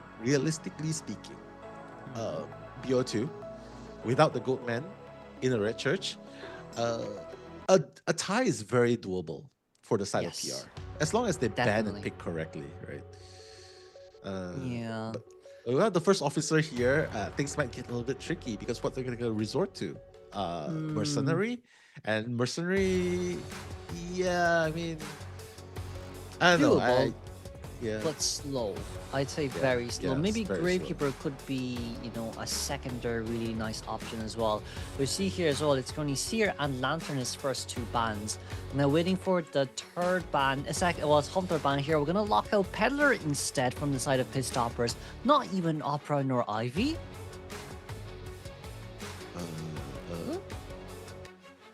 Peddler, huh? I mean, I guess they respect Pit's Peddler. I think maybe they feel like they say, but we're going tanky team comms right now. Okay, Psychologist and Gravekeeper first two picks. It's rare to see Psycho here being chosen out this early on, especially in tourney rounds as well, because you usually see Puppeteer, you might see Perfumer more, but Psychologist is a bit of a weird all-rounder for them. Yeah, it's like setting the pace, right? Telling them, yeah, you know what, tanky. Yeah, we just want tanky. We just want to survive. That's it. We're just letting you know first. Doctor is up for grabs if they want to add more to that lineup.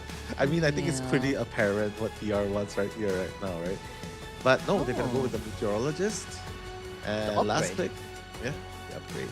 Last pick, Archer, Doctor. Oh no, Pit isn't considering Qist.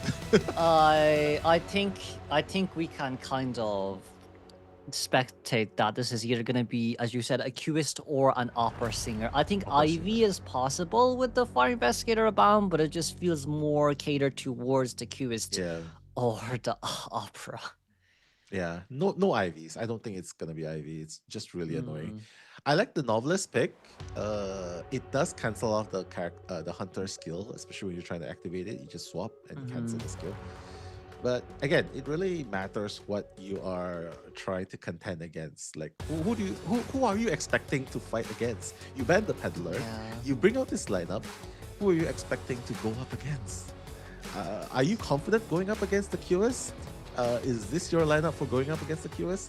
Or do you think, oh, hey, if he goes Opera Singer, then hey, I think we're fine. We have the tankiness, we have the swaps, we have the movability. But secretly, I'm hoping for a QS, honestly. Yes. Secretly, I'm hoping for a QS here. Yeah, I just think in this case it's kind of rare to see Novelist solely wish a team comp like this. You usually pair up Novelist with the likes of Cowboy, with the likes of the Aeroplanist, and there's also the potential sometimes having that coordinator as well for a follow-up stunt is always nice to see as well. But once again, two healers on a team comp is something that is really rare to see, but it seems like Pit Stoppers might just lock in that Ivy. So this is a potential first chase on towards that Novelist, and then with that guarantee of elimination, you can slowly look for a win game. But yes, once again, you can't chase after Psychologist this game. That's definite for sure. Ivy is still a very scary character to play up against, right? This Hunter, with the Ostracon, honestly, I don't know. I feel like the Ostracons can be removed way easier nowadays. Like with the recent patches, it's like what? You place it, like in less than 10 seconds, you get to remove it. Yeah. Oh, exactly. And you can only teleport on towards it once as well, because they reduce the duration here too overall. But we see from the Persona side, right? It's great power flywheel on Novelist, flywheel on Psychologist, also with Titan knee-jerk reflex for our Meteorologist with Audience Effect, and of course Tighturner on that Gravekeeper. For Pit Stoppers, it will be Instant Tension with Max and Claustrophobia and Berserker from the side of our Hunter, as well as the Omni is currently 1 win up. This will be Day 1 Match 2 Game 2 second half between Omni versus PR, as a professional commentary will be brought to you by Kuroshiro and Nello Mello.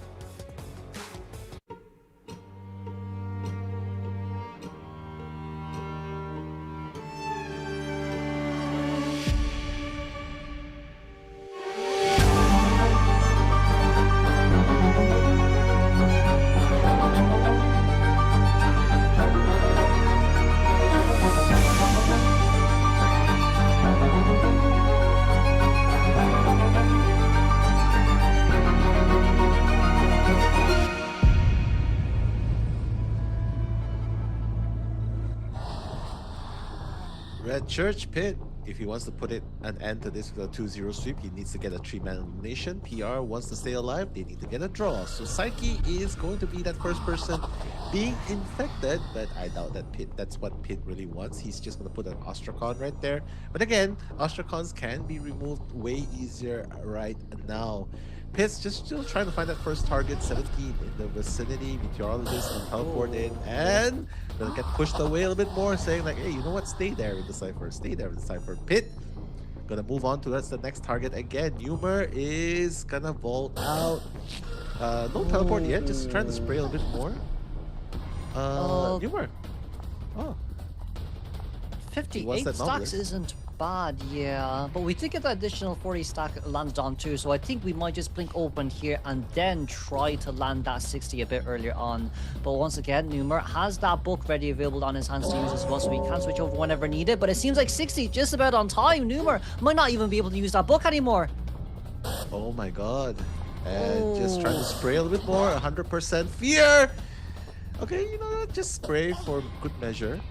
That's gonna be a really early down actually on the side of Ivy right here, catching him off guard. Considering the rotations too as well, right? So very respectable time to down. Gravekeeper, that's Psyche's job, coming for the rescue already, making his way in. But 17, Meteorologist trying to decode as well. Just trying to haunt a little bit more, infecting the Meteorologist as we speak. Also going for J-Vic as well. So wow, a lot of action going on at the same time, multitasking as well. Wow. He's just farming off Novelist at this point. Pit's like, yeah, you know what? I'm just farming him off. I don't really care. No tight turner means I can have an easier time the next time around. Exactly, but not only that too, we run straight in towards where Novelist is as well because of the Ostrakon nearby too. So that Ostrakon has already done its deed. Now, Psychologist on towards Reception here by herself, 50% Cypher Machine. Everyone does maintain max LTS, so I would say second chase would be a lot harder here from the side of Ivy. But once again, we do know where all survivors is once you latch on here, so knowing that no one is currently wanting to come in to rescue, I say target change could be instant the moment this Psychologist is 75% eliminated. Yeah, I agree. I mean, that's the name of the game, right? Remove the numbers of the survivors early game, make them waste their resources, and there it is. Make it 3v1, and then that's where Ivy gets really dangerous. Right here, okay, just trying to bait a little bit more, getting the fear. Okay, nicely done. Not enough stacks just to bring him around, but pushing him into the pallet and getting the stun on as well. But don't forget, he does have the teleport ready if he wants to. And that's going to be it. Novelist is going to go down, farming him off. That's going to be a 3v1. Don't forget, guys, Ivy is still very lethal in the late game, even if it is during detention era, detention period. So now, 3v1, one survivor out of the game, Meteorologist injured, 2 people doing the ciphers, but even though the third cipher is almost done, there's not a 5th cipher at the moment. Yeah, and that's what makes it the toughest right up against Ivy. It's the fact that she has full map control right now because of that one full missing cipher. We do know where Meteorologist is, and she also does not have that borrow time as well. Psyche barely finishing up that cipher machine here currently at 90%, but Psychologist is going to be the one that's currently at the most dangerous spot of it all. With no items to contend with compared to the Meteorologist, with that Gale available to use, we can see how close these last 3 cipher machines are. So, unfortunately speaking, from pure survivor side, we could not break the triple in a row for this endgame scenario.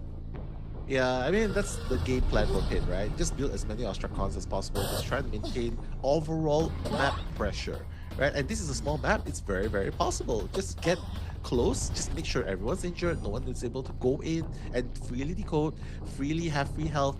And that way, just waste all their resources at the time. He has that time. He knows the last cipher is nowhere near done, right? So not being tunnel vision is also a key right here. J-Vic might be infested anytime soon here. Psyche is going to be that one taking the kite at the moment. I doubt Pit is going to commit fully. He still has 2 shovels. Psyche actually, okay. Psyche is going to use that first shovel, but J-Vic, yeah, he's still gonna be kiting. He does have a flywheel in case he teleports in, but Pit is still looking at the situation. He's like, yeah, no one's touching ciphers yet, so rest assured, I can still maintain pressure. I can still try and maintain pressure here. Get the blink up, hit JVIC, that will be the plan as well. I think that can happen as well. And it's literally as you have just said, right? You want to try to get this fear stack towards maybe close towards 60. So then the moment that you get the blink hit on, it's a literally instant teleport revelation from the side of Phantom to get this cycle in towards basement. Now we're gonna have to force to take the hit there as well, as you don't want to really get that Terror Shock potential hit. As right now, Psychologist can't be released, but she's running so far away from the basement too. It's trying to give Survivor some type of breathing room, but once again, see the last two ciphers. It's only 30%, but we dodged that successfully speaking there as well, so that's at least some breathing room, but once again, it's the blink open. So everything now has currently been denied, and Meteorologist can't get released. Yeah, I mean, this is just hard for PR right here, right? Pit is playing this. This is tournament experience, right? He knows exactly. He doesn't want to play that mind game. Saves up that blink for that precise moment. Doesn't want to play the mind game behind the pallets. Just does not want to waste more time.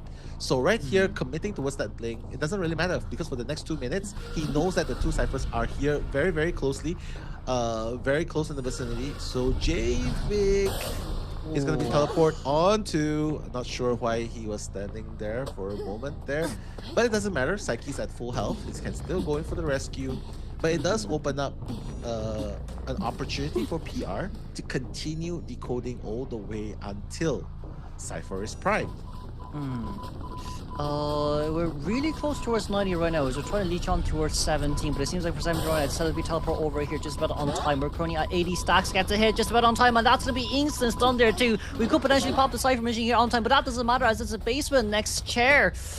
We do see where all Survivor is here, so the moment we get in towards basement, change towards E form, and then go out, look for where everyone else is. Psychologist is eliminated on chair, but she's the one currently idling around instead of the Gravekeeper, who should be here instead. However, Gravekeeper, we do not hear where Psycho is, but that doesn't mean it's good news nor bad news. It just means that there is one sort of lifeline here ready on our hands. That's a leech, that's a teleport, but that's only 58 stacks, so it's not overall the worst. But all what Pits needs to do here is just to catch up. One good catch up for 60 stack, and it's an instant force out of Shovel here. Psyche doing his best he can right now. He's not at 60, he's just barely at 60, and that's a scream out. There goes down Psyche. Psychologist cannot make it to the basement. And of course, the footprints. Oh my god, yeah.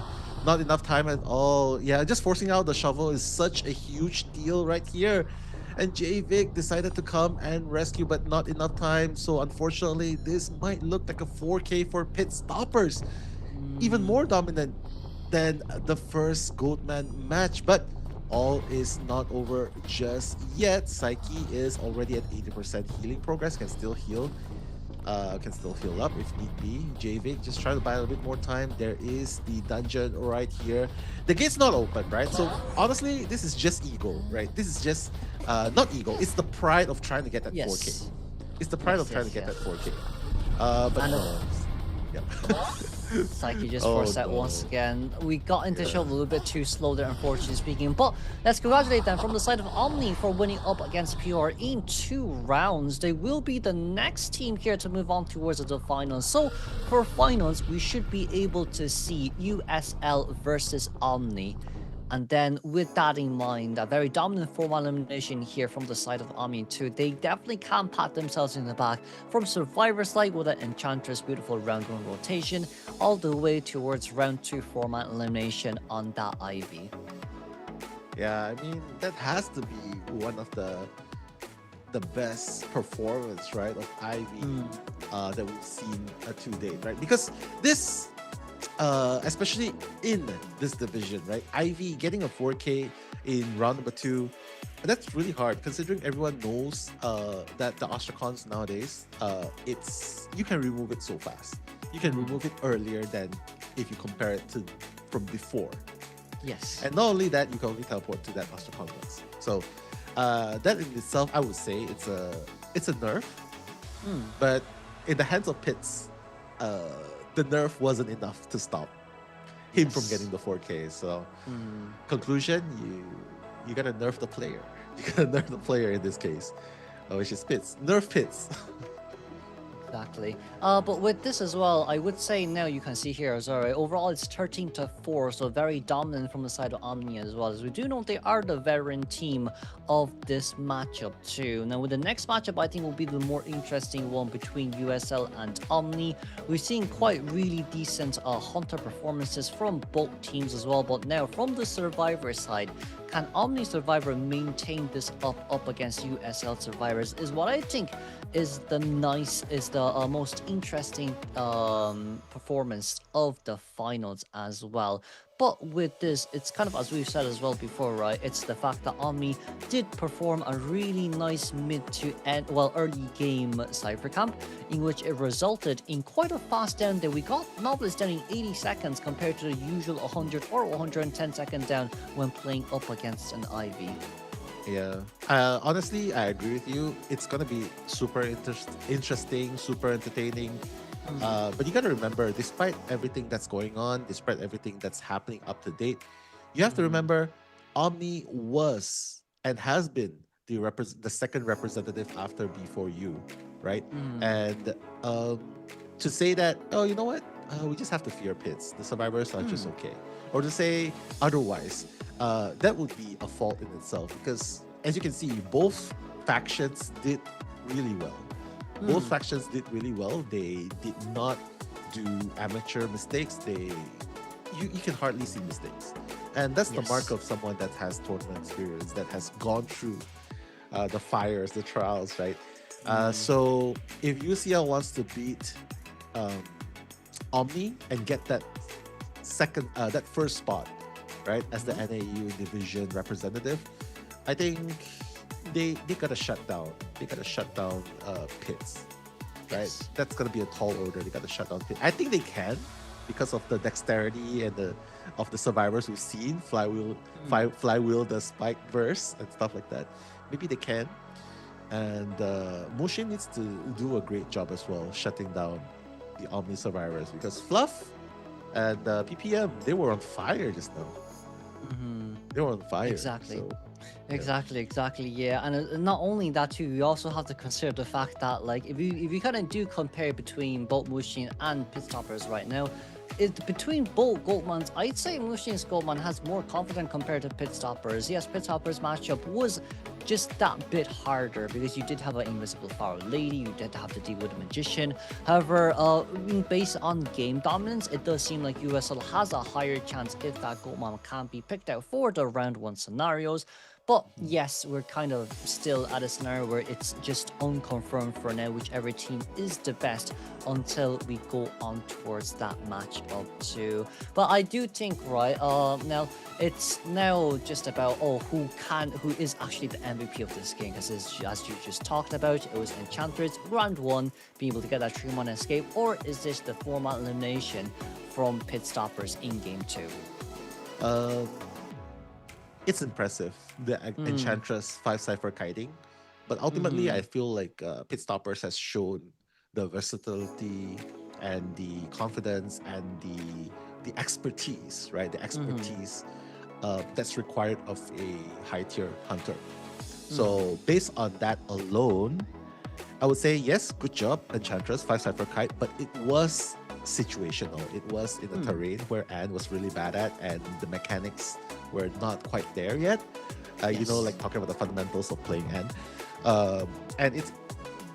And against Pitts, who's using technical characters against very formidable survivors as well. So I would say Pitts displayed a top tier hunter's trait. So I would say it could go either way. Survivors, definitely Fluff.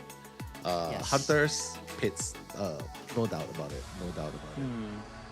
Exactly. And, you know, with this kind of performance here as well, as we do see in the match stats, overall Survivor side, we did barely kind of contain more than enough for the Cypher machines to be done. Cypher overall from the side of Pure was very well done here as well. But once again, I would say it really is just the fact that you are playing up against Ivy.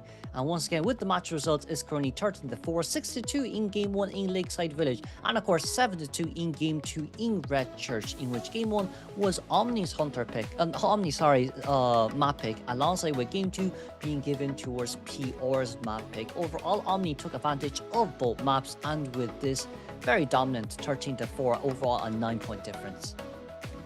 Yeah, just showing, right, why they were the second representatives throughout the years, right? Omni winning this one, and up next, that's gonna be Omni versus USL. I'm super stoked to watch that from behind the scenes. That will not be me and Kuro anymore commentating the next ones, but we'll still be here lurking and waiting to see who's gonna be that first representative representing NAEU division. So I'm super excited about that. Definitely no disappointment whatsoever. Banger of a match. Just love seeing all this creativity, first from Team Globes, and of course from USL, and now the dominance of the meta, top tier meta hunters from Pits as well. I love to see that. I love to see that. And hopefully, like what I said, hopefully there's going to be more tournaments. I mean, Zeus, if you're watching this, throw a tournament too, you know, conduct a tournament. Of course, hopefully there will be plans. I mean, there's a lot of people, 717 people watching right now in the stream as well. Hopefully there will be LAN events for NAEU as well. I mean, that would be a great opening, right? If there's one, that would be great. You know, can be considered. I do wonder. I a lot of teams are to reach you from the summer side as well. So we're gonna do maybe some sneak peeks sooner or later. But hopefully. Yes, I would say right now, it's not the end just yet. It is definitely not the end just yet. USL and Omni being able to move on forward towards the finals, as we'll be starting in around a good half an hour, because you know, from both sides as well, the teams still do need to rest up, especially from the teams that just playing, you know, 2 BO3s in a row, especially in a tourney setting like this, is definitely very stressful as well. But as we are talking and waiting in this scenario too, best deduction still has yet to come out from the side of our analysts too. So I think while we are waiting to think who is the best deduction of this game, it's also kind of just a recap here once again that, you know, both teams have definitely done really well, really well. And even though P.O., yes, they didn't do as well as before, they still, you know, performed with their best possible scenario. And once again, best deduction given towards Omni Pit. Yeah, I mean, very well deserving, right? A 3K in the first game. As if that's not enough, there's a 4K by Ivy in the second one. So definitely props given to Pitts. Congratulations. Hope he continues that dominance as well. Congrats, Omni. They're going to move on, meet up against your secret lover. So who comes first? We'll have to stick around. You guys have to stick around and find out after this. So right now, it is the time. I was going to say interview, but I realized that it's not. Yes, we will not have that until the final matchup, in which that will be left for our next 2 casters here from our side as well.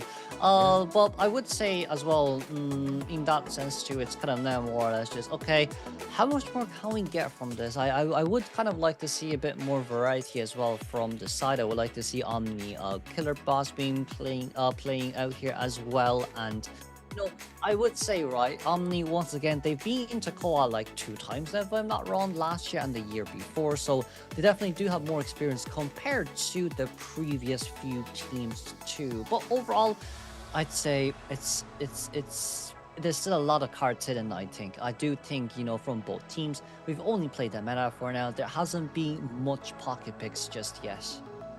True. I mean, that's the beauty of the game, right? It looks cute. There's something to cater for everyone. If you like lores, there's the lores. And have you seen the animation? Insane animation as well. So, You know what? I think that's our time to say our goodbyes. So, thank you for having us, guys. You guys have been amazing. Thank you for the love that has been shown. We're going to the highlights, going to a short break. Hopefully, you'll stay for the finals of day 1. Till then, I'm Mello, that's Kuro, Shiro Gaming, Sensei Kuro. We'll see you in the next one. See ya!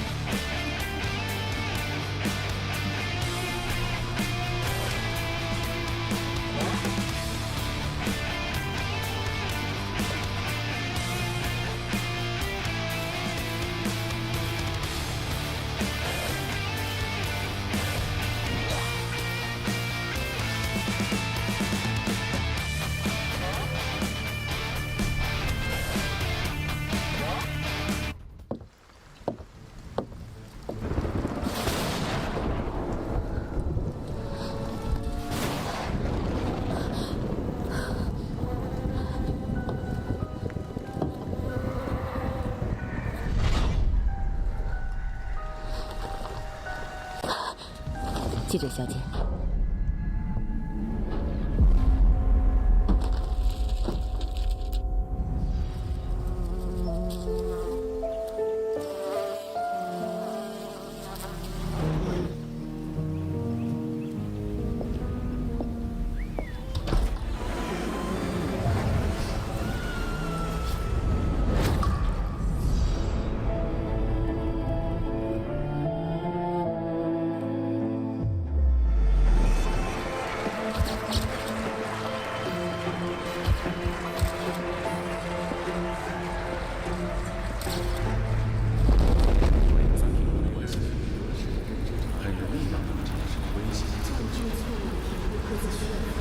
进化的过确实不需要考虑淘汰者的处境。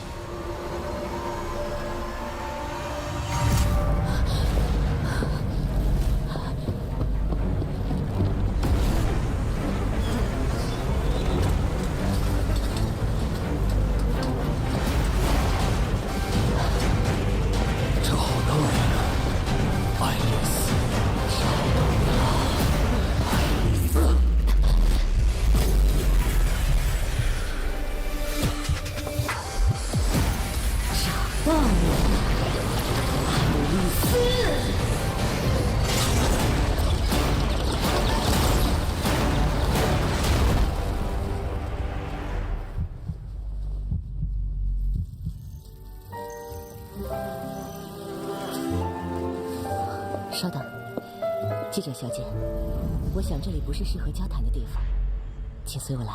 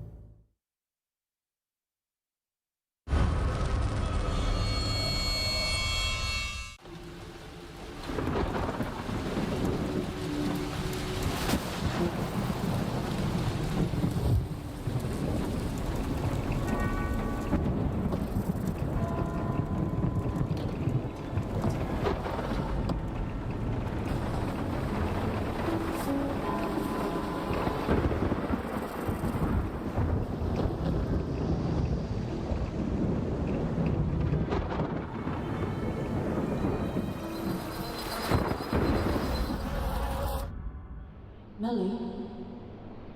Melly! Oh, pardon me.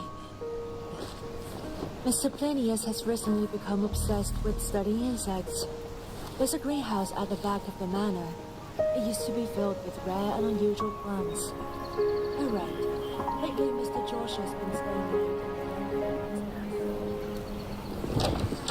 Here is the Mr. Blaney's beehive, and it will be your future workplace.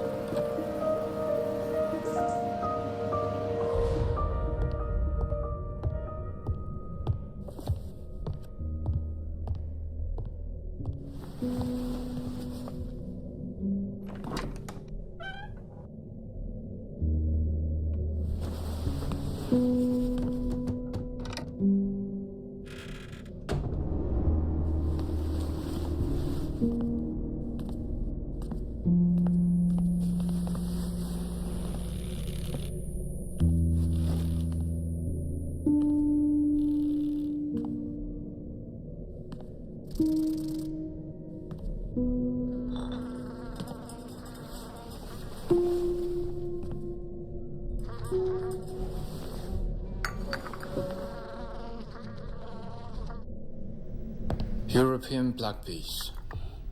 Dangerous, but not deadly. They cannot coexist peacefully with any other bees. Sorry, I... Certain scents can affect their behaviors. Dried lavender, for example, can calm them. As far as I know, the European continent has no truly lethal bee species.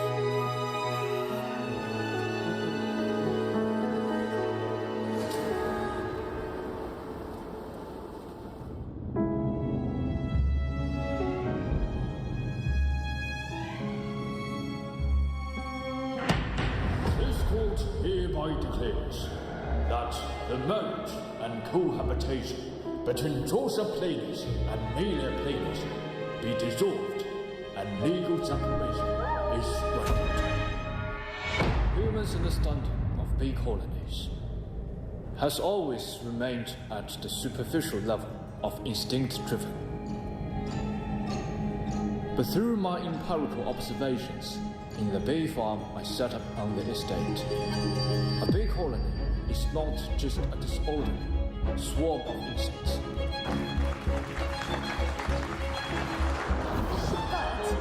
But precisely functioning community of life. The order of bee colonies is not entirely gentle. I discovered a phenomenon that has not been well documented in the literature.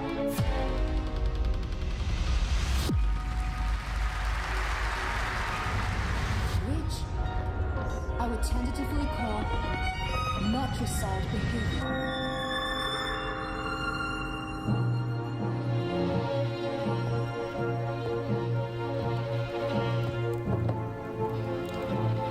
It is not a betrayal, but a cruel choice made by the bee colony to ensure the survival of the hive.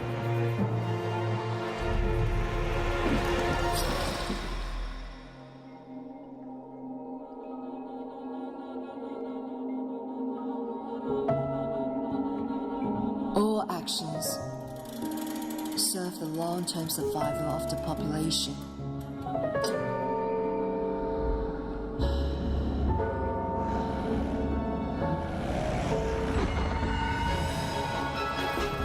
Every action of the bee colony is is aimed at ensuring the continuation of the population.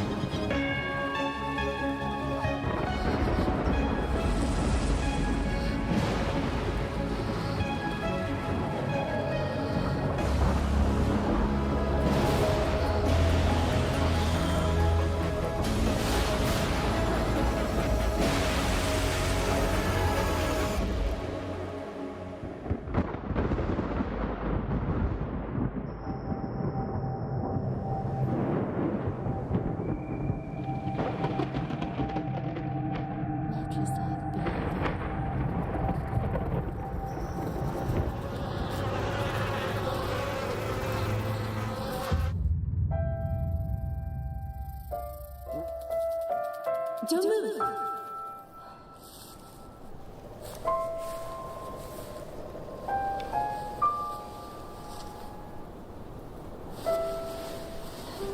These are harmless. They only sting when they feel their life is in danger. Looks like I've disturbed the subjects. It's the perfume. Those luxurious danger scents struck them in. You know, Bees, I think your abilities deserve to be seen. This also makes us reflect on the collaboration within human society. We need to be as gentle and collaborative as worker bees, and also remain capable of making rational choices when necessary.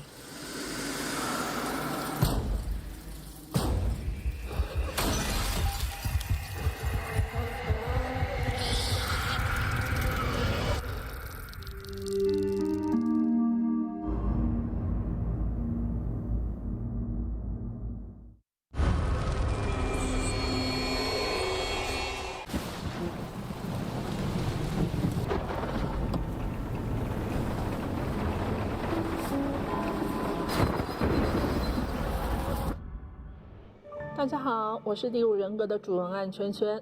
时隔2年，主线剧情终于得以再进一步，我也很高兴能再次坐在这里和大家共同分享新 Identity 角色女王蜂的设计过程。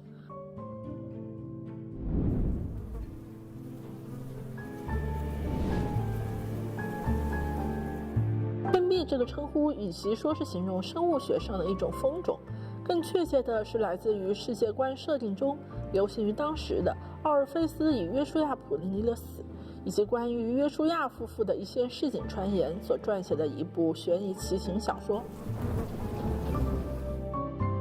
从故事的名字和内容都暗喻作为遗孀的美丽，通过汲取约书亚及其家族的能量来获取目前的财富及地位。当然，这并非事实，至少不是事实的全部。奥尔菲斯有自己的算盘，梅丽也有。约书亚至于梅丽而言，并非一种单纯的情感关系，甚至说生存关系也并不确切。在那个信息闭塞、地域、阶级、性别画出一道道地位鸿沟的时代，约书亚的出现为从小在小山村生长的梅丽展示了一种她之前从未想象过的人生处境：体面的、被尊重的、闪烁智慧光辉的。这种近乎乌托邦的处境为尚处萌昧的梅丽标定了一个新的人生方向。相较于与约书亚相爱，更吸引梅丽的是成为约书亚那样的人，或者说成为她曾经想象中约书亚那样的人。而最开始，她以为约书亚会如她曾许诺的那样帮她达成这个目标，但随着背弃与伤害的不断发生，她发现这条路她只能独自走完。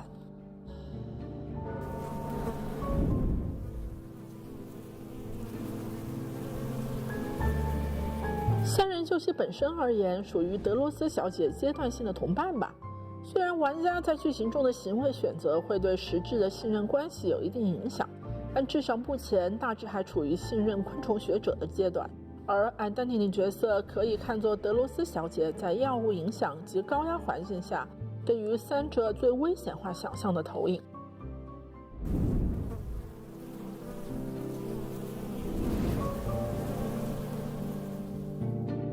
外形上是正在异化中的蜜蜂，所以还包裹着膜以及隐约的圆形。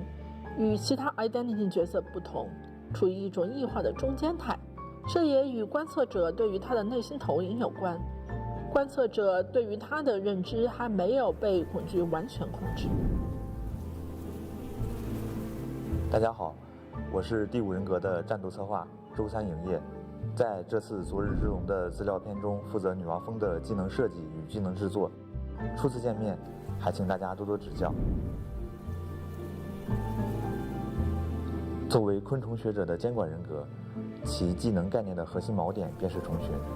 围绕虫群这一锚点，女王蜂与昆虫学者的差异化可以概括为2个方面：交互体验与功能体验。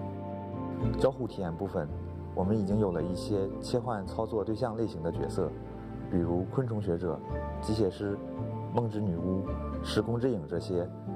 为了更好地体现女王蜂对虫群的感知操控与灵活性，我们赋予了女王蜂一种同频双控的操作方式，来给大家带来新的交互体验。在功能体验上，我们希望虫群和美丽能有更多的伴生效果。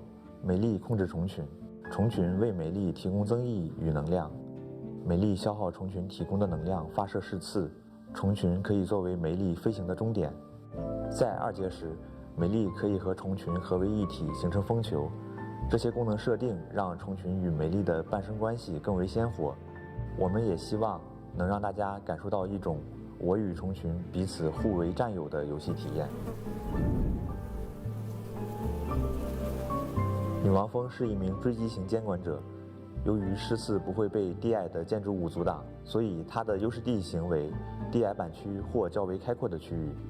优势地图为月亮河公园。在实战中，可以利用矢刺的延迟特点，封锁求生者的交互，或先释放矢刺后进行过板普攻的操作。在隔墙与求生者僵持时，可以利用反哺加应激矢刺来达到出其不意的命中效果。灵活预留能量与虫群的位置，会让女王蜂的手蚁控场收益最大化。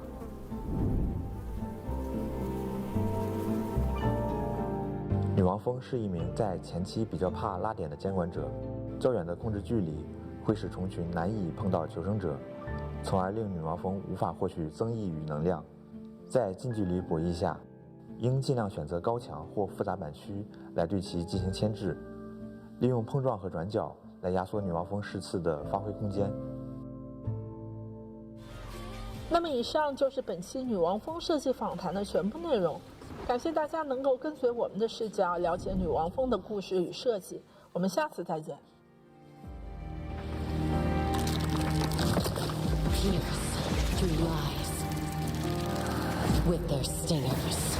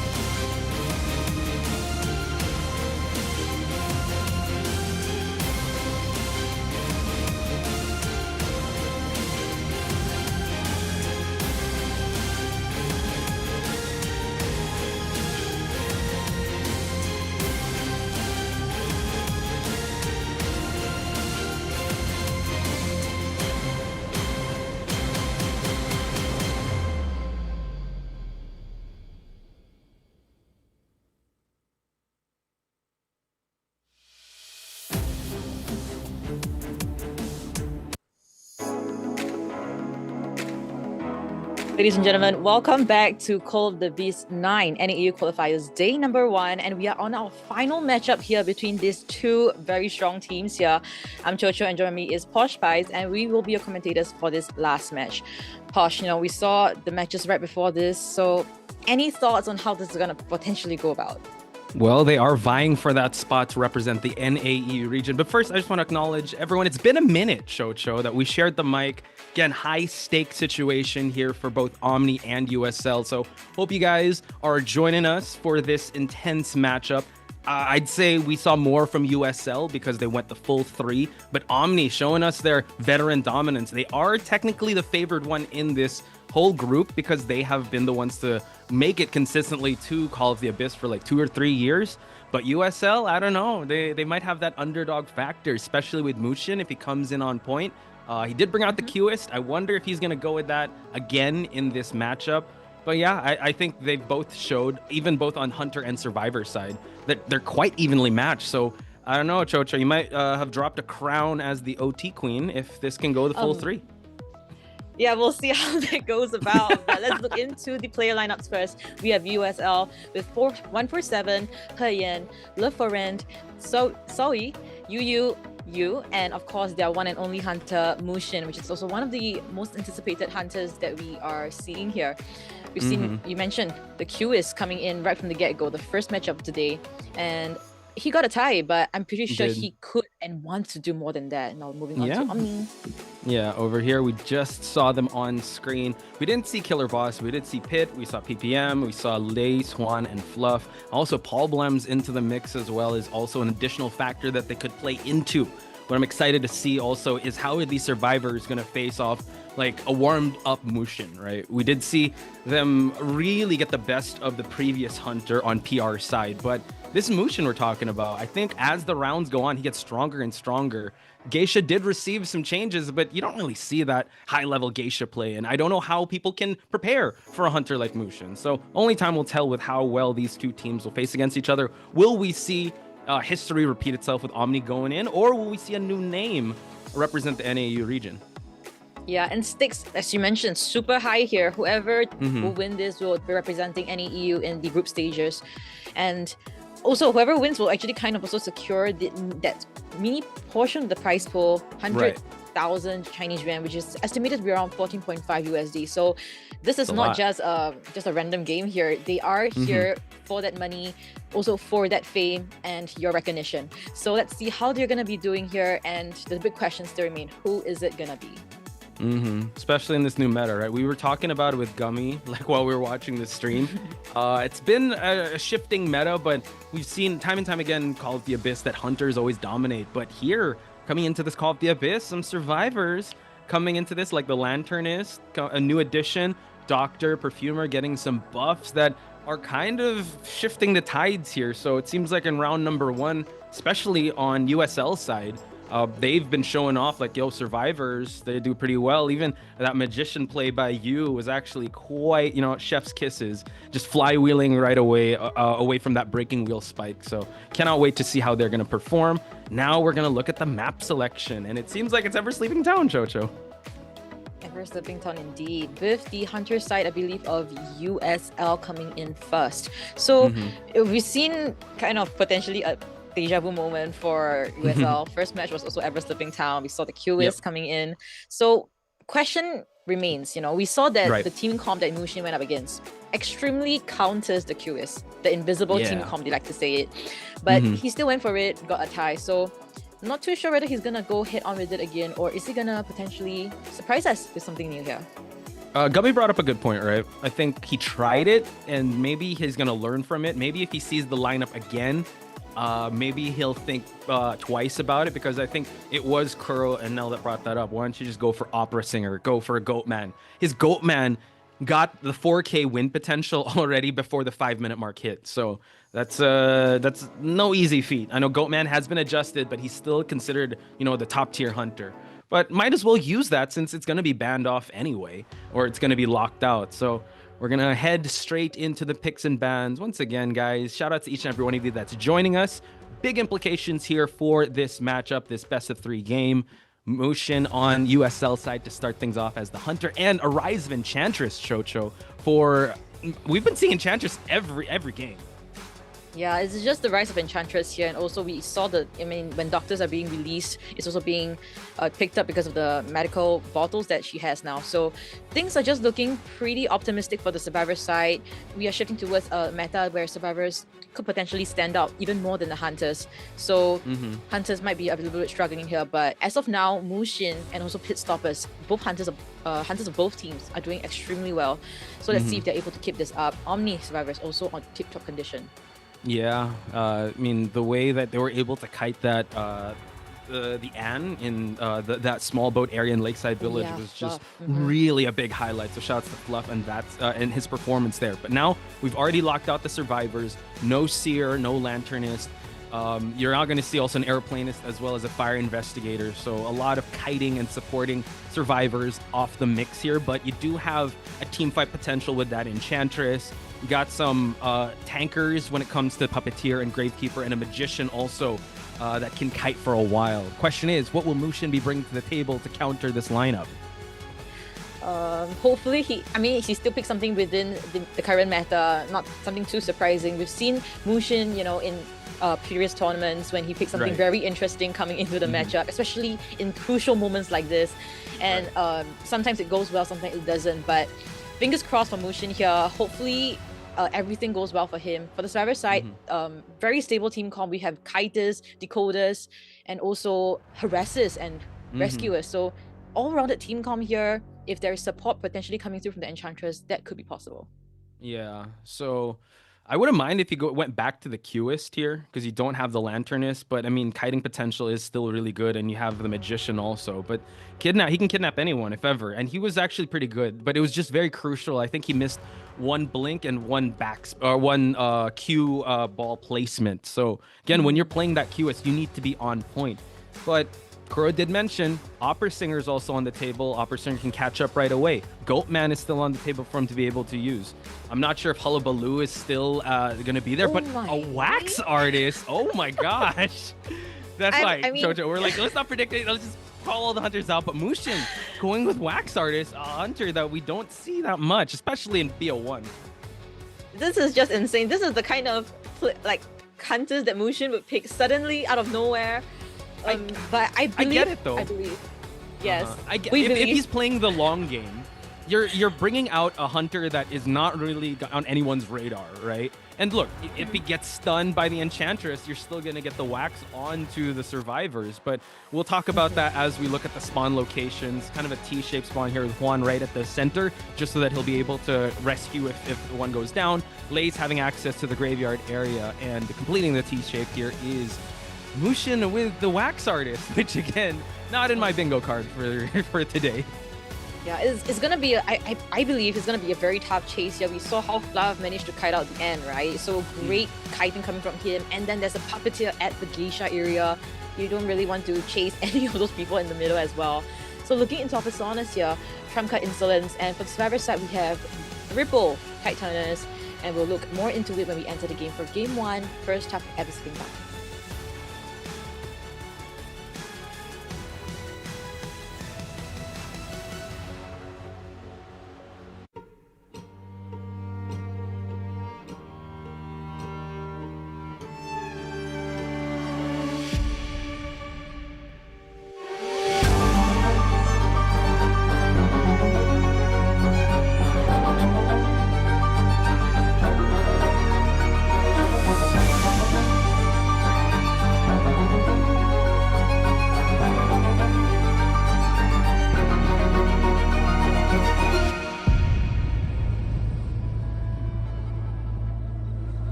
Mushin on the wax artist, not wasting any time, rotating at the center of this map. His lineups need to be on point.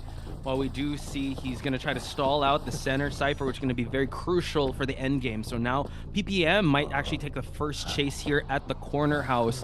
PPM sporting that puppeteer can tank those hits, but if he's going to be waxed off, it's going to be a little hard for him to actually make this rotation happen. Yeah, and like early from the game, we're seeing a lot of rotation happening, so Cypher progress is quite slow. As we see, the first kiter bottom left is a little bit lagging, unfortunately, but let's look into the main screen first. We're seeing him actually kiting at the second floor. Hasn't used a single puppet, and yeah, actually kiting routes and distance established is pretty good at this point in time. Yeah, so that's it's a good thing he brought Insolence, so he's going to be able to unlock that first trait. But now line of sight is available for Puppeteer, so Mushin is going to make sure that his wax remaining is going to stay above the 50% mark, just so that he gets the freeze. But Puppet on form here, going to try to get the freeze onto him at 84%. This is going to buy enough time for the survivors to actually get the ciphers going. Max Break Pallet gets the hit, builds a bit of presence, but Puppeteer able to tank that hit still in that form, but now use it once again. Right, doing a great job kiting PPM, but he's heading towards the center where a lot of the ciphers are centralized in that area. We're seeing the down here, unfortunately, but 1 minute and a half with ciphers around 2.5 done. So things actually looking not too bad for the survivors. Let's see how the chair cam here is going to happen. Yeah, luckily Juan also has a tide turner here, and Juan is also here, but this center cipher is going to get stalled out. Placement is so important. We talk about it in the previous game too, how the hunter could just lock you out if you have a triangulation on it, and Ever Sleeping Town is notorious for that. So now Juan already on the ground, gonna try to get this rescue going, and can't get waxed off if you're on the ground, but here 28% just gets our average rescue here. So now PPM, it's his job to be able to kite for as long as he can. Yeah, I think another thing as well is to just get out of this area and die at a corner where ciphers won't be interrupted as much. We're seeing PPM doing exactly that. Tide turner is still in effect, so it shouldn't be a huge issue for Mushin to get the down tilt, and a second kite would not be possible here. Yeah, that tram actually kind of cut him off there, but he was already almost at 100% wax. Puppet form was going away. We have hot wax online, and still good cipher progress, I'd say, but Mushin can still snowball this. He has not used his warp trait yet, so the survivors do not know this. They're good on, I'd say, traits for now. Enchantress can build up that stun, but you really want to stun a whacker artist. That's a battle you definitely don't want to deal with. So now Lace also coming in for the backdoor rescue. Yeah, I'm not too sure whether the support will come through with the Enchantress here, but PPM still trying to kite it out here, close to that 100% mark there. But Titan is still in effect here. Let's see what kind of positioning the survivors will be having here for the harassment to happen. And we change on over, gets the hot wax bomb going on, but Fluff is actually here for the harass. Cypher progress still looking quite good. 2 ciphers are about to pop, and now Mushin having the wherewithal to use that warp, and now he's just going to chair here without actually running into Fluff, and now that's going to be the first survivor out of the game. Yeah, but I mean, if you look into the cipher progress, it's looking not too bad actually. Forcing out the warp, they kind of do know now that he potentially might not have a trump card. If he does, then there is no detention. So this is the kind of thing that Omni needs to decipher and also look into the progress now. We're seeing the 4th cipher almost done, last cipher at 50. I believe it's at the one at the S palette area. Yeah, and now, I mean, Fluff had a highlight video before, and now he's probably going to have one again, but luckily blocked off the window. Has 100%. We're going to do the hot wax trick just for him to be able to actually get no hot wax going on. It has to go for the regular hit. We have a 3 stack on Enchantress, but 84% though. Let's see if he can down the Enchantress without getting that stun going. Oh, wow. And 3 stacks coming through and the down onto the survivor. So I think things are still looking okay.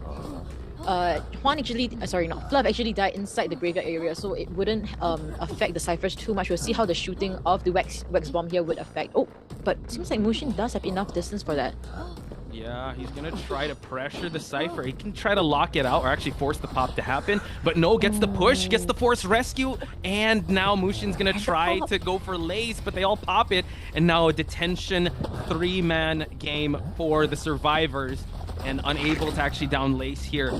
No one's at the other exit gate just yet, but downing him here. 10 seconds left till we get the warp going on. Yeah, this is gonna be a crucial play coming in from Mushin. He's able to chair someone here. Both gates still not being opened yet. Fluff is trying to work on it.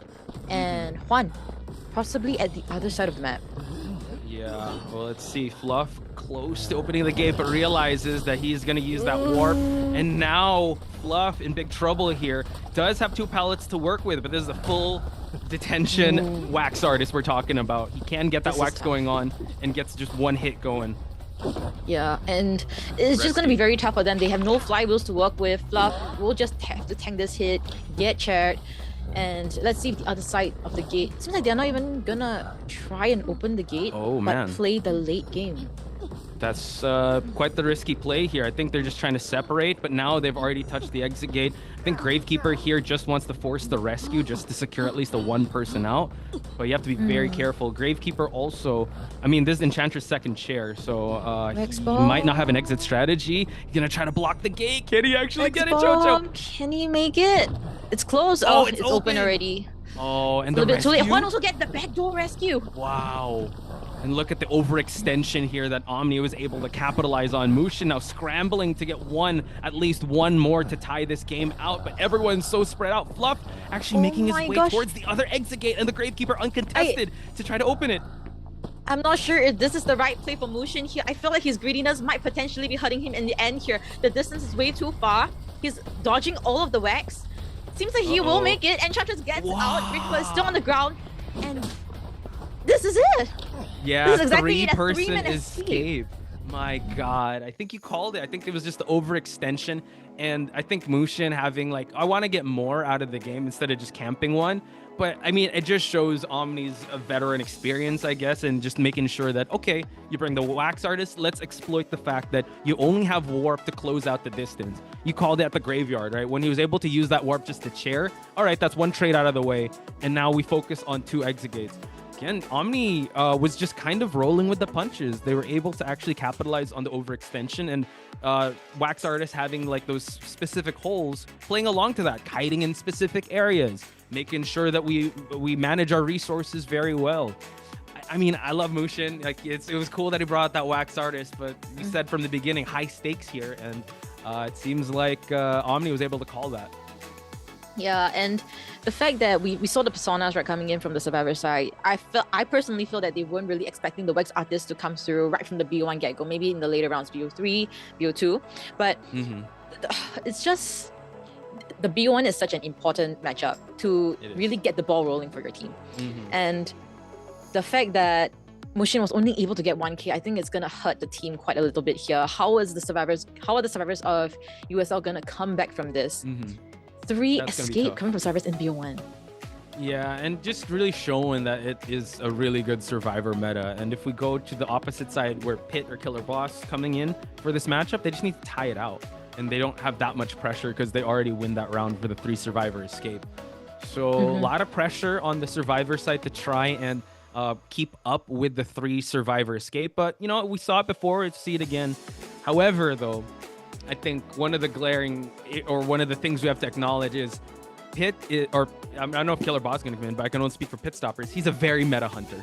I don't think he's going to try any shenanigans with any unorthodox picks. He's just going to go, you saw Goatman, we saw his Ivy come out. I think we're not going to see that much variety when it comes to him because I think, yeah, it's already on the table. You might as well play it because this could be a quick night at the office for Omni if they just play their cards right and just stick to the battle plan that they have. Yeah, they should definitely stick to it, whatever it is. You mentioned already, they just need to guarantee a tie for the Hunter side. But hopefully we don't see like a random end coming through into BO1. Just play what you normally do, get the points, and we can see what we can do on BO2. So right now, AbyssⅨ Town, things are just not looking very favorable for USL. Yeah. But let's just keep our fingers crossed here. Hope all the best for USL survivors because they did show a very formidable front in their first matchup of the day. They did. But I think...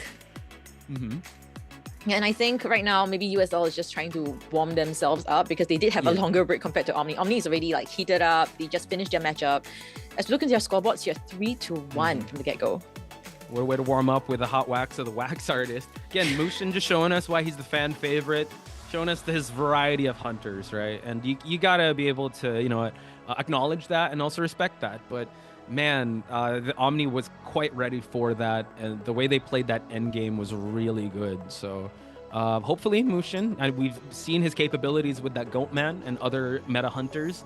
Maybe, you know what, they just want to play that 4D chess and go for that game 3. Only time will tell. For now, match stats are in. Again, it was just the way that they were able to just prioritize PPM on this Puppeteer just playing to the strengths, making sure the first down is delayed as much as possible. Then Fluff with the harass slash, just distract potential for the ciphers to go off on point. Even though that they don't have decoders, we just have to assume if you're already qualified to be here in COA, everyone is gonna cipher rush, especially with the audience effect, with a lot of buffs onto survivors to just get the cipher gates open already. So yeah, they just did really well to push for that end game. Again, it ended before 7 minutes hit. Yeah, I think at this point in time, Omni survivors objectives are very clear. We can see it from even though Puppeteer did down at the center area of the map. Afterwards, objectives were clear, communications were efficient. He transitioned all the way, using Titana, transitioned all the way to the graveyard. And also from Enchantress side, Fluff also kited within the graveyard area because they understand that the moment Fluff's kites outside, the ciphers will all be exposed. So objectives from the side of Omni has been super clear. And they're just in their tip-top condition today. There's nothing much we can say about the Omni survivors at this point in time. They will just surprise us continuously. Objectives and rotations, right? I think that was very apparent throughout the day. If someone's kiting in a certain area, they give space and room to breathe for Fluff or PPM to do their thing, knowing that if they're going to go down, it's all right. We'll be able to re-rotate for us to be able to push for the end game afterwards. So again, veteran experience kind of showing with how they were able to manage that situation. Mushin, an ever-learning machine. Hopefully he comes back stronger in game number 2. But let's talk about what we have ahead. It is going to be pit stoppers now on the Hunter side, and we have our survivors on USL. Let's highlight a bit of USL because they did really well against that breaking wheel. They did. They absolutely did. And they so this is the kind of situation, right, that we will kind of probably not be seeing again. A breaking wheel in BO1 Ever Slipping Town. Very risky. Yeah, it's a 4K or no K kind of situation, though the Hunter did get a tie. So let's move into the Beekeeping phase where we're seeing just from the get-go 2 of the potentially the most banned survivors right now. We are seeing the Doctor and the Enchantress, potentially a Seer ban coming through as well. Potentially, right? Or Lanternist. But I like, Magician coming out first just for the global picks. Aeroplanist changing of elevations in case of, let's say, Goatman comes in and also being able to move around the map quicker. It is going to be the night, so Pitstopper's not wanting to play rock, paper, scissors here. Yeah, being very straightforward. We're seeing the invisible comm coming through. The first officer, the magician, we have the levitating aeroplanist as well. Yeah, it's pretty clear from USL side that they might potentially be expecting a QS to come through from Pitstoppers. Possibly. And last ban, at least the Seer was actually banned out for Pitstoppers. So no Owl support coming in. You do have a Priestess. Okay, I actually thought they were going to try to pick up Lanternist just to complete the invisible trio. But Priestess coming in. People can see now her different portals. Me and Nell, when we play Priestess, we have Oreo portals because it's just very short. But hopefully we won't see that in Love side. But here you have it, folks. Priestess, Aeroplanist, First Officer, and Magician to round out this lineup. Again, USL need 3 just to tie out this game. Pitstopper still has all the Hunters in his plate to use in this matchup. Yeah. This is just a... Actually, I totally forgot about Priestess. We have been not seeing Priestess that often anymore. And Priestess actually has been very good with those kind of indirect supports with those portals, especially in the big map like Ever Slipping Town. So let's see how effective the Priestess will come through here. And what Pitstoppers is going to pick here. You mentioned that he likes to go for meta hunters. He likes to follow it, keep up with it. That's why he is here representing Omni as their main hunter. So QS, is it going to be it? It could be, but I'm also thinking that, he did have a really good showing with his Goatman, also a really good showing with his Ivy, which are good on this map. Opera Singer also is really good, at least for the catch-ups to that Priestess is in. Again, NAEU kind of known for their really strong hunters, and he's going to go back to the tried and tested Goatman. I don't think he's going to try to reinvent the wheel here. He's just not pick the wheel either, but just go with what he's comfortable with, which is that Goatman. Yeah, not going for the non-orthodox ones. So we've seen his Goatman today. Condition-wise, very good. A 3K was what he got. So hence a heated up with this matchup here. I just wonder whether the survivors are prepared for this. The personas that they bring inside, as well from the side of Pit, would there be anything that would be interesting for us to uncover here? He did have a really good matchup with his just standard builds when it comes to the Goatman. I don't know if he's going to go unconventional with it either, but pressure really is on the survivor side. And when it comes to the first chase, you know, once he's able to get those cages going, I would say though that there were some back steps that he did in the previous game that weren't as effective. So like you said, hands are warmed up. Maybe he's going to be able to be more efficient, but it will be at the expense of USL. They need to be able to perform. First kite needs to be flawless just to keep him away from getting more presence, just for them to really push for that end game, for at least them to have 3 survivors to push for the 3 survivor exit. Yeah, and with the spawn that Pit has selected, is probably going to be, all the survivors are just going to keep rotating around for the initial first 20-30 seconds. So let's see what's going to be with the trump card detention on Pits and Blink. As for survivor side, we have double kite turners and a full kiting build on the Priestess, so she is ready for this if she's going to be the first kiter here. As we head into Game 1, second half at Ever-Slipping Town between USL survivors versus Omni's Hunter.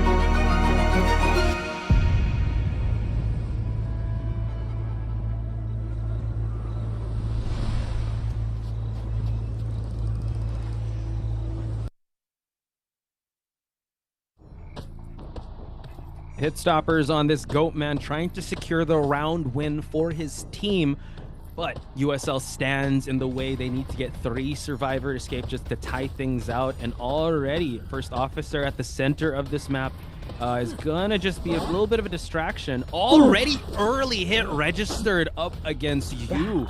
Not even a chance for him to use that jetpack. My gosh, nice prediction. I mean, with that cage instantly now forcing the levitation onto the aeroplanist, but he's just trapped inside the cage. So what can he do here as he escapes for the hit again? The cage expires and Yu survives. Yeah, good job for you. Able to actually prolong the second hit. Has this pallet to work with. Resentment is building up, but we do have another jetpack for him to be able to kite for a little bit longer, but no pallets in this area. It's just a straight back and forth, a north and south situation here. So Pit Stoppers is the mind game, but you trying to buy enough time for at least some ciphers to pop. And we're seeing a little bit of the mind game here. A terror shock hit, so the presence ×2. So cypher progress wise is actually looking on the slow side, because we did see how Pits really just went through the center area and hit towards the fake gate area, interrupting all the ciphers in between. So Pits will be carrying the aeroplanist at one of the ciphers here and interrupting. First officer also with the wanted order, unfortunately. Yeah, and also cutting him off at the rescue. So first officer, your dedicated rescuer, is already injured. Able to actually get the knockdown. What a targeted farm off hit onto you. Again, Yu doing a great job getting the backdoor rescue once that first attempt failed, but now that's just a second chair in the 30-second mark, Chocho. So Pit Stoppers really ramping up the pressure up against USL. Yeah, things are just speeding up here. Pits, everything is working according to his plan. The wanted order is just hurting everyone in the back here. See Yu coming in for the rescue once again, getting that quarter damage hit. Aeroplanist survives and Yu will body block for him. Able to actually get the magic wand, but the backstep away from that pallet, and now Magician is 1 chip damage away from falling down. It is going to be Yu's last chair, so he has 1 last jetpack to prolong this chase. Still 5 ciphers remaining, but 3 are about to pop. And now Omni putting in the cage, putting in the work here. Can he get the down before it lasts a little longer? Still has the jetpack to work with. And Yu able to get that hit, so he won't be down just yet. He doesn't want to, you mentioned, he just has another item to work with, so things are actually looking things are looking things are looking quite interesting here. We're seeing Yu will be down once again. He will be flying back to the mana. Cypher progress, we're seeing it's 4 ciphers left, but honestly, I would say the second kiter gotta put in some work here. Yeah, he definitely does. Again, the first hit onto Yu was so good. that he didn't have time to actually react to it. So what a great start, and Pitt really just all gas, no brakes with how well he was able to actually control the early game. Now we're at the mid game. They need to be able to, like you said, control the Cypher progress, trying to predict the Priestess here. Oh, no! Unable to get the portal going, Chocho. And just the backstep, just surprising. Love has to be very careful here. Has a window to work with, but we have enough resentment for another cage. Yeah, as we see the portal placement there, Pitt's really speeding everything up here, preventing any potential support or any kiting coming in. But let's see, Love trying to kite it out here and gets onto the tram successfully. Ticket to ride. Love able to actually get that. So now this might be the answer that we're looking for. He's forced to chase the first officer. Wow. And that's actually what you kind of want here, because first officer has the tools to work with to prolong the end game from the end game from being popped here. So Omni now, Omni Pit Stoppers just isolated from the rest of the Cyphers from moving. So this could be the answer that USL's looking for. Now we change traits to teleport for them to actually stop the Cypher progress from moving, and we catch on to the Magician. Yep, and the drop down hit as well. Oh my goodness, an instant down within 5 seconds. So this is just snowballing towards Pitt's favor. He needed just a tie for this game, and it seems to be that this might be tunneling down into a potential 3K or more situation. Yeah, looking at the survivors, we do have Tide Turner onto the first officer, but chair placement quite immaculate onto Pitt, being at the center of this map, just guarding that Cypher up north here and forcing the Priestess to rotate away. USL's first officer is going to be able to get the rescue going. Has that Tide Turner, but has to be very careful. Eats the regular hit, gets the rescue just for them to be able to scurry on away, but everyone, Chocho, is injured. Everyone is, and they don't have like a designated healer as well. Yeah. And now we're just seeing Bro kiting coming in within the cage area, and 147 survives for another day. But it seems like Pitts want to lock in onto this first officer, doesn't want to let him off the hook, and the hit registers. Looking at our Cyphers, the fourth one will pop, but the fifth still being worked on at 50%. Yeah, just once the last effort triggered, it was a down. So Pit Stoppers having a very productive, or I'd say very proactive Hunter gameplay here, just making sure that the survivors can't just decode willy-nilly, making sure that, okay, you're going to have to heal, you're going to have to rescue, you're going to have to be on your toes, as now I'm blocking this Cypher over at the graveyard area. Priestess showed she can kite really well, but has 2 portals, but unfortunately unable to get that down onto the Priestess. It's just the Magician and a foot race here. We backstep it, able to actually bait out a hit, but you're still in the cage. We flywheel and we rescue, but now we just play a bit of musical chairs here, Chocho. First officer is out, and now Omni Pit Stoppers is gonna just go for another chair here. Yeah, it's just gonna be another one indeed.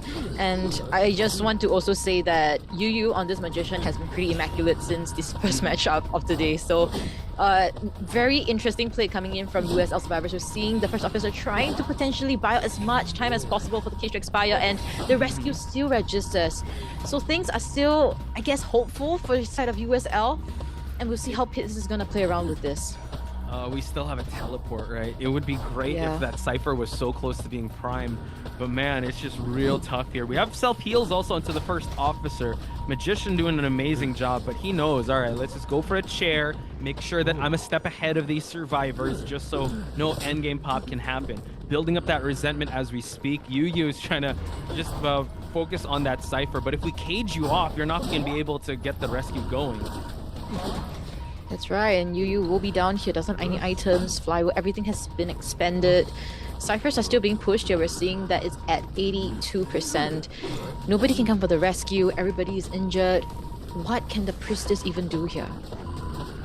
Try to go for the dungeon escape. You're already he's going for the rescue. Officer. Oh, wow, yeah, you're right. He's going for the rescue. Able to actually get it. Priestess, hang on. Can she make it in time? It's going to be so close down to the wire. First officer is going to expire. Unfortunately, unable to get it. Does have a portal to work with just for them to get the dungeon. Pit Stopper is not quite close, but we do see the 3 best friends here just to show where the Priestess is at. Can she close the distance? You gotta, as we see the last portal being expended here, the next one will take around 20 to 30 seconds more. Let's see whether Love can kite it out here. A lot of mind games coming in with the page and wins it ultimately. Love double caging here and goes through the portal. able to buy enough time here. Not much resentment, but tries to play the mind games here. It's not going to be enough. And the down onto the Priestess. Pit Stoppers with the 4-man elimination. What a game. Instant. I just say Omni is just way too warmed up for this. An 8-1 in BO1. A starting matchup that's supposed to be a deciding factor of the rhythm into this matchup here, as Omni ultimately dominates this matchup here. Yeah.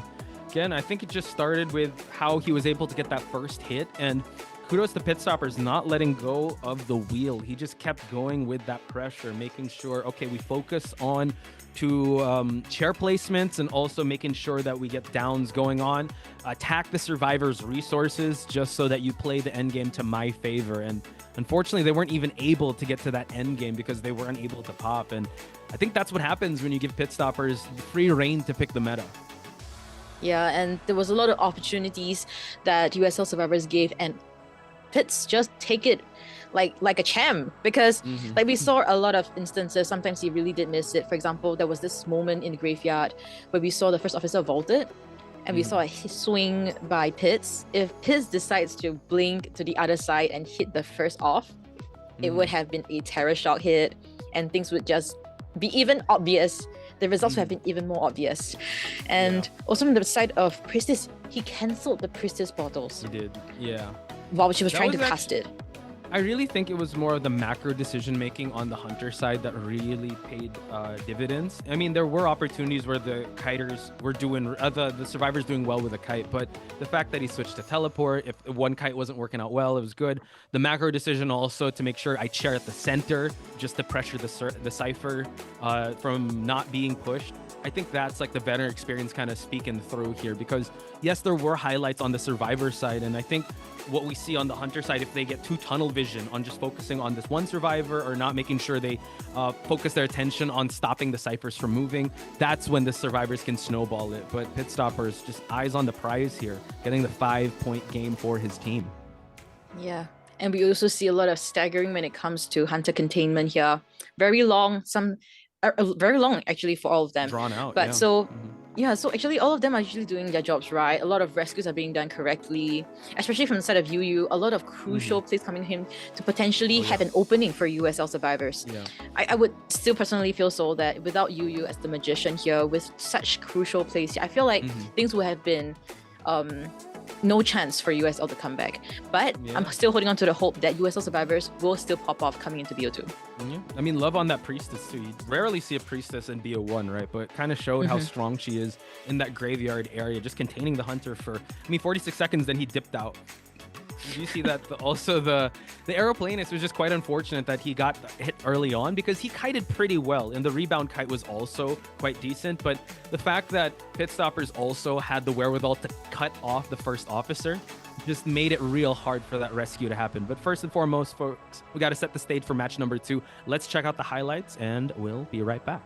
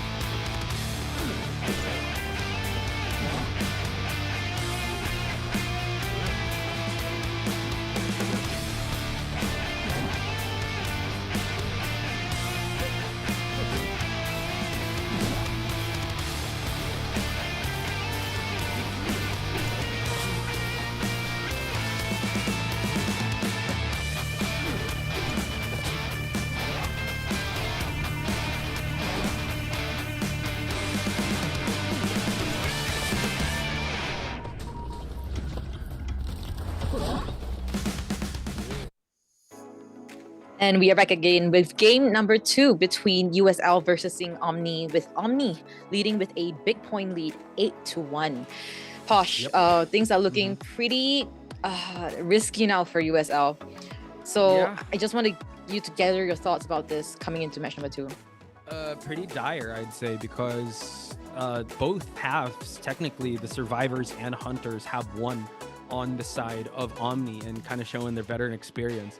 USL, again, putting up a great fight. Individual performance is really good, but in the macro sense of things, just seems like the decision-making was really good on the side of Omni, which they do pick. It's going to be Lakeside Village, and that's a map that we saw Fluff, or the Enchantress, do an amazing kite. So I'd say the chances are, there is a chance, you know, for us to see that game number 3, but you know, USL need to lock in with their choices of hunter and survivors and make sure that they don't get beaten out in terms of the macro sense of things and just not get caught out, because Pitstoppers is just really good at those predictions and making sure that the decision making, he's always just one step ahead. And now that they pick this map, they're going to have to be extra careful, because I'm pretty sure he prepared for this. Yeah, it's just how things are just gonna be, right? We see a Lakeside Village, and we are hoping that things do work out for USL for sure. Mushin coming into this, I'm still quite curious to see what he's gonna be picking up. Actually, quite, because it's coming out for BO1, BO2 first half. So he needs to, I guess, comfort pick is still very important, but also picking something that is good against that specific team comp. I felt like maybe to him that team comp was great for a UX artist to appear, but my goodness, did it hurt him in the back afterwards. Yeah, I mean, if I was Team Omni and I saw his Goatman, I'd just ban out the Goatman and just, but it seems like we're going to ban out Qist, so he doesn't want to deal with a Qist. Maybe they're more comfy with a Goatman pick. And Embalmer, it's really speaking of this, right? They want to play super defensive. Let's go with Embalmer first officer, because usually when someone picks Embalmer round 2, it shows that they kind of want to checkmate the survivors here into just getting a tie and just riding on the wave of their success in round 1. But also kind of going all out, picking Antiquarian as well in the mix here is actually quite the feat for Omni, because they kind of are holding all the cards here. But talk to me about the bans on Mushin's side here for the survivors, Chocho. I just feel that at this point in time, Omni could potentially trying to gear up to go up against Mushin's Geisha here. It's a very comfortable pick for Mushin. Mushin has been known to be one of the best geishas in the NAEU region. So I'm hoping that things Mushin, what is he gonna pick here? You know, was it gonna be geisha, or is he gonna be picking something that is something more orthodox right now? Yeah, Goatman, Hula Blue, things like this. Yeah. So for the side of the survivors, unfortunately, I would for say side of, you go first. Yeah, for USL, Mushin needs to really get the ball rolling here, break a leg here. He must get those point leads for his teammates, such that in the second half, things would be slightly easier for USL survivors. We saw that how much they were struggling because they wanted to get more points in BO1 second half. But because of that, things just didn't go very well. I'm thinking about like a geisha up against an antiquarian meteorologist that can build the push and also the stun. Could be hard, but I mean, you have those dashes coming in, and this is Mushin's geisha we're talking about. But when we talk about standard, that's still on the table. His Goatman is still doing really well. His Goatman did get a 4K in Darkwoods, which is something that's good. And also in the round 2, by the way. But we also have to talk about his Ivy in the map like this. Again, kind of big, so he's going to have to be very careful with his Ostracons and where to put it. But like we said, I mean, Embalmer in a map like this also, just hide away the coffin. You have an instant rescue or an instant save, or a person that doesn't need any rescuing. So let's see where we position ourselves as the survivors here as we do lock in onto that Ivy. Yeah, Mushin's Ivy, definitely something to be reckoned with here. A small location, still a little bit undecided here, leaving a big gap in between Antiquarian and Meteorologist. So we're seeing no confirmation as of yet. And yeah, for the side of your Omni, things you mentioned, they're going for defensive. They want to go for at least a tie game here, especially with the Embalmer pick. So Ivy will be spawning at the center area, near the small boat area where Antiquarian is, and Meteorologist is right next door. Heading into game 2, first up at Lakeside, let's see the personas of the Hunters and Survivors. Yep, he did bring insolence, the tension, blink, but on the side of the survivors, we do have 3 people with that borrowed time. We have some tide turners on the board onto the first officer and the meteorologist, and they're just really trying to play for that tie situation and make sure that they just keep securing themselves that first round victory. But first and foremost, folks, do support your favorite teams in the chat. That's Chocho, I'm Spice. We're going to head to game number 2, first half of Omni versus USL.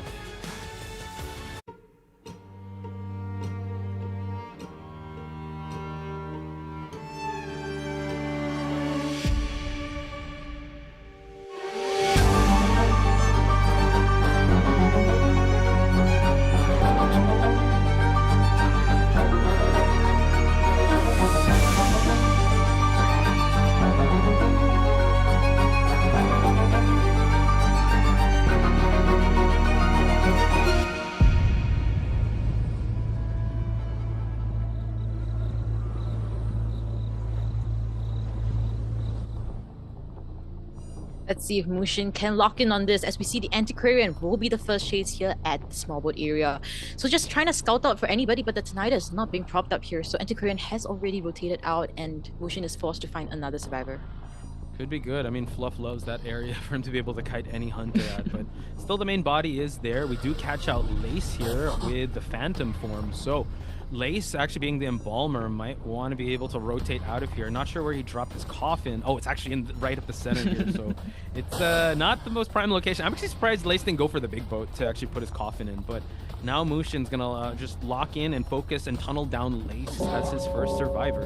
Whoa! What the? This is interesting. Lays, I think, I'm not too sure, maybe there was a little bit of lag there, but that terror shot connects right from the get-go, less than a minute into the game. And you mentioned like why Lays didn't go into the big boat and put his coffin. I mean, that's a very big question here that we are seeing, that things are just not, he's not going to use the coffin. He has PPM on the big boat right now, and Ostracon being placed, ciphers can't be decoded, and Fluff is going to come in for the rest. Chuan is gonna come in for the rescue. Cypher's is just so slow right now. It's gonna stall, yeah. So this is actually a gift that it was given to Mushin here. What a great start, but it's not how you start, it's how you finish. Let's see how they're gonna try to counter this situation. He gets the hit onto the first officer, and Balmer is rescued. He's gonna try to build some distance away from that coffin. But man, what a start from Mushin. Goes for just the blink down to make sure that he just continues on with his pressure, because like you said, Cypher progress isn't that threatening just yet. We're looking at possibly a second rescue. Meteorologist does have that tide turner just to prolong things.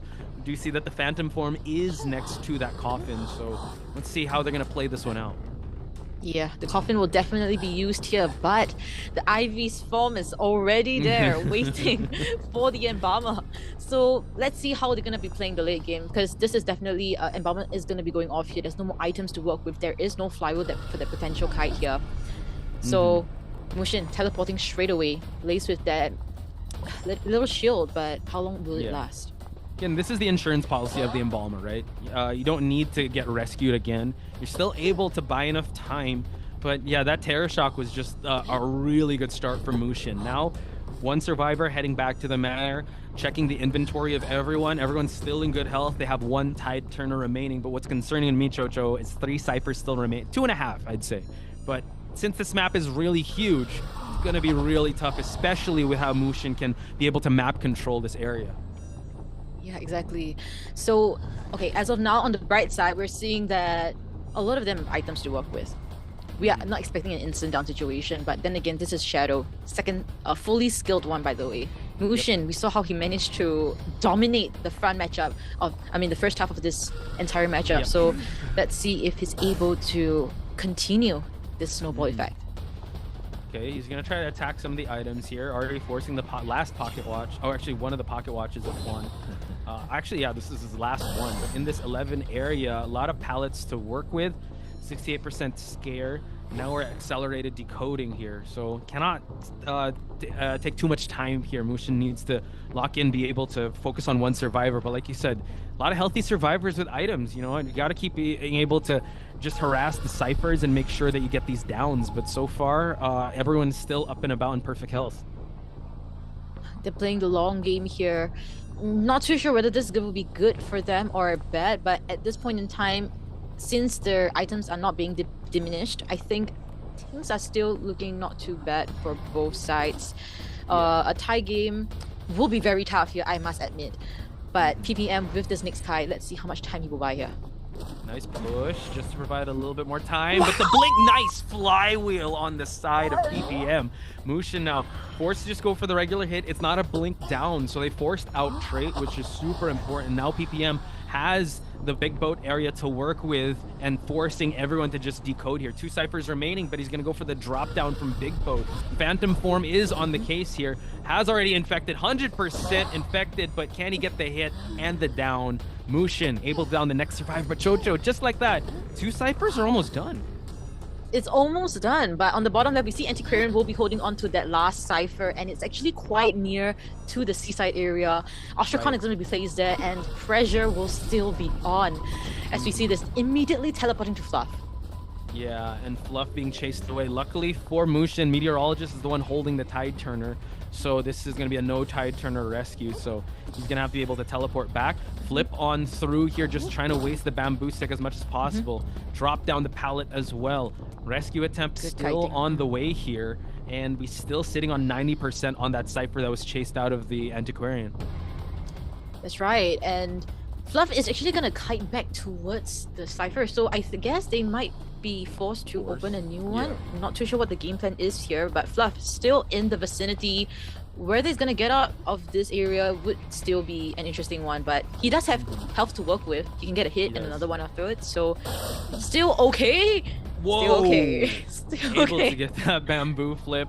And I think Meteorologist has to be, just stay out of sight, because Meteorologist does not have a borrowed time, so cannot take the endgame kite here as they try to push for it. But Mushin still in this sort of like defensive position here, not able to lock in anyone just yet, and Fluff just making sure he's buying enough time for his team. Gets the 59% stack onto the Antiquarian, but still has a lot of stick to work with. Gets the 99%. Let's see if a scare is imminent as they try to open up this 30% cipher. Things are just looking very tough for the side of survivors. They want to decode, but Mushin with the net control, with the Ostracon spawning left and right, teleporting as well. I'm not too sure how the server's gonna bounce back from this. Do they heal? Do they decode?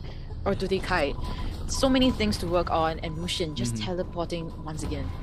I think it's more of just like who's gonna overextend, right? Because they're just trying to bait him just for them to be able to buy enough time for them to push that 40% cipher, because he's got the shore cipher locked. First officer does get that hit. Luckily, he does have a syringe to heal himself. And now Fluff really pushing fate here and trying to go for that short cipher. Since it's so, it's at 90%, so close. Blink is already online, by the way, folks. And this is a no trump card endgame. So he's going to have to just rely on detention. And I think one thing Mushin is doing very well is that look at their items. They're almost out for all of them. And first officer with that syringe, what is he going to do with that when detention hits? So PPM also having the attention of the hunter. Mushin moving left and right. Mech pressure is on. 90% cipher is also being locked on. Fluff trying to push for that cipher. Oh, nice. And played with the like they will pop cooldowns. it. Yeah, he's 99%. He's got 2 health. Able to get the silence. And now we're going to see if he's going to go for the pop immediately. And now Fluff getting the down right away. This is what Mushin's trying to work for here. He's going to not go for the chair. Okay, he will be going for the chair. Everyone's still kind of spread out, but he's going to have to make his way towards the cornfield exit. The multitasking is happening here. Trying to speed his way all the way to the back gate, but I'm not sure whether there will be enough time here. 70% on that gate. Both of survivors are there. Seems like it will be a tie game. Yeah, again, Omni with a really tough start with that Terror Shock, still able to salvage the situation, really just making the rotations work out in their favor and just causing like a stalemate situation, right? We saw at best that he was just trying to attack the itemization of the survivors, but if you look at the pressure, right? I think they kind of resided themselves to like, you know what, let's just get a tie. That's why we brought the Embalmer. It's totally fine. And they kited really well. They made sure that they play with the cooldowns of the Ostracons very well, and their positioning. Even though it was a huge map, it felt very tough for Ivy to just reach any survivor. So again, Omni just showing us their veteran experience there. Absolutely. And this is the kind of team, survivor team that we're actually expecting coming in from Omni, right? Such a veteran team you mentioned. If there will be times where, missteps happen left and right. But what's important is how the rest of the team cope. Are they just going to give up, or are they going to pop off? Because in this scene here, we see that all of them popped off. We saw PP and the meteorologist, Flywheel, and then vaulting over, predicting that blink as well. It's just fantastic. He bought so much time for his team, and every second counts into this game here. Main objective is to decode, and he did it. Flav as well, with the antiquarian kiting when the Ostracon spawned at the front gate area. Yeah. Great stuff coming in from both of them. Again, Mushin showing us just an amazing performance, I'd say, and from the start to finish. But the way that Omni really played that was really good. They understood the matchup very well, conserve their items, safe rescues, just make sure that, okay, let's tank some damage here. One person's just gonna get focused out. The war of attrition, right, was definitely won by Omni, because if we look at the cooldowns that Mushin had to bring out versus the itemization, they did very well conserving their items. Fluff had an amazing job. Just only got one stun. He basically used the bamboo flute just for him to be able to transition from area to area and force him out of that shore cipher. PPM as well, good pushes. Juan also with that pocket watch doing very well. So the micro and macro decision making on Omni's side is definitely on point. Yeah. And the terror, we keep mentioning the terror shot because it was definitely a good step in the right direction. We thought that, wow, less than a minute into the match and a terror shock happened. But somehow, somewhat, Omni, they were locked in the objective, which is to pop all those 5 ciphers. We saw Fluff sacrificing himself to use the last of his sticks to pop that cipher. Even though he was down instantly, the main goal was to pop the cipher, and the other 2 survivors, they were already prepared at the other side of the gate. They opened it without any... Yeah, I just want to add to that context of the terror shock. The coffin wasn't even in a prime location. So the fact that they were able to bounce back from that scenario is actually very telling of the experience that Omni has on the table. For them to have I would possibly say, the worst case scenario to start out with, that you're out of rotation, you have to be forced to rescue your embalmer whose coffin is just right there. They knew that, all right, we just have to make sure we have the sacrifice play. But towards the mid game, they made sure to have the map control away from any ciphers, push for that end game, and there you have it. Again, Mushin I'd say had the right start, but towards the middle, he was kind of just starved of action that they just stalled him out till the numbers game really crept up to him. Definitely.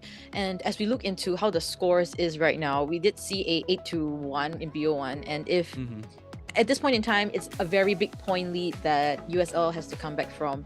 But best case scenario would be for USL to win by round wins right now instead of by points. So go for USL survivors. Most likely it's going to be aiming for a 3 escape. At the very least, a tie. But best case scenario, 3 escape. Yeah, because as you mentioned, the point differential, you will have to pay that pound of flesh in round number 3, and that's a lot. Yeah, you want to be able to win this round, at least win by rounds, especially going into game number 3. So not an impossible task, but it's definitely a hard task to be able to do that, because you're going up against Pit Stoppers, and Pit Stoppers just has his goat man banned out. He could actually go Ivy and go for a mirror match with Mushin, and if he still gets the same results, that's totally fine, because they're still holding on to that round 1 lead. Yeah, so things are not too pressurizing for Pitts right now. He could just see the team comp and pick something that he's comfortable, but at the same time, not too much of a counter against whatever the survivor is going to pick. So let's look into the ban pick phase here. We're seeing the Lanternist and the Mechanic getting banned out. So we do note, Lanternist, again, an overall really good pick here. Goatman and Ivy off the table for Pit Stoppers to work with. Has access to the Opera Singer, has access to his Qist if they're going to bring that out, if he wants to bring that out. I haven't seen it personally, but it would be a cool debut if we see another Qist here on day 1 of the COA NA-EU qualifiers. But already on a team fight comp here with the forward as well as meteorologist. So banning out the Seer, I like that. Seer is always an optimal ban along with Mechanic and the Lanternist. So let's see what USL is going to go with now to pick up. Yeah, I like that you mentioned the team fight team comp here. We're seeing that dual combo, a wombo with that forward as well as the meteorologist. So we'll probably be seeing that here. Enchantress. How about bring up a cowboy here? I think that'd be. Oh yeah, bring out antiquarian. Bring out all the stunners. They want that. Yeah, smoke, bring out everything. right? Yeah, if they really want to, I mean, Kuro also mentioned that like if you pick a doctor here, he's almost guaranteed a 3-hit down situation. So options are open for USL, and it's a do or die situation. They have to get at least a tie, and as of now, we have yet to see pits even going less than a 3K. Yeah, but I would say, as much as I love the harass comp, hey, Toy Merchant, we'll talk about that in a bit. As much as I like the harass comp, they have to keep their eyes on the prize, right? There is a tendency for over support to happen, that Cypher progress isn't going to be that dangerous for the hunter. But Toy Merchant in a map like this with the recent changes can possibly help out the meteorologist and forward when they're done using up their items. So I'm excited to see how this is going to make their way into that mix. And Chocho, I know you're a fan of Toy Merchant. How do you like her in this map? It will take some time to set things up, especially if you're going to be setting up in mid-kite. That's going to be very dangerous. Oh, no, you don't do that. Yeah, it's just very... I mean, it's quite risky here, I would say.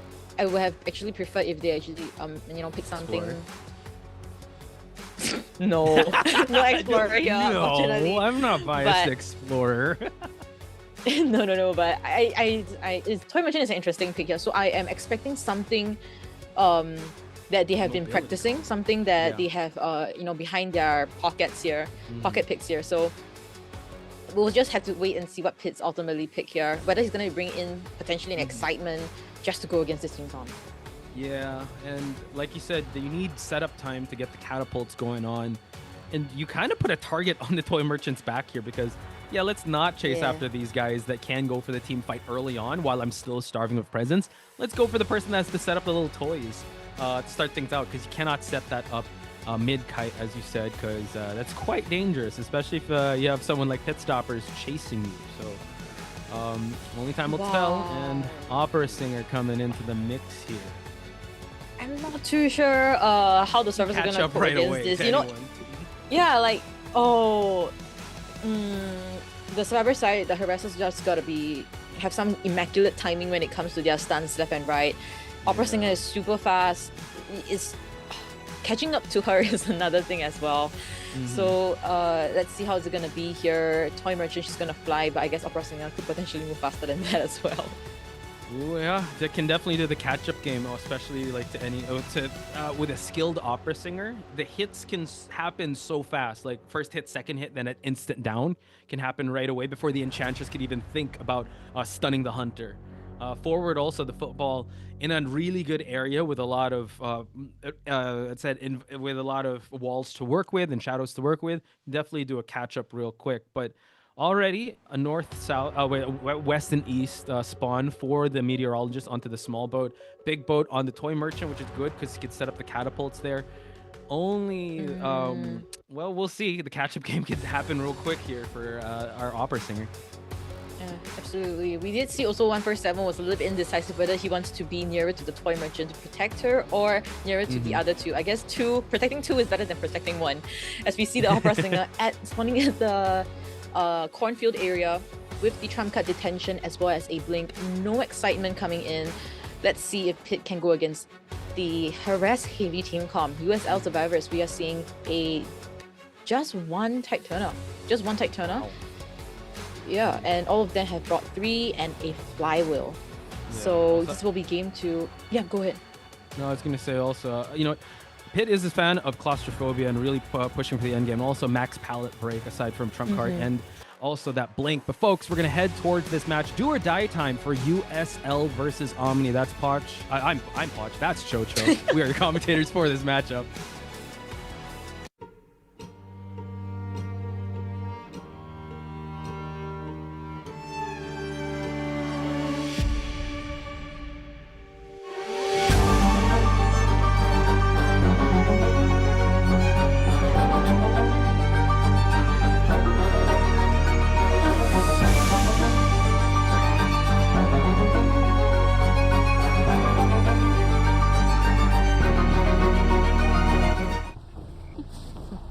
it's gonna be adding insult to an injury here, or is the USL Survivors gonna clap right back in this matchup here? Let's see what's it gonna be as he hits straight into the Shag area with Yu will being the first kiter. Interesting that he's going to go for the Enchantress. Again, I think this is a matchup the Enchantress would love, since she did get that buff of getting that first stack. And now just going through that pallet, and wow, just stuck around a little too long for that first hit to be able to connect. We do have a Toy Merchant Catapult here just to give transition towards the big boat area, but Cypher progress still looking quite good on the Hunter side. So now let's see if Pit is going to change target, or he's going to stick to the Enchantress. Oh, risky. Right This window is notorious for those kind of hits, as we see a basic hit registering onto Love for Rent. Jumping down here, so does have a flywheel to work with, but he will just levitate throughout the air first and get into a better spot. But it seems like he will just potentially just kite in this area. Nothing much to kite with, so yeah. accepting. We do see that he's going to try to chase him away. Yeah, I thought he'd actually try to make his rotation back towards that boat area, but it seems like he might want to just set up another catapult. Okay, but right towards the Hunter's vicinity here. So Love flywheeling a little too early, Chocho, and now Pit getting the first survivor down. Yeah, just a curious question. I mean, whether, you know, just accepting the forced out blink here would have been better, or to just predict it. Something that, yeah, decision making wise, Love for Rent, yeah, unfortunately was unable to force out that blink trade that she was trying to go for. As we see 147 coming in for that rescue a little bit early, I have to say. As we see a stun rescue, so potentially a harassment coming through. Okay, but unfortunately no tide here and no catapult to work with. We have an injured forward as well. Full ball, but right up the center here is going to be a little tough. He's going to try to switch targets, force out the football for the cooldown to happen, and Love for Rent stuck with just a pallet and a shack area. Forced to get that max pallet break, and we do note that the forward is here. Try and go for the stun, but unfortunate double down. Pit Stopper is able to secure himself a double down situation, and this is actually very tough for the survivors to try and bounce back from.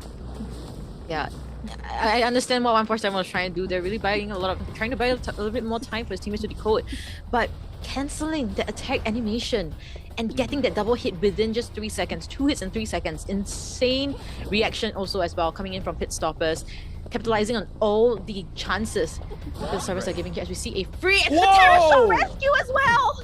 Oh my god, tries to go for the hit here, but that 3-stack was nullified, and no Tide Turner as well.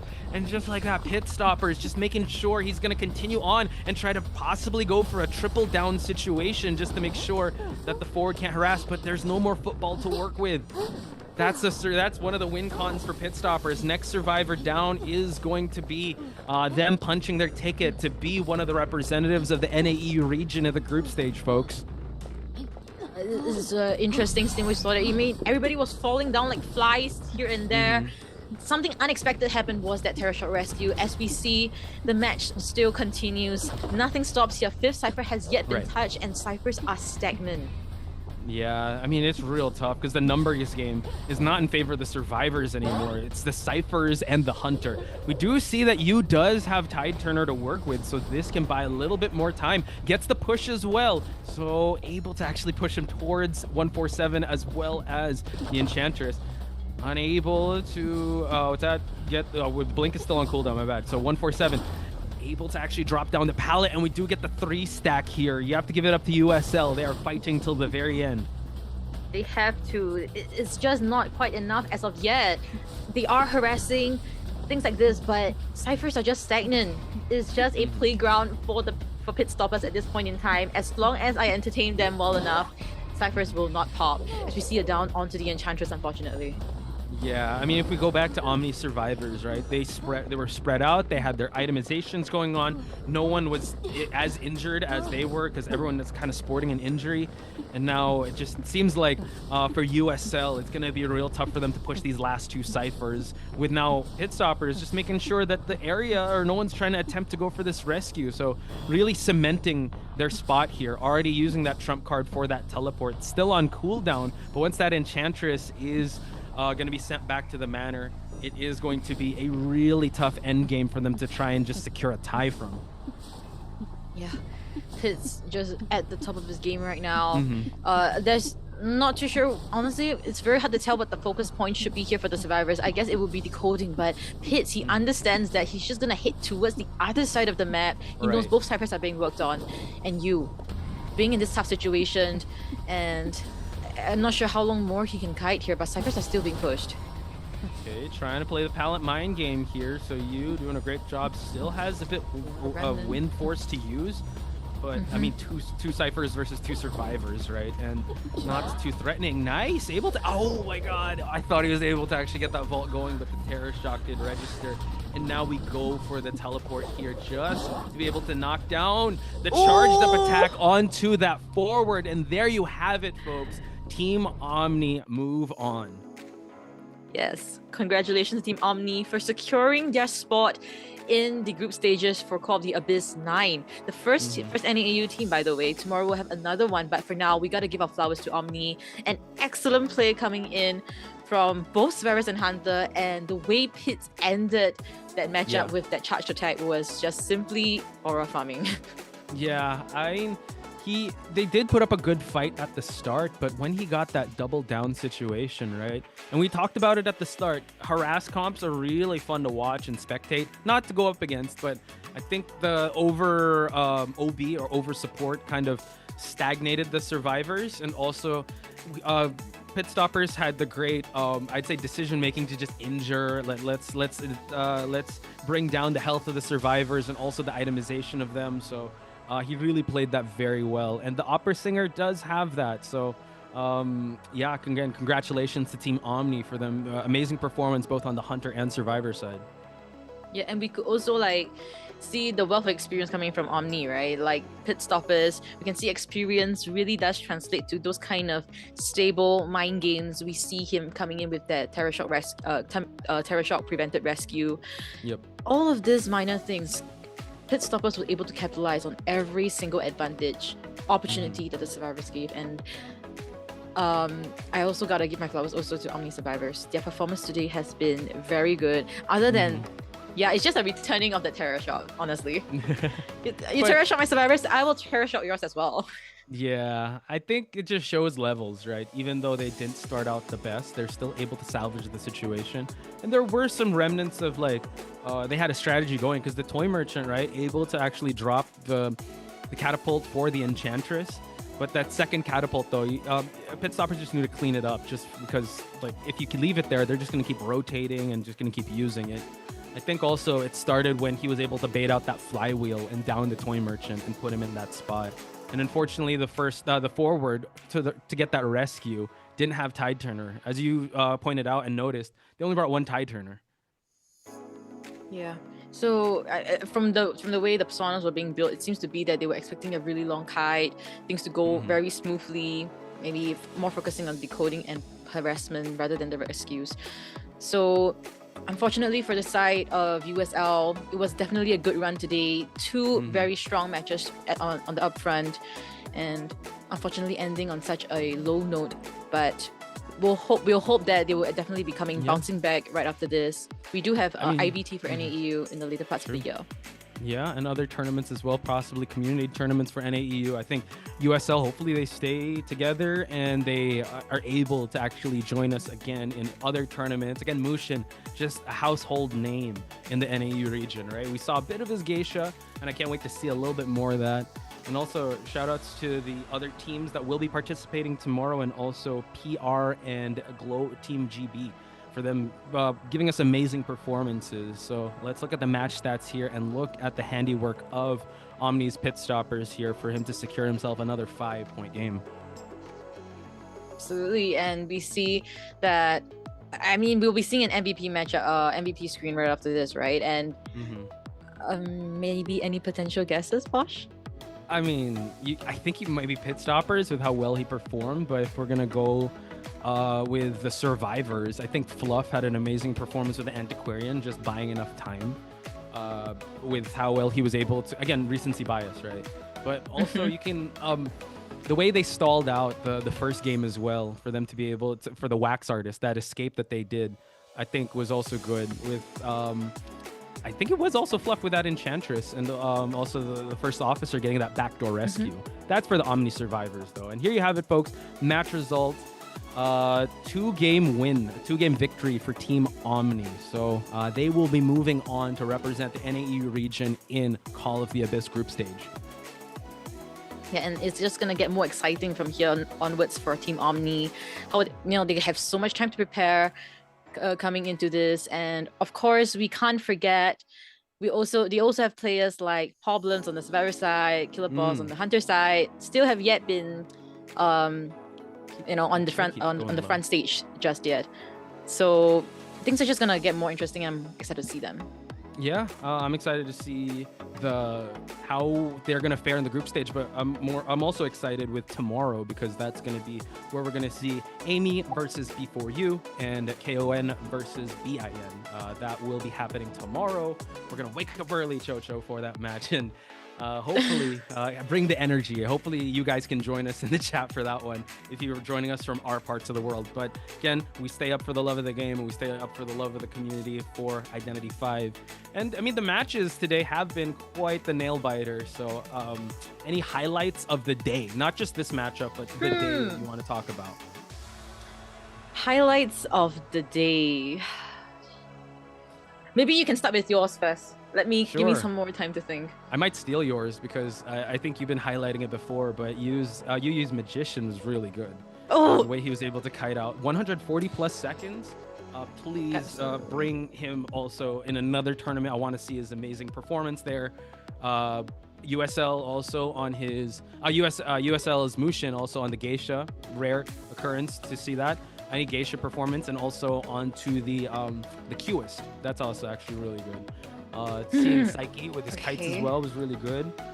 PR also just again, we did see Anne round 1, but it didn't quite cook, I love Anne. She's one of the hunters I use. Yeah. But man, does she struggle now. Oh, yeah, I think we might have. Yeah. Yeah, that sounds okay.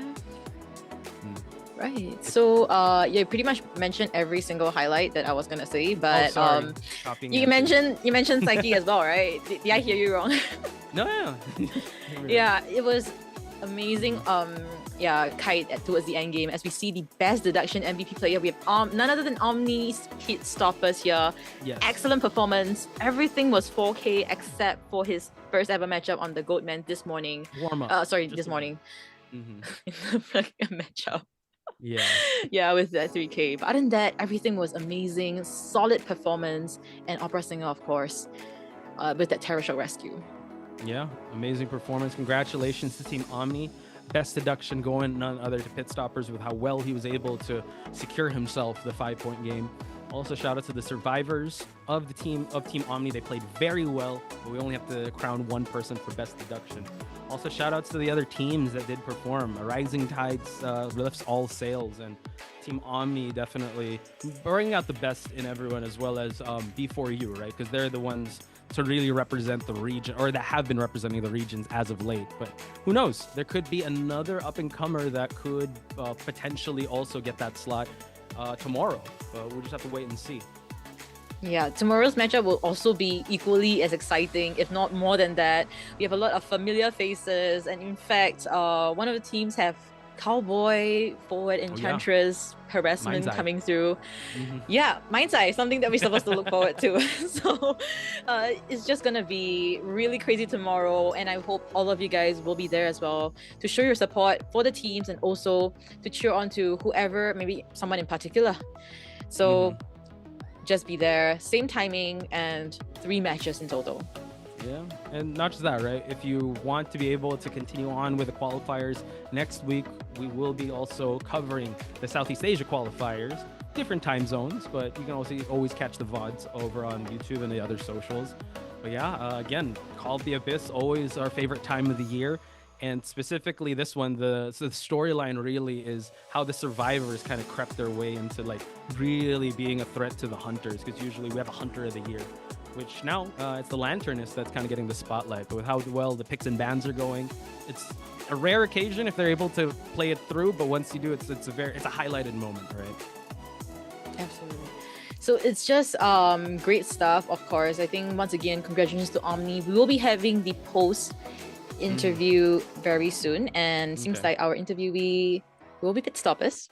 Yeah, so let's get to Hello, it. Pit everyone. Stoppers, congratulations. Another year for Team Omni. How is the team feeling after that victory?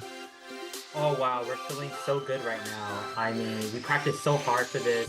We sacrificed a lot. We've been through so much through this last year, and we persevered through against all the odds. And I'm so happy that we were able to do it.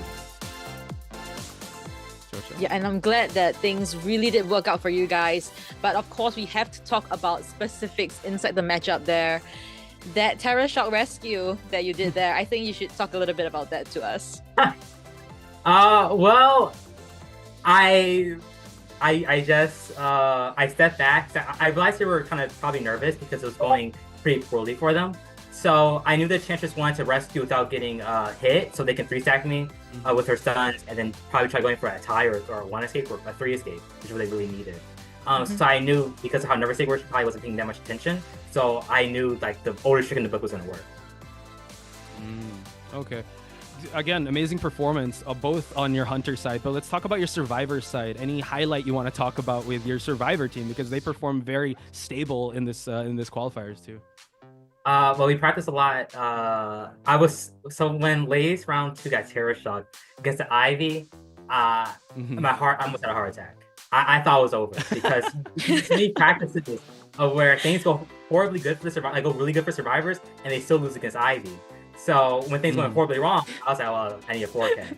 And then they played their mid game effortlessly. Our new member, PPM. I mean, he's the build of the team. He did amazing. He flywheeled. The calls were amazing. Even though Lace died as our IJL, he communicated perfectly throughout the mid game. It was amazing. Yeah, I think we definitely agree with that. But I think right now also maybe some of us have this question, we know that you have problems and Killer Boss still in your pockets have yet been shown to us. Maybe we could anticipate this question, will we be seeing them potentially maybe in the group stages? Well, I can't let anyone know it's our strategies that we're planning on doing for globals. Okay, but I will for say sure. This. Paul decided to move from this is very last minute. We actually chose this last week, actually. Paul decided to move from Survivor to a coach role, and his coaching is amazing. Last week was not looking that good, but Paul was such a good coach. He gave us so much confidence, motivation, and without him, I don't think we would have had the efforts to win. That's awesome. I cannot wait to see how you guys are going to shine in the group stage. So last question, what can we expect from Omni this year in the group stage? Some interesting picks, some new things you want to try out. Hopefully we get a good racket this year. Hopefully. Fingers crossed. Let's hope for that. But hopefully I hope that we can make NAEU look good this year. Awesome. Again, Pit Stoppers, thank you so much for the amazing games and for the time. I know you got to rest up, but congratulations once again. So, ladies and gentlemen, there he is, Pit Stoppers. Follow me on Twitter. Let's go. Thank you so much for the time. Thank you. And there you have it. Again, I guess Pit Stoppers also had the same reaction as us when that Terror Shock did happen. So, again, it's not how you start, it's how you finish. They were able to salvage that situation. So again, just an amazing performance on the side of Team Omni, and also shout outs to all the teams that did participate for giving us amazing matches throughout the day. Yeah, excellent matches. I love all of the characters that were being brought up here. We can see the meta changes very prominent here, also shifting towards the Survivor side. So Omni, we can expect a lot from them. Strategies wise, unable to tell us whether Killer Boss will be coming in, but he did tell us that problems became the coach for the team, and we did see because of that a lot of excellent plays coming in from the Survivor side, picks as well.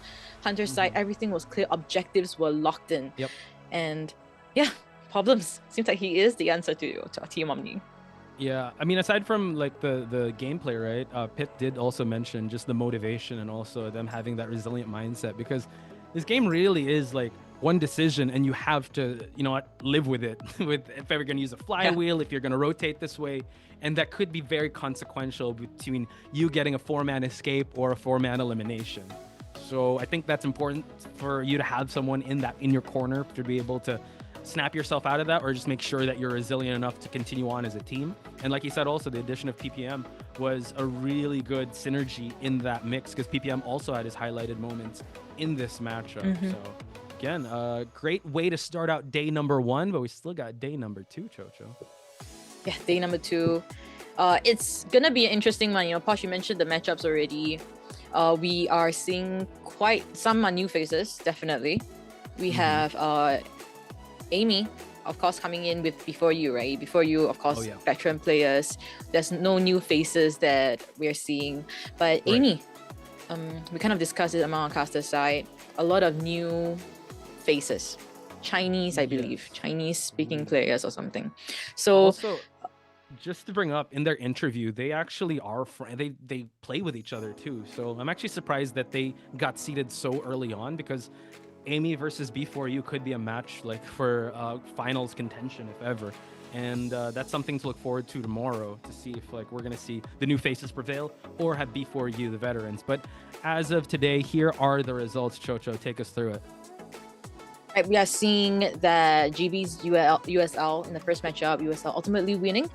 And in the second matchup, Omni versus PR, Omni winning. And third matchup, it was a clear, decisive win there, 2-0 and a 15-3 position. Omni winning ultimately. So Omni seriously at the top of their game, very warmed up there. And we can expect a lot more from this particular team. Definitely the best way for them to start out the group stage, right, is having such a clear and dominant victory, and just make sure that they're firing on all cylinders before they head towards the offline group stage. So I'm excited to see that.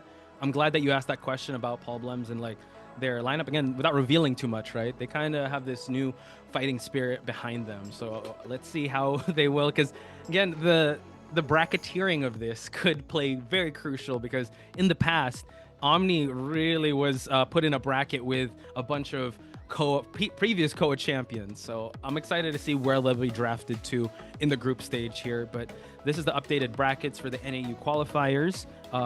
And we will have our match, our March 1, or actually March 1's today. That's our time. But tomorrow's match is Amy versus Before You and BAN versus KON. Yep. So, and if you're watching this from the SEA region, it will be March 2nd in the morning. Yeah. So, yeah. So 6 a.m., 8 a.m., and 10 a.m. if you're in GMT +8 time zone.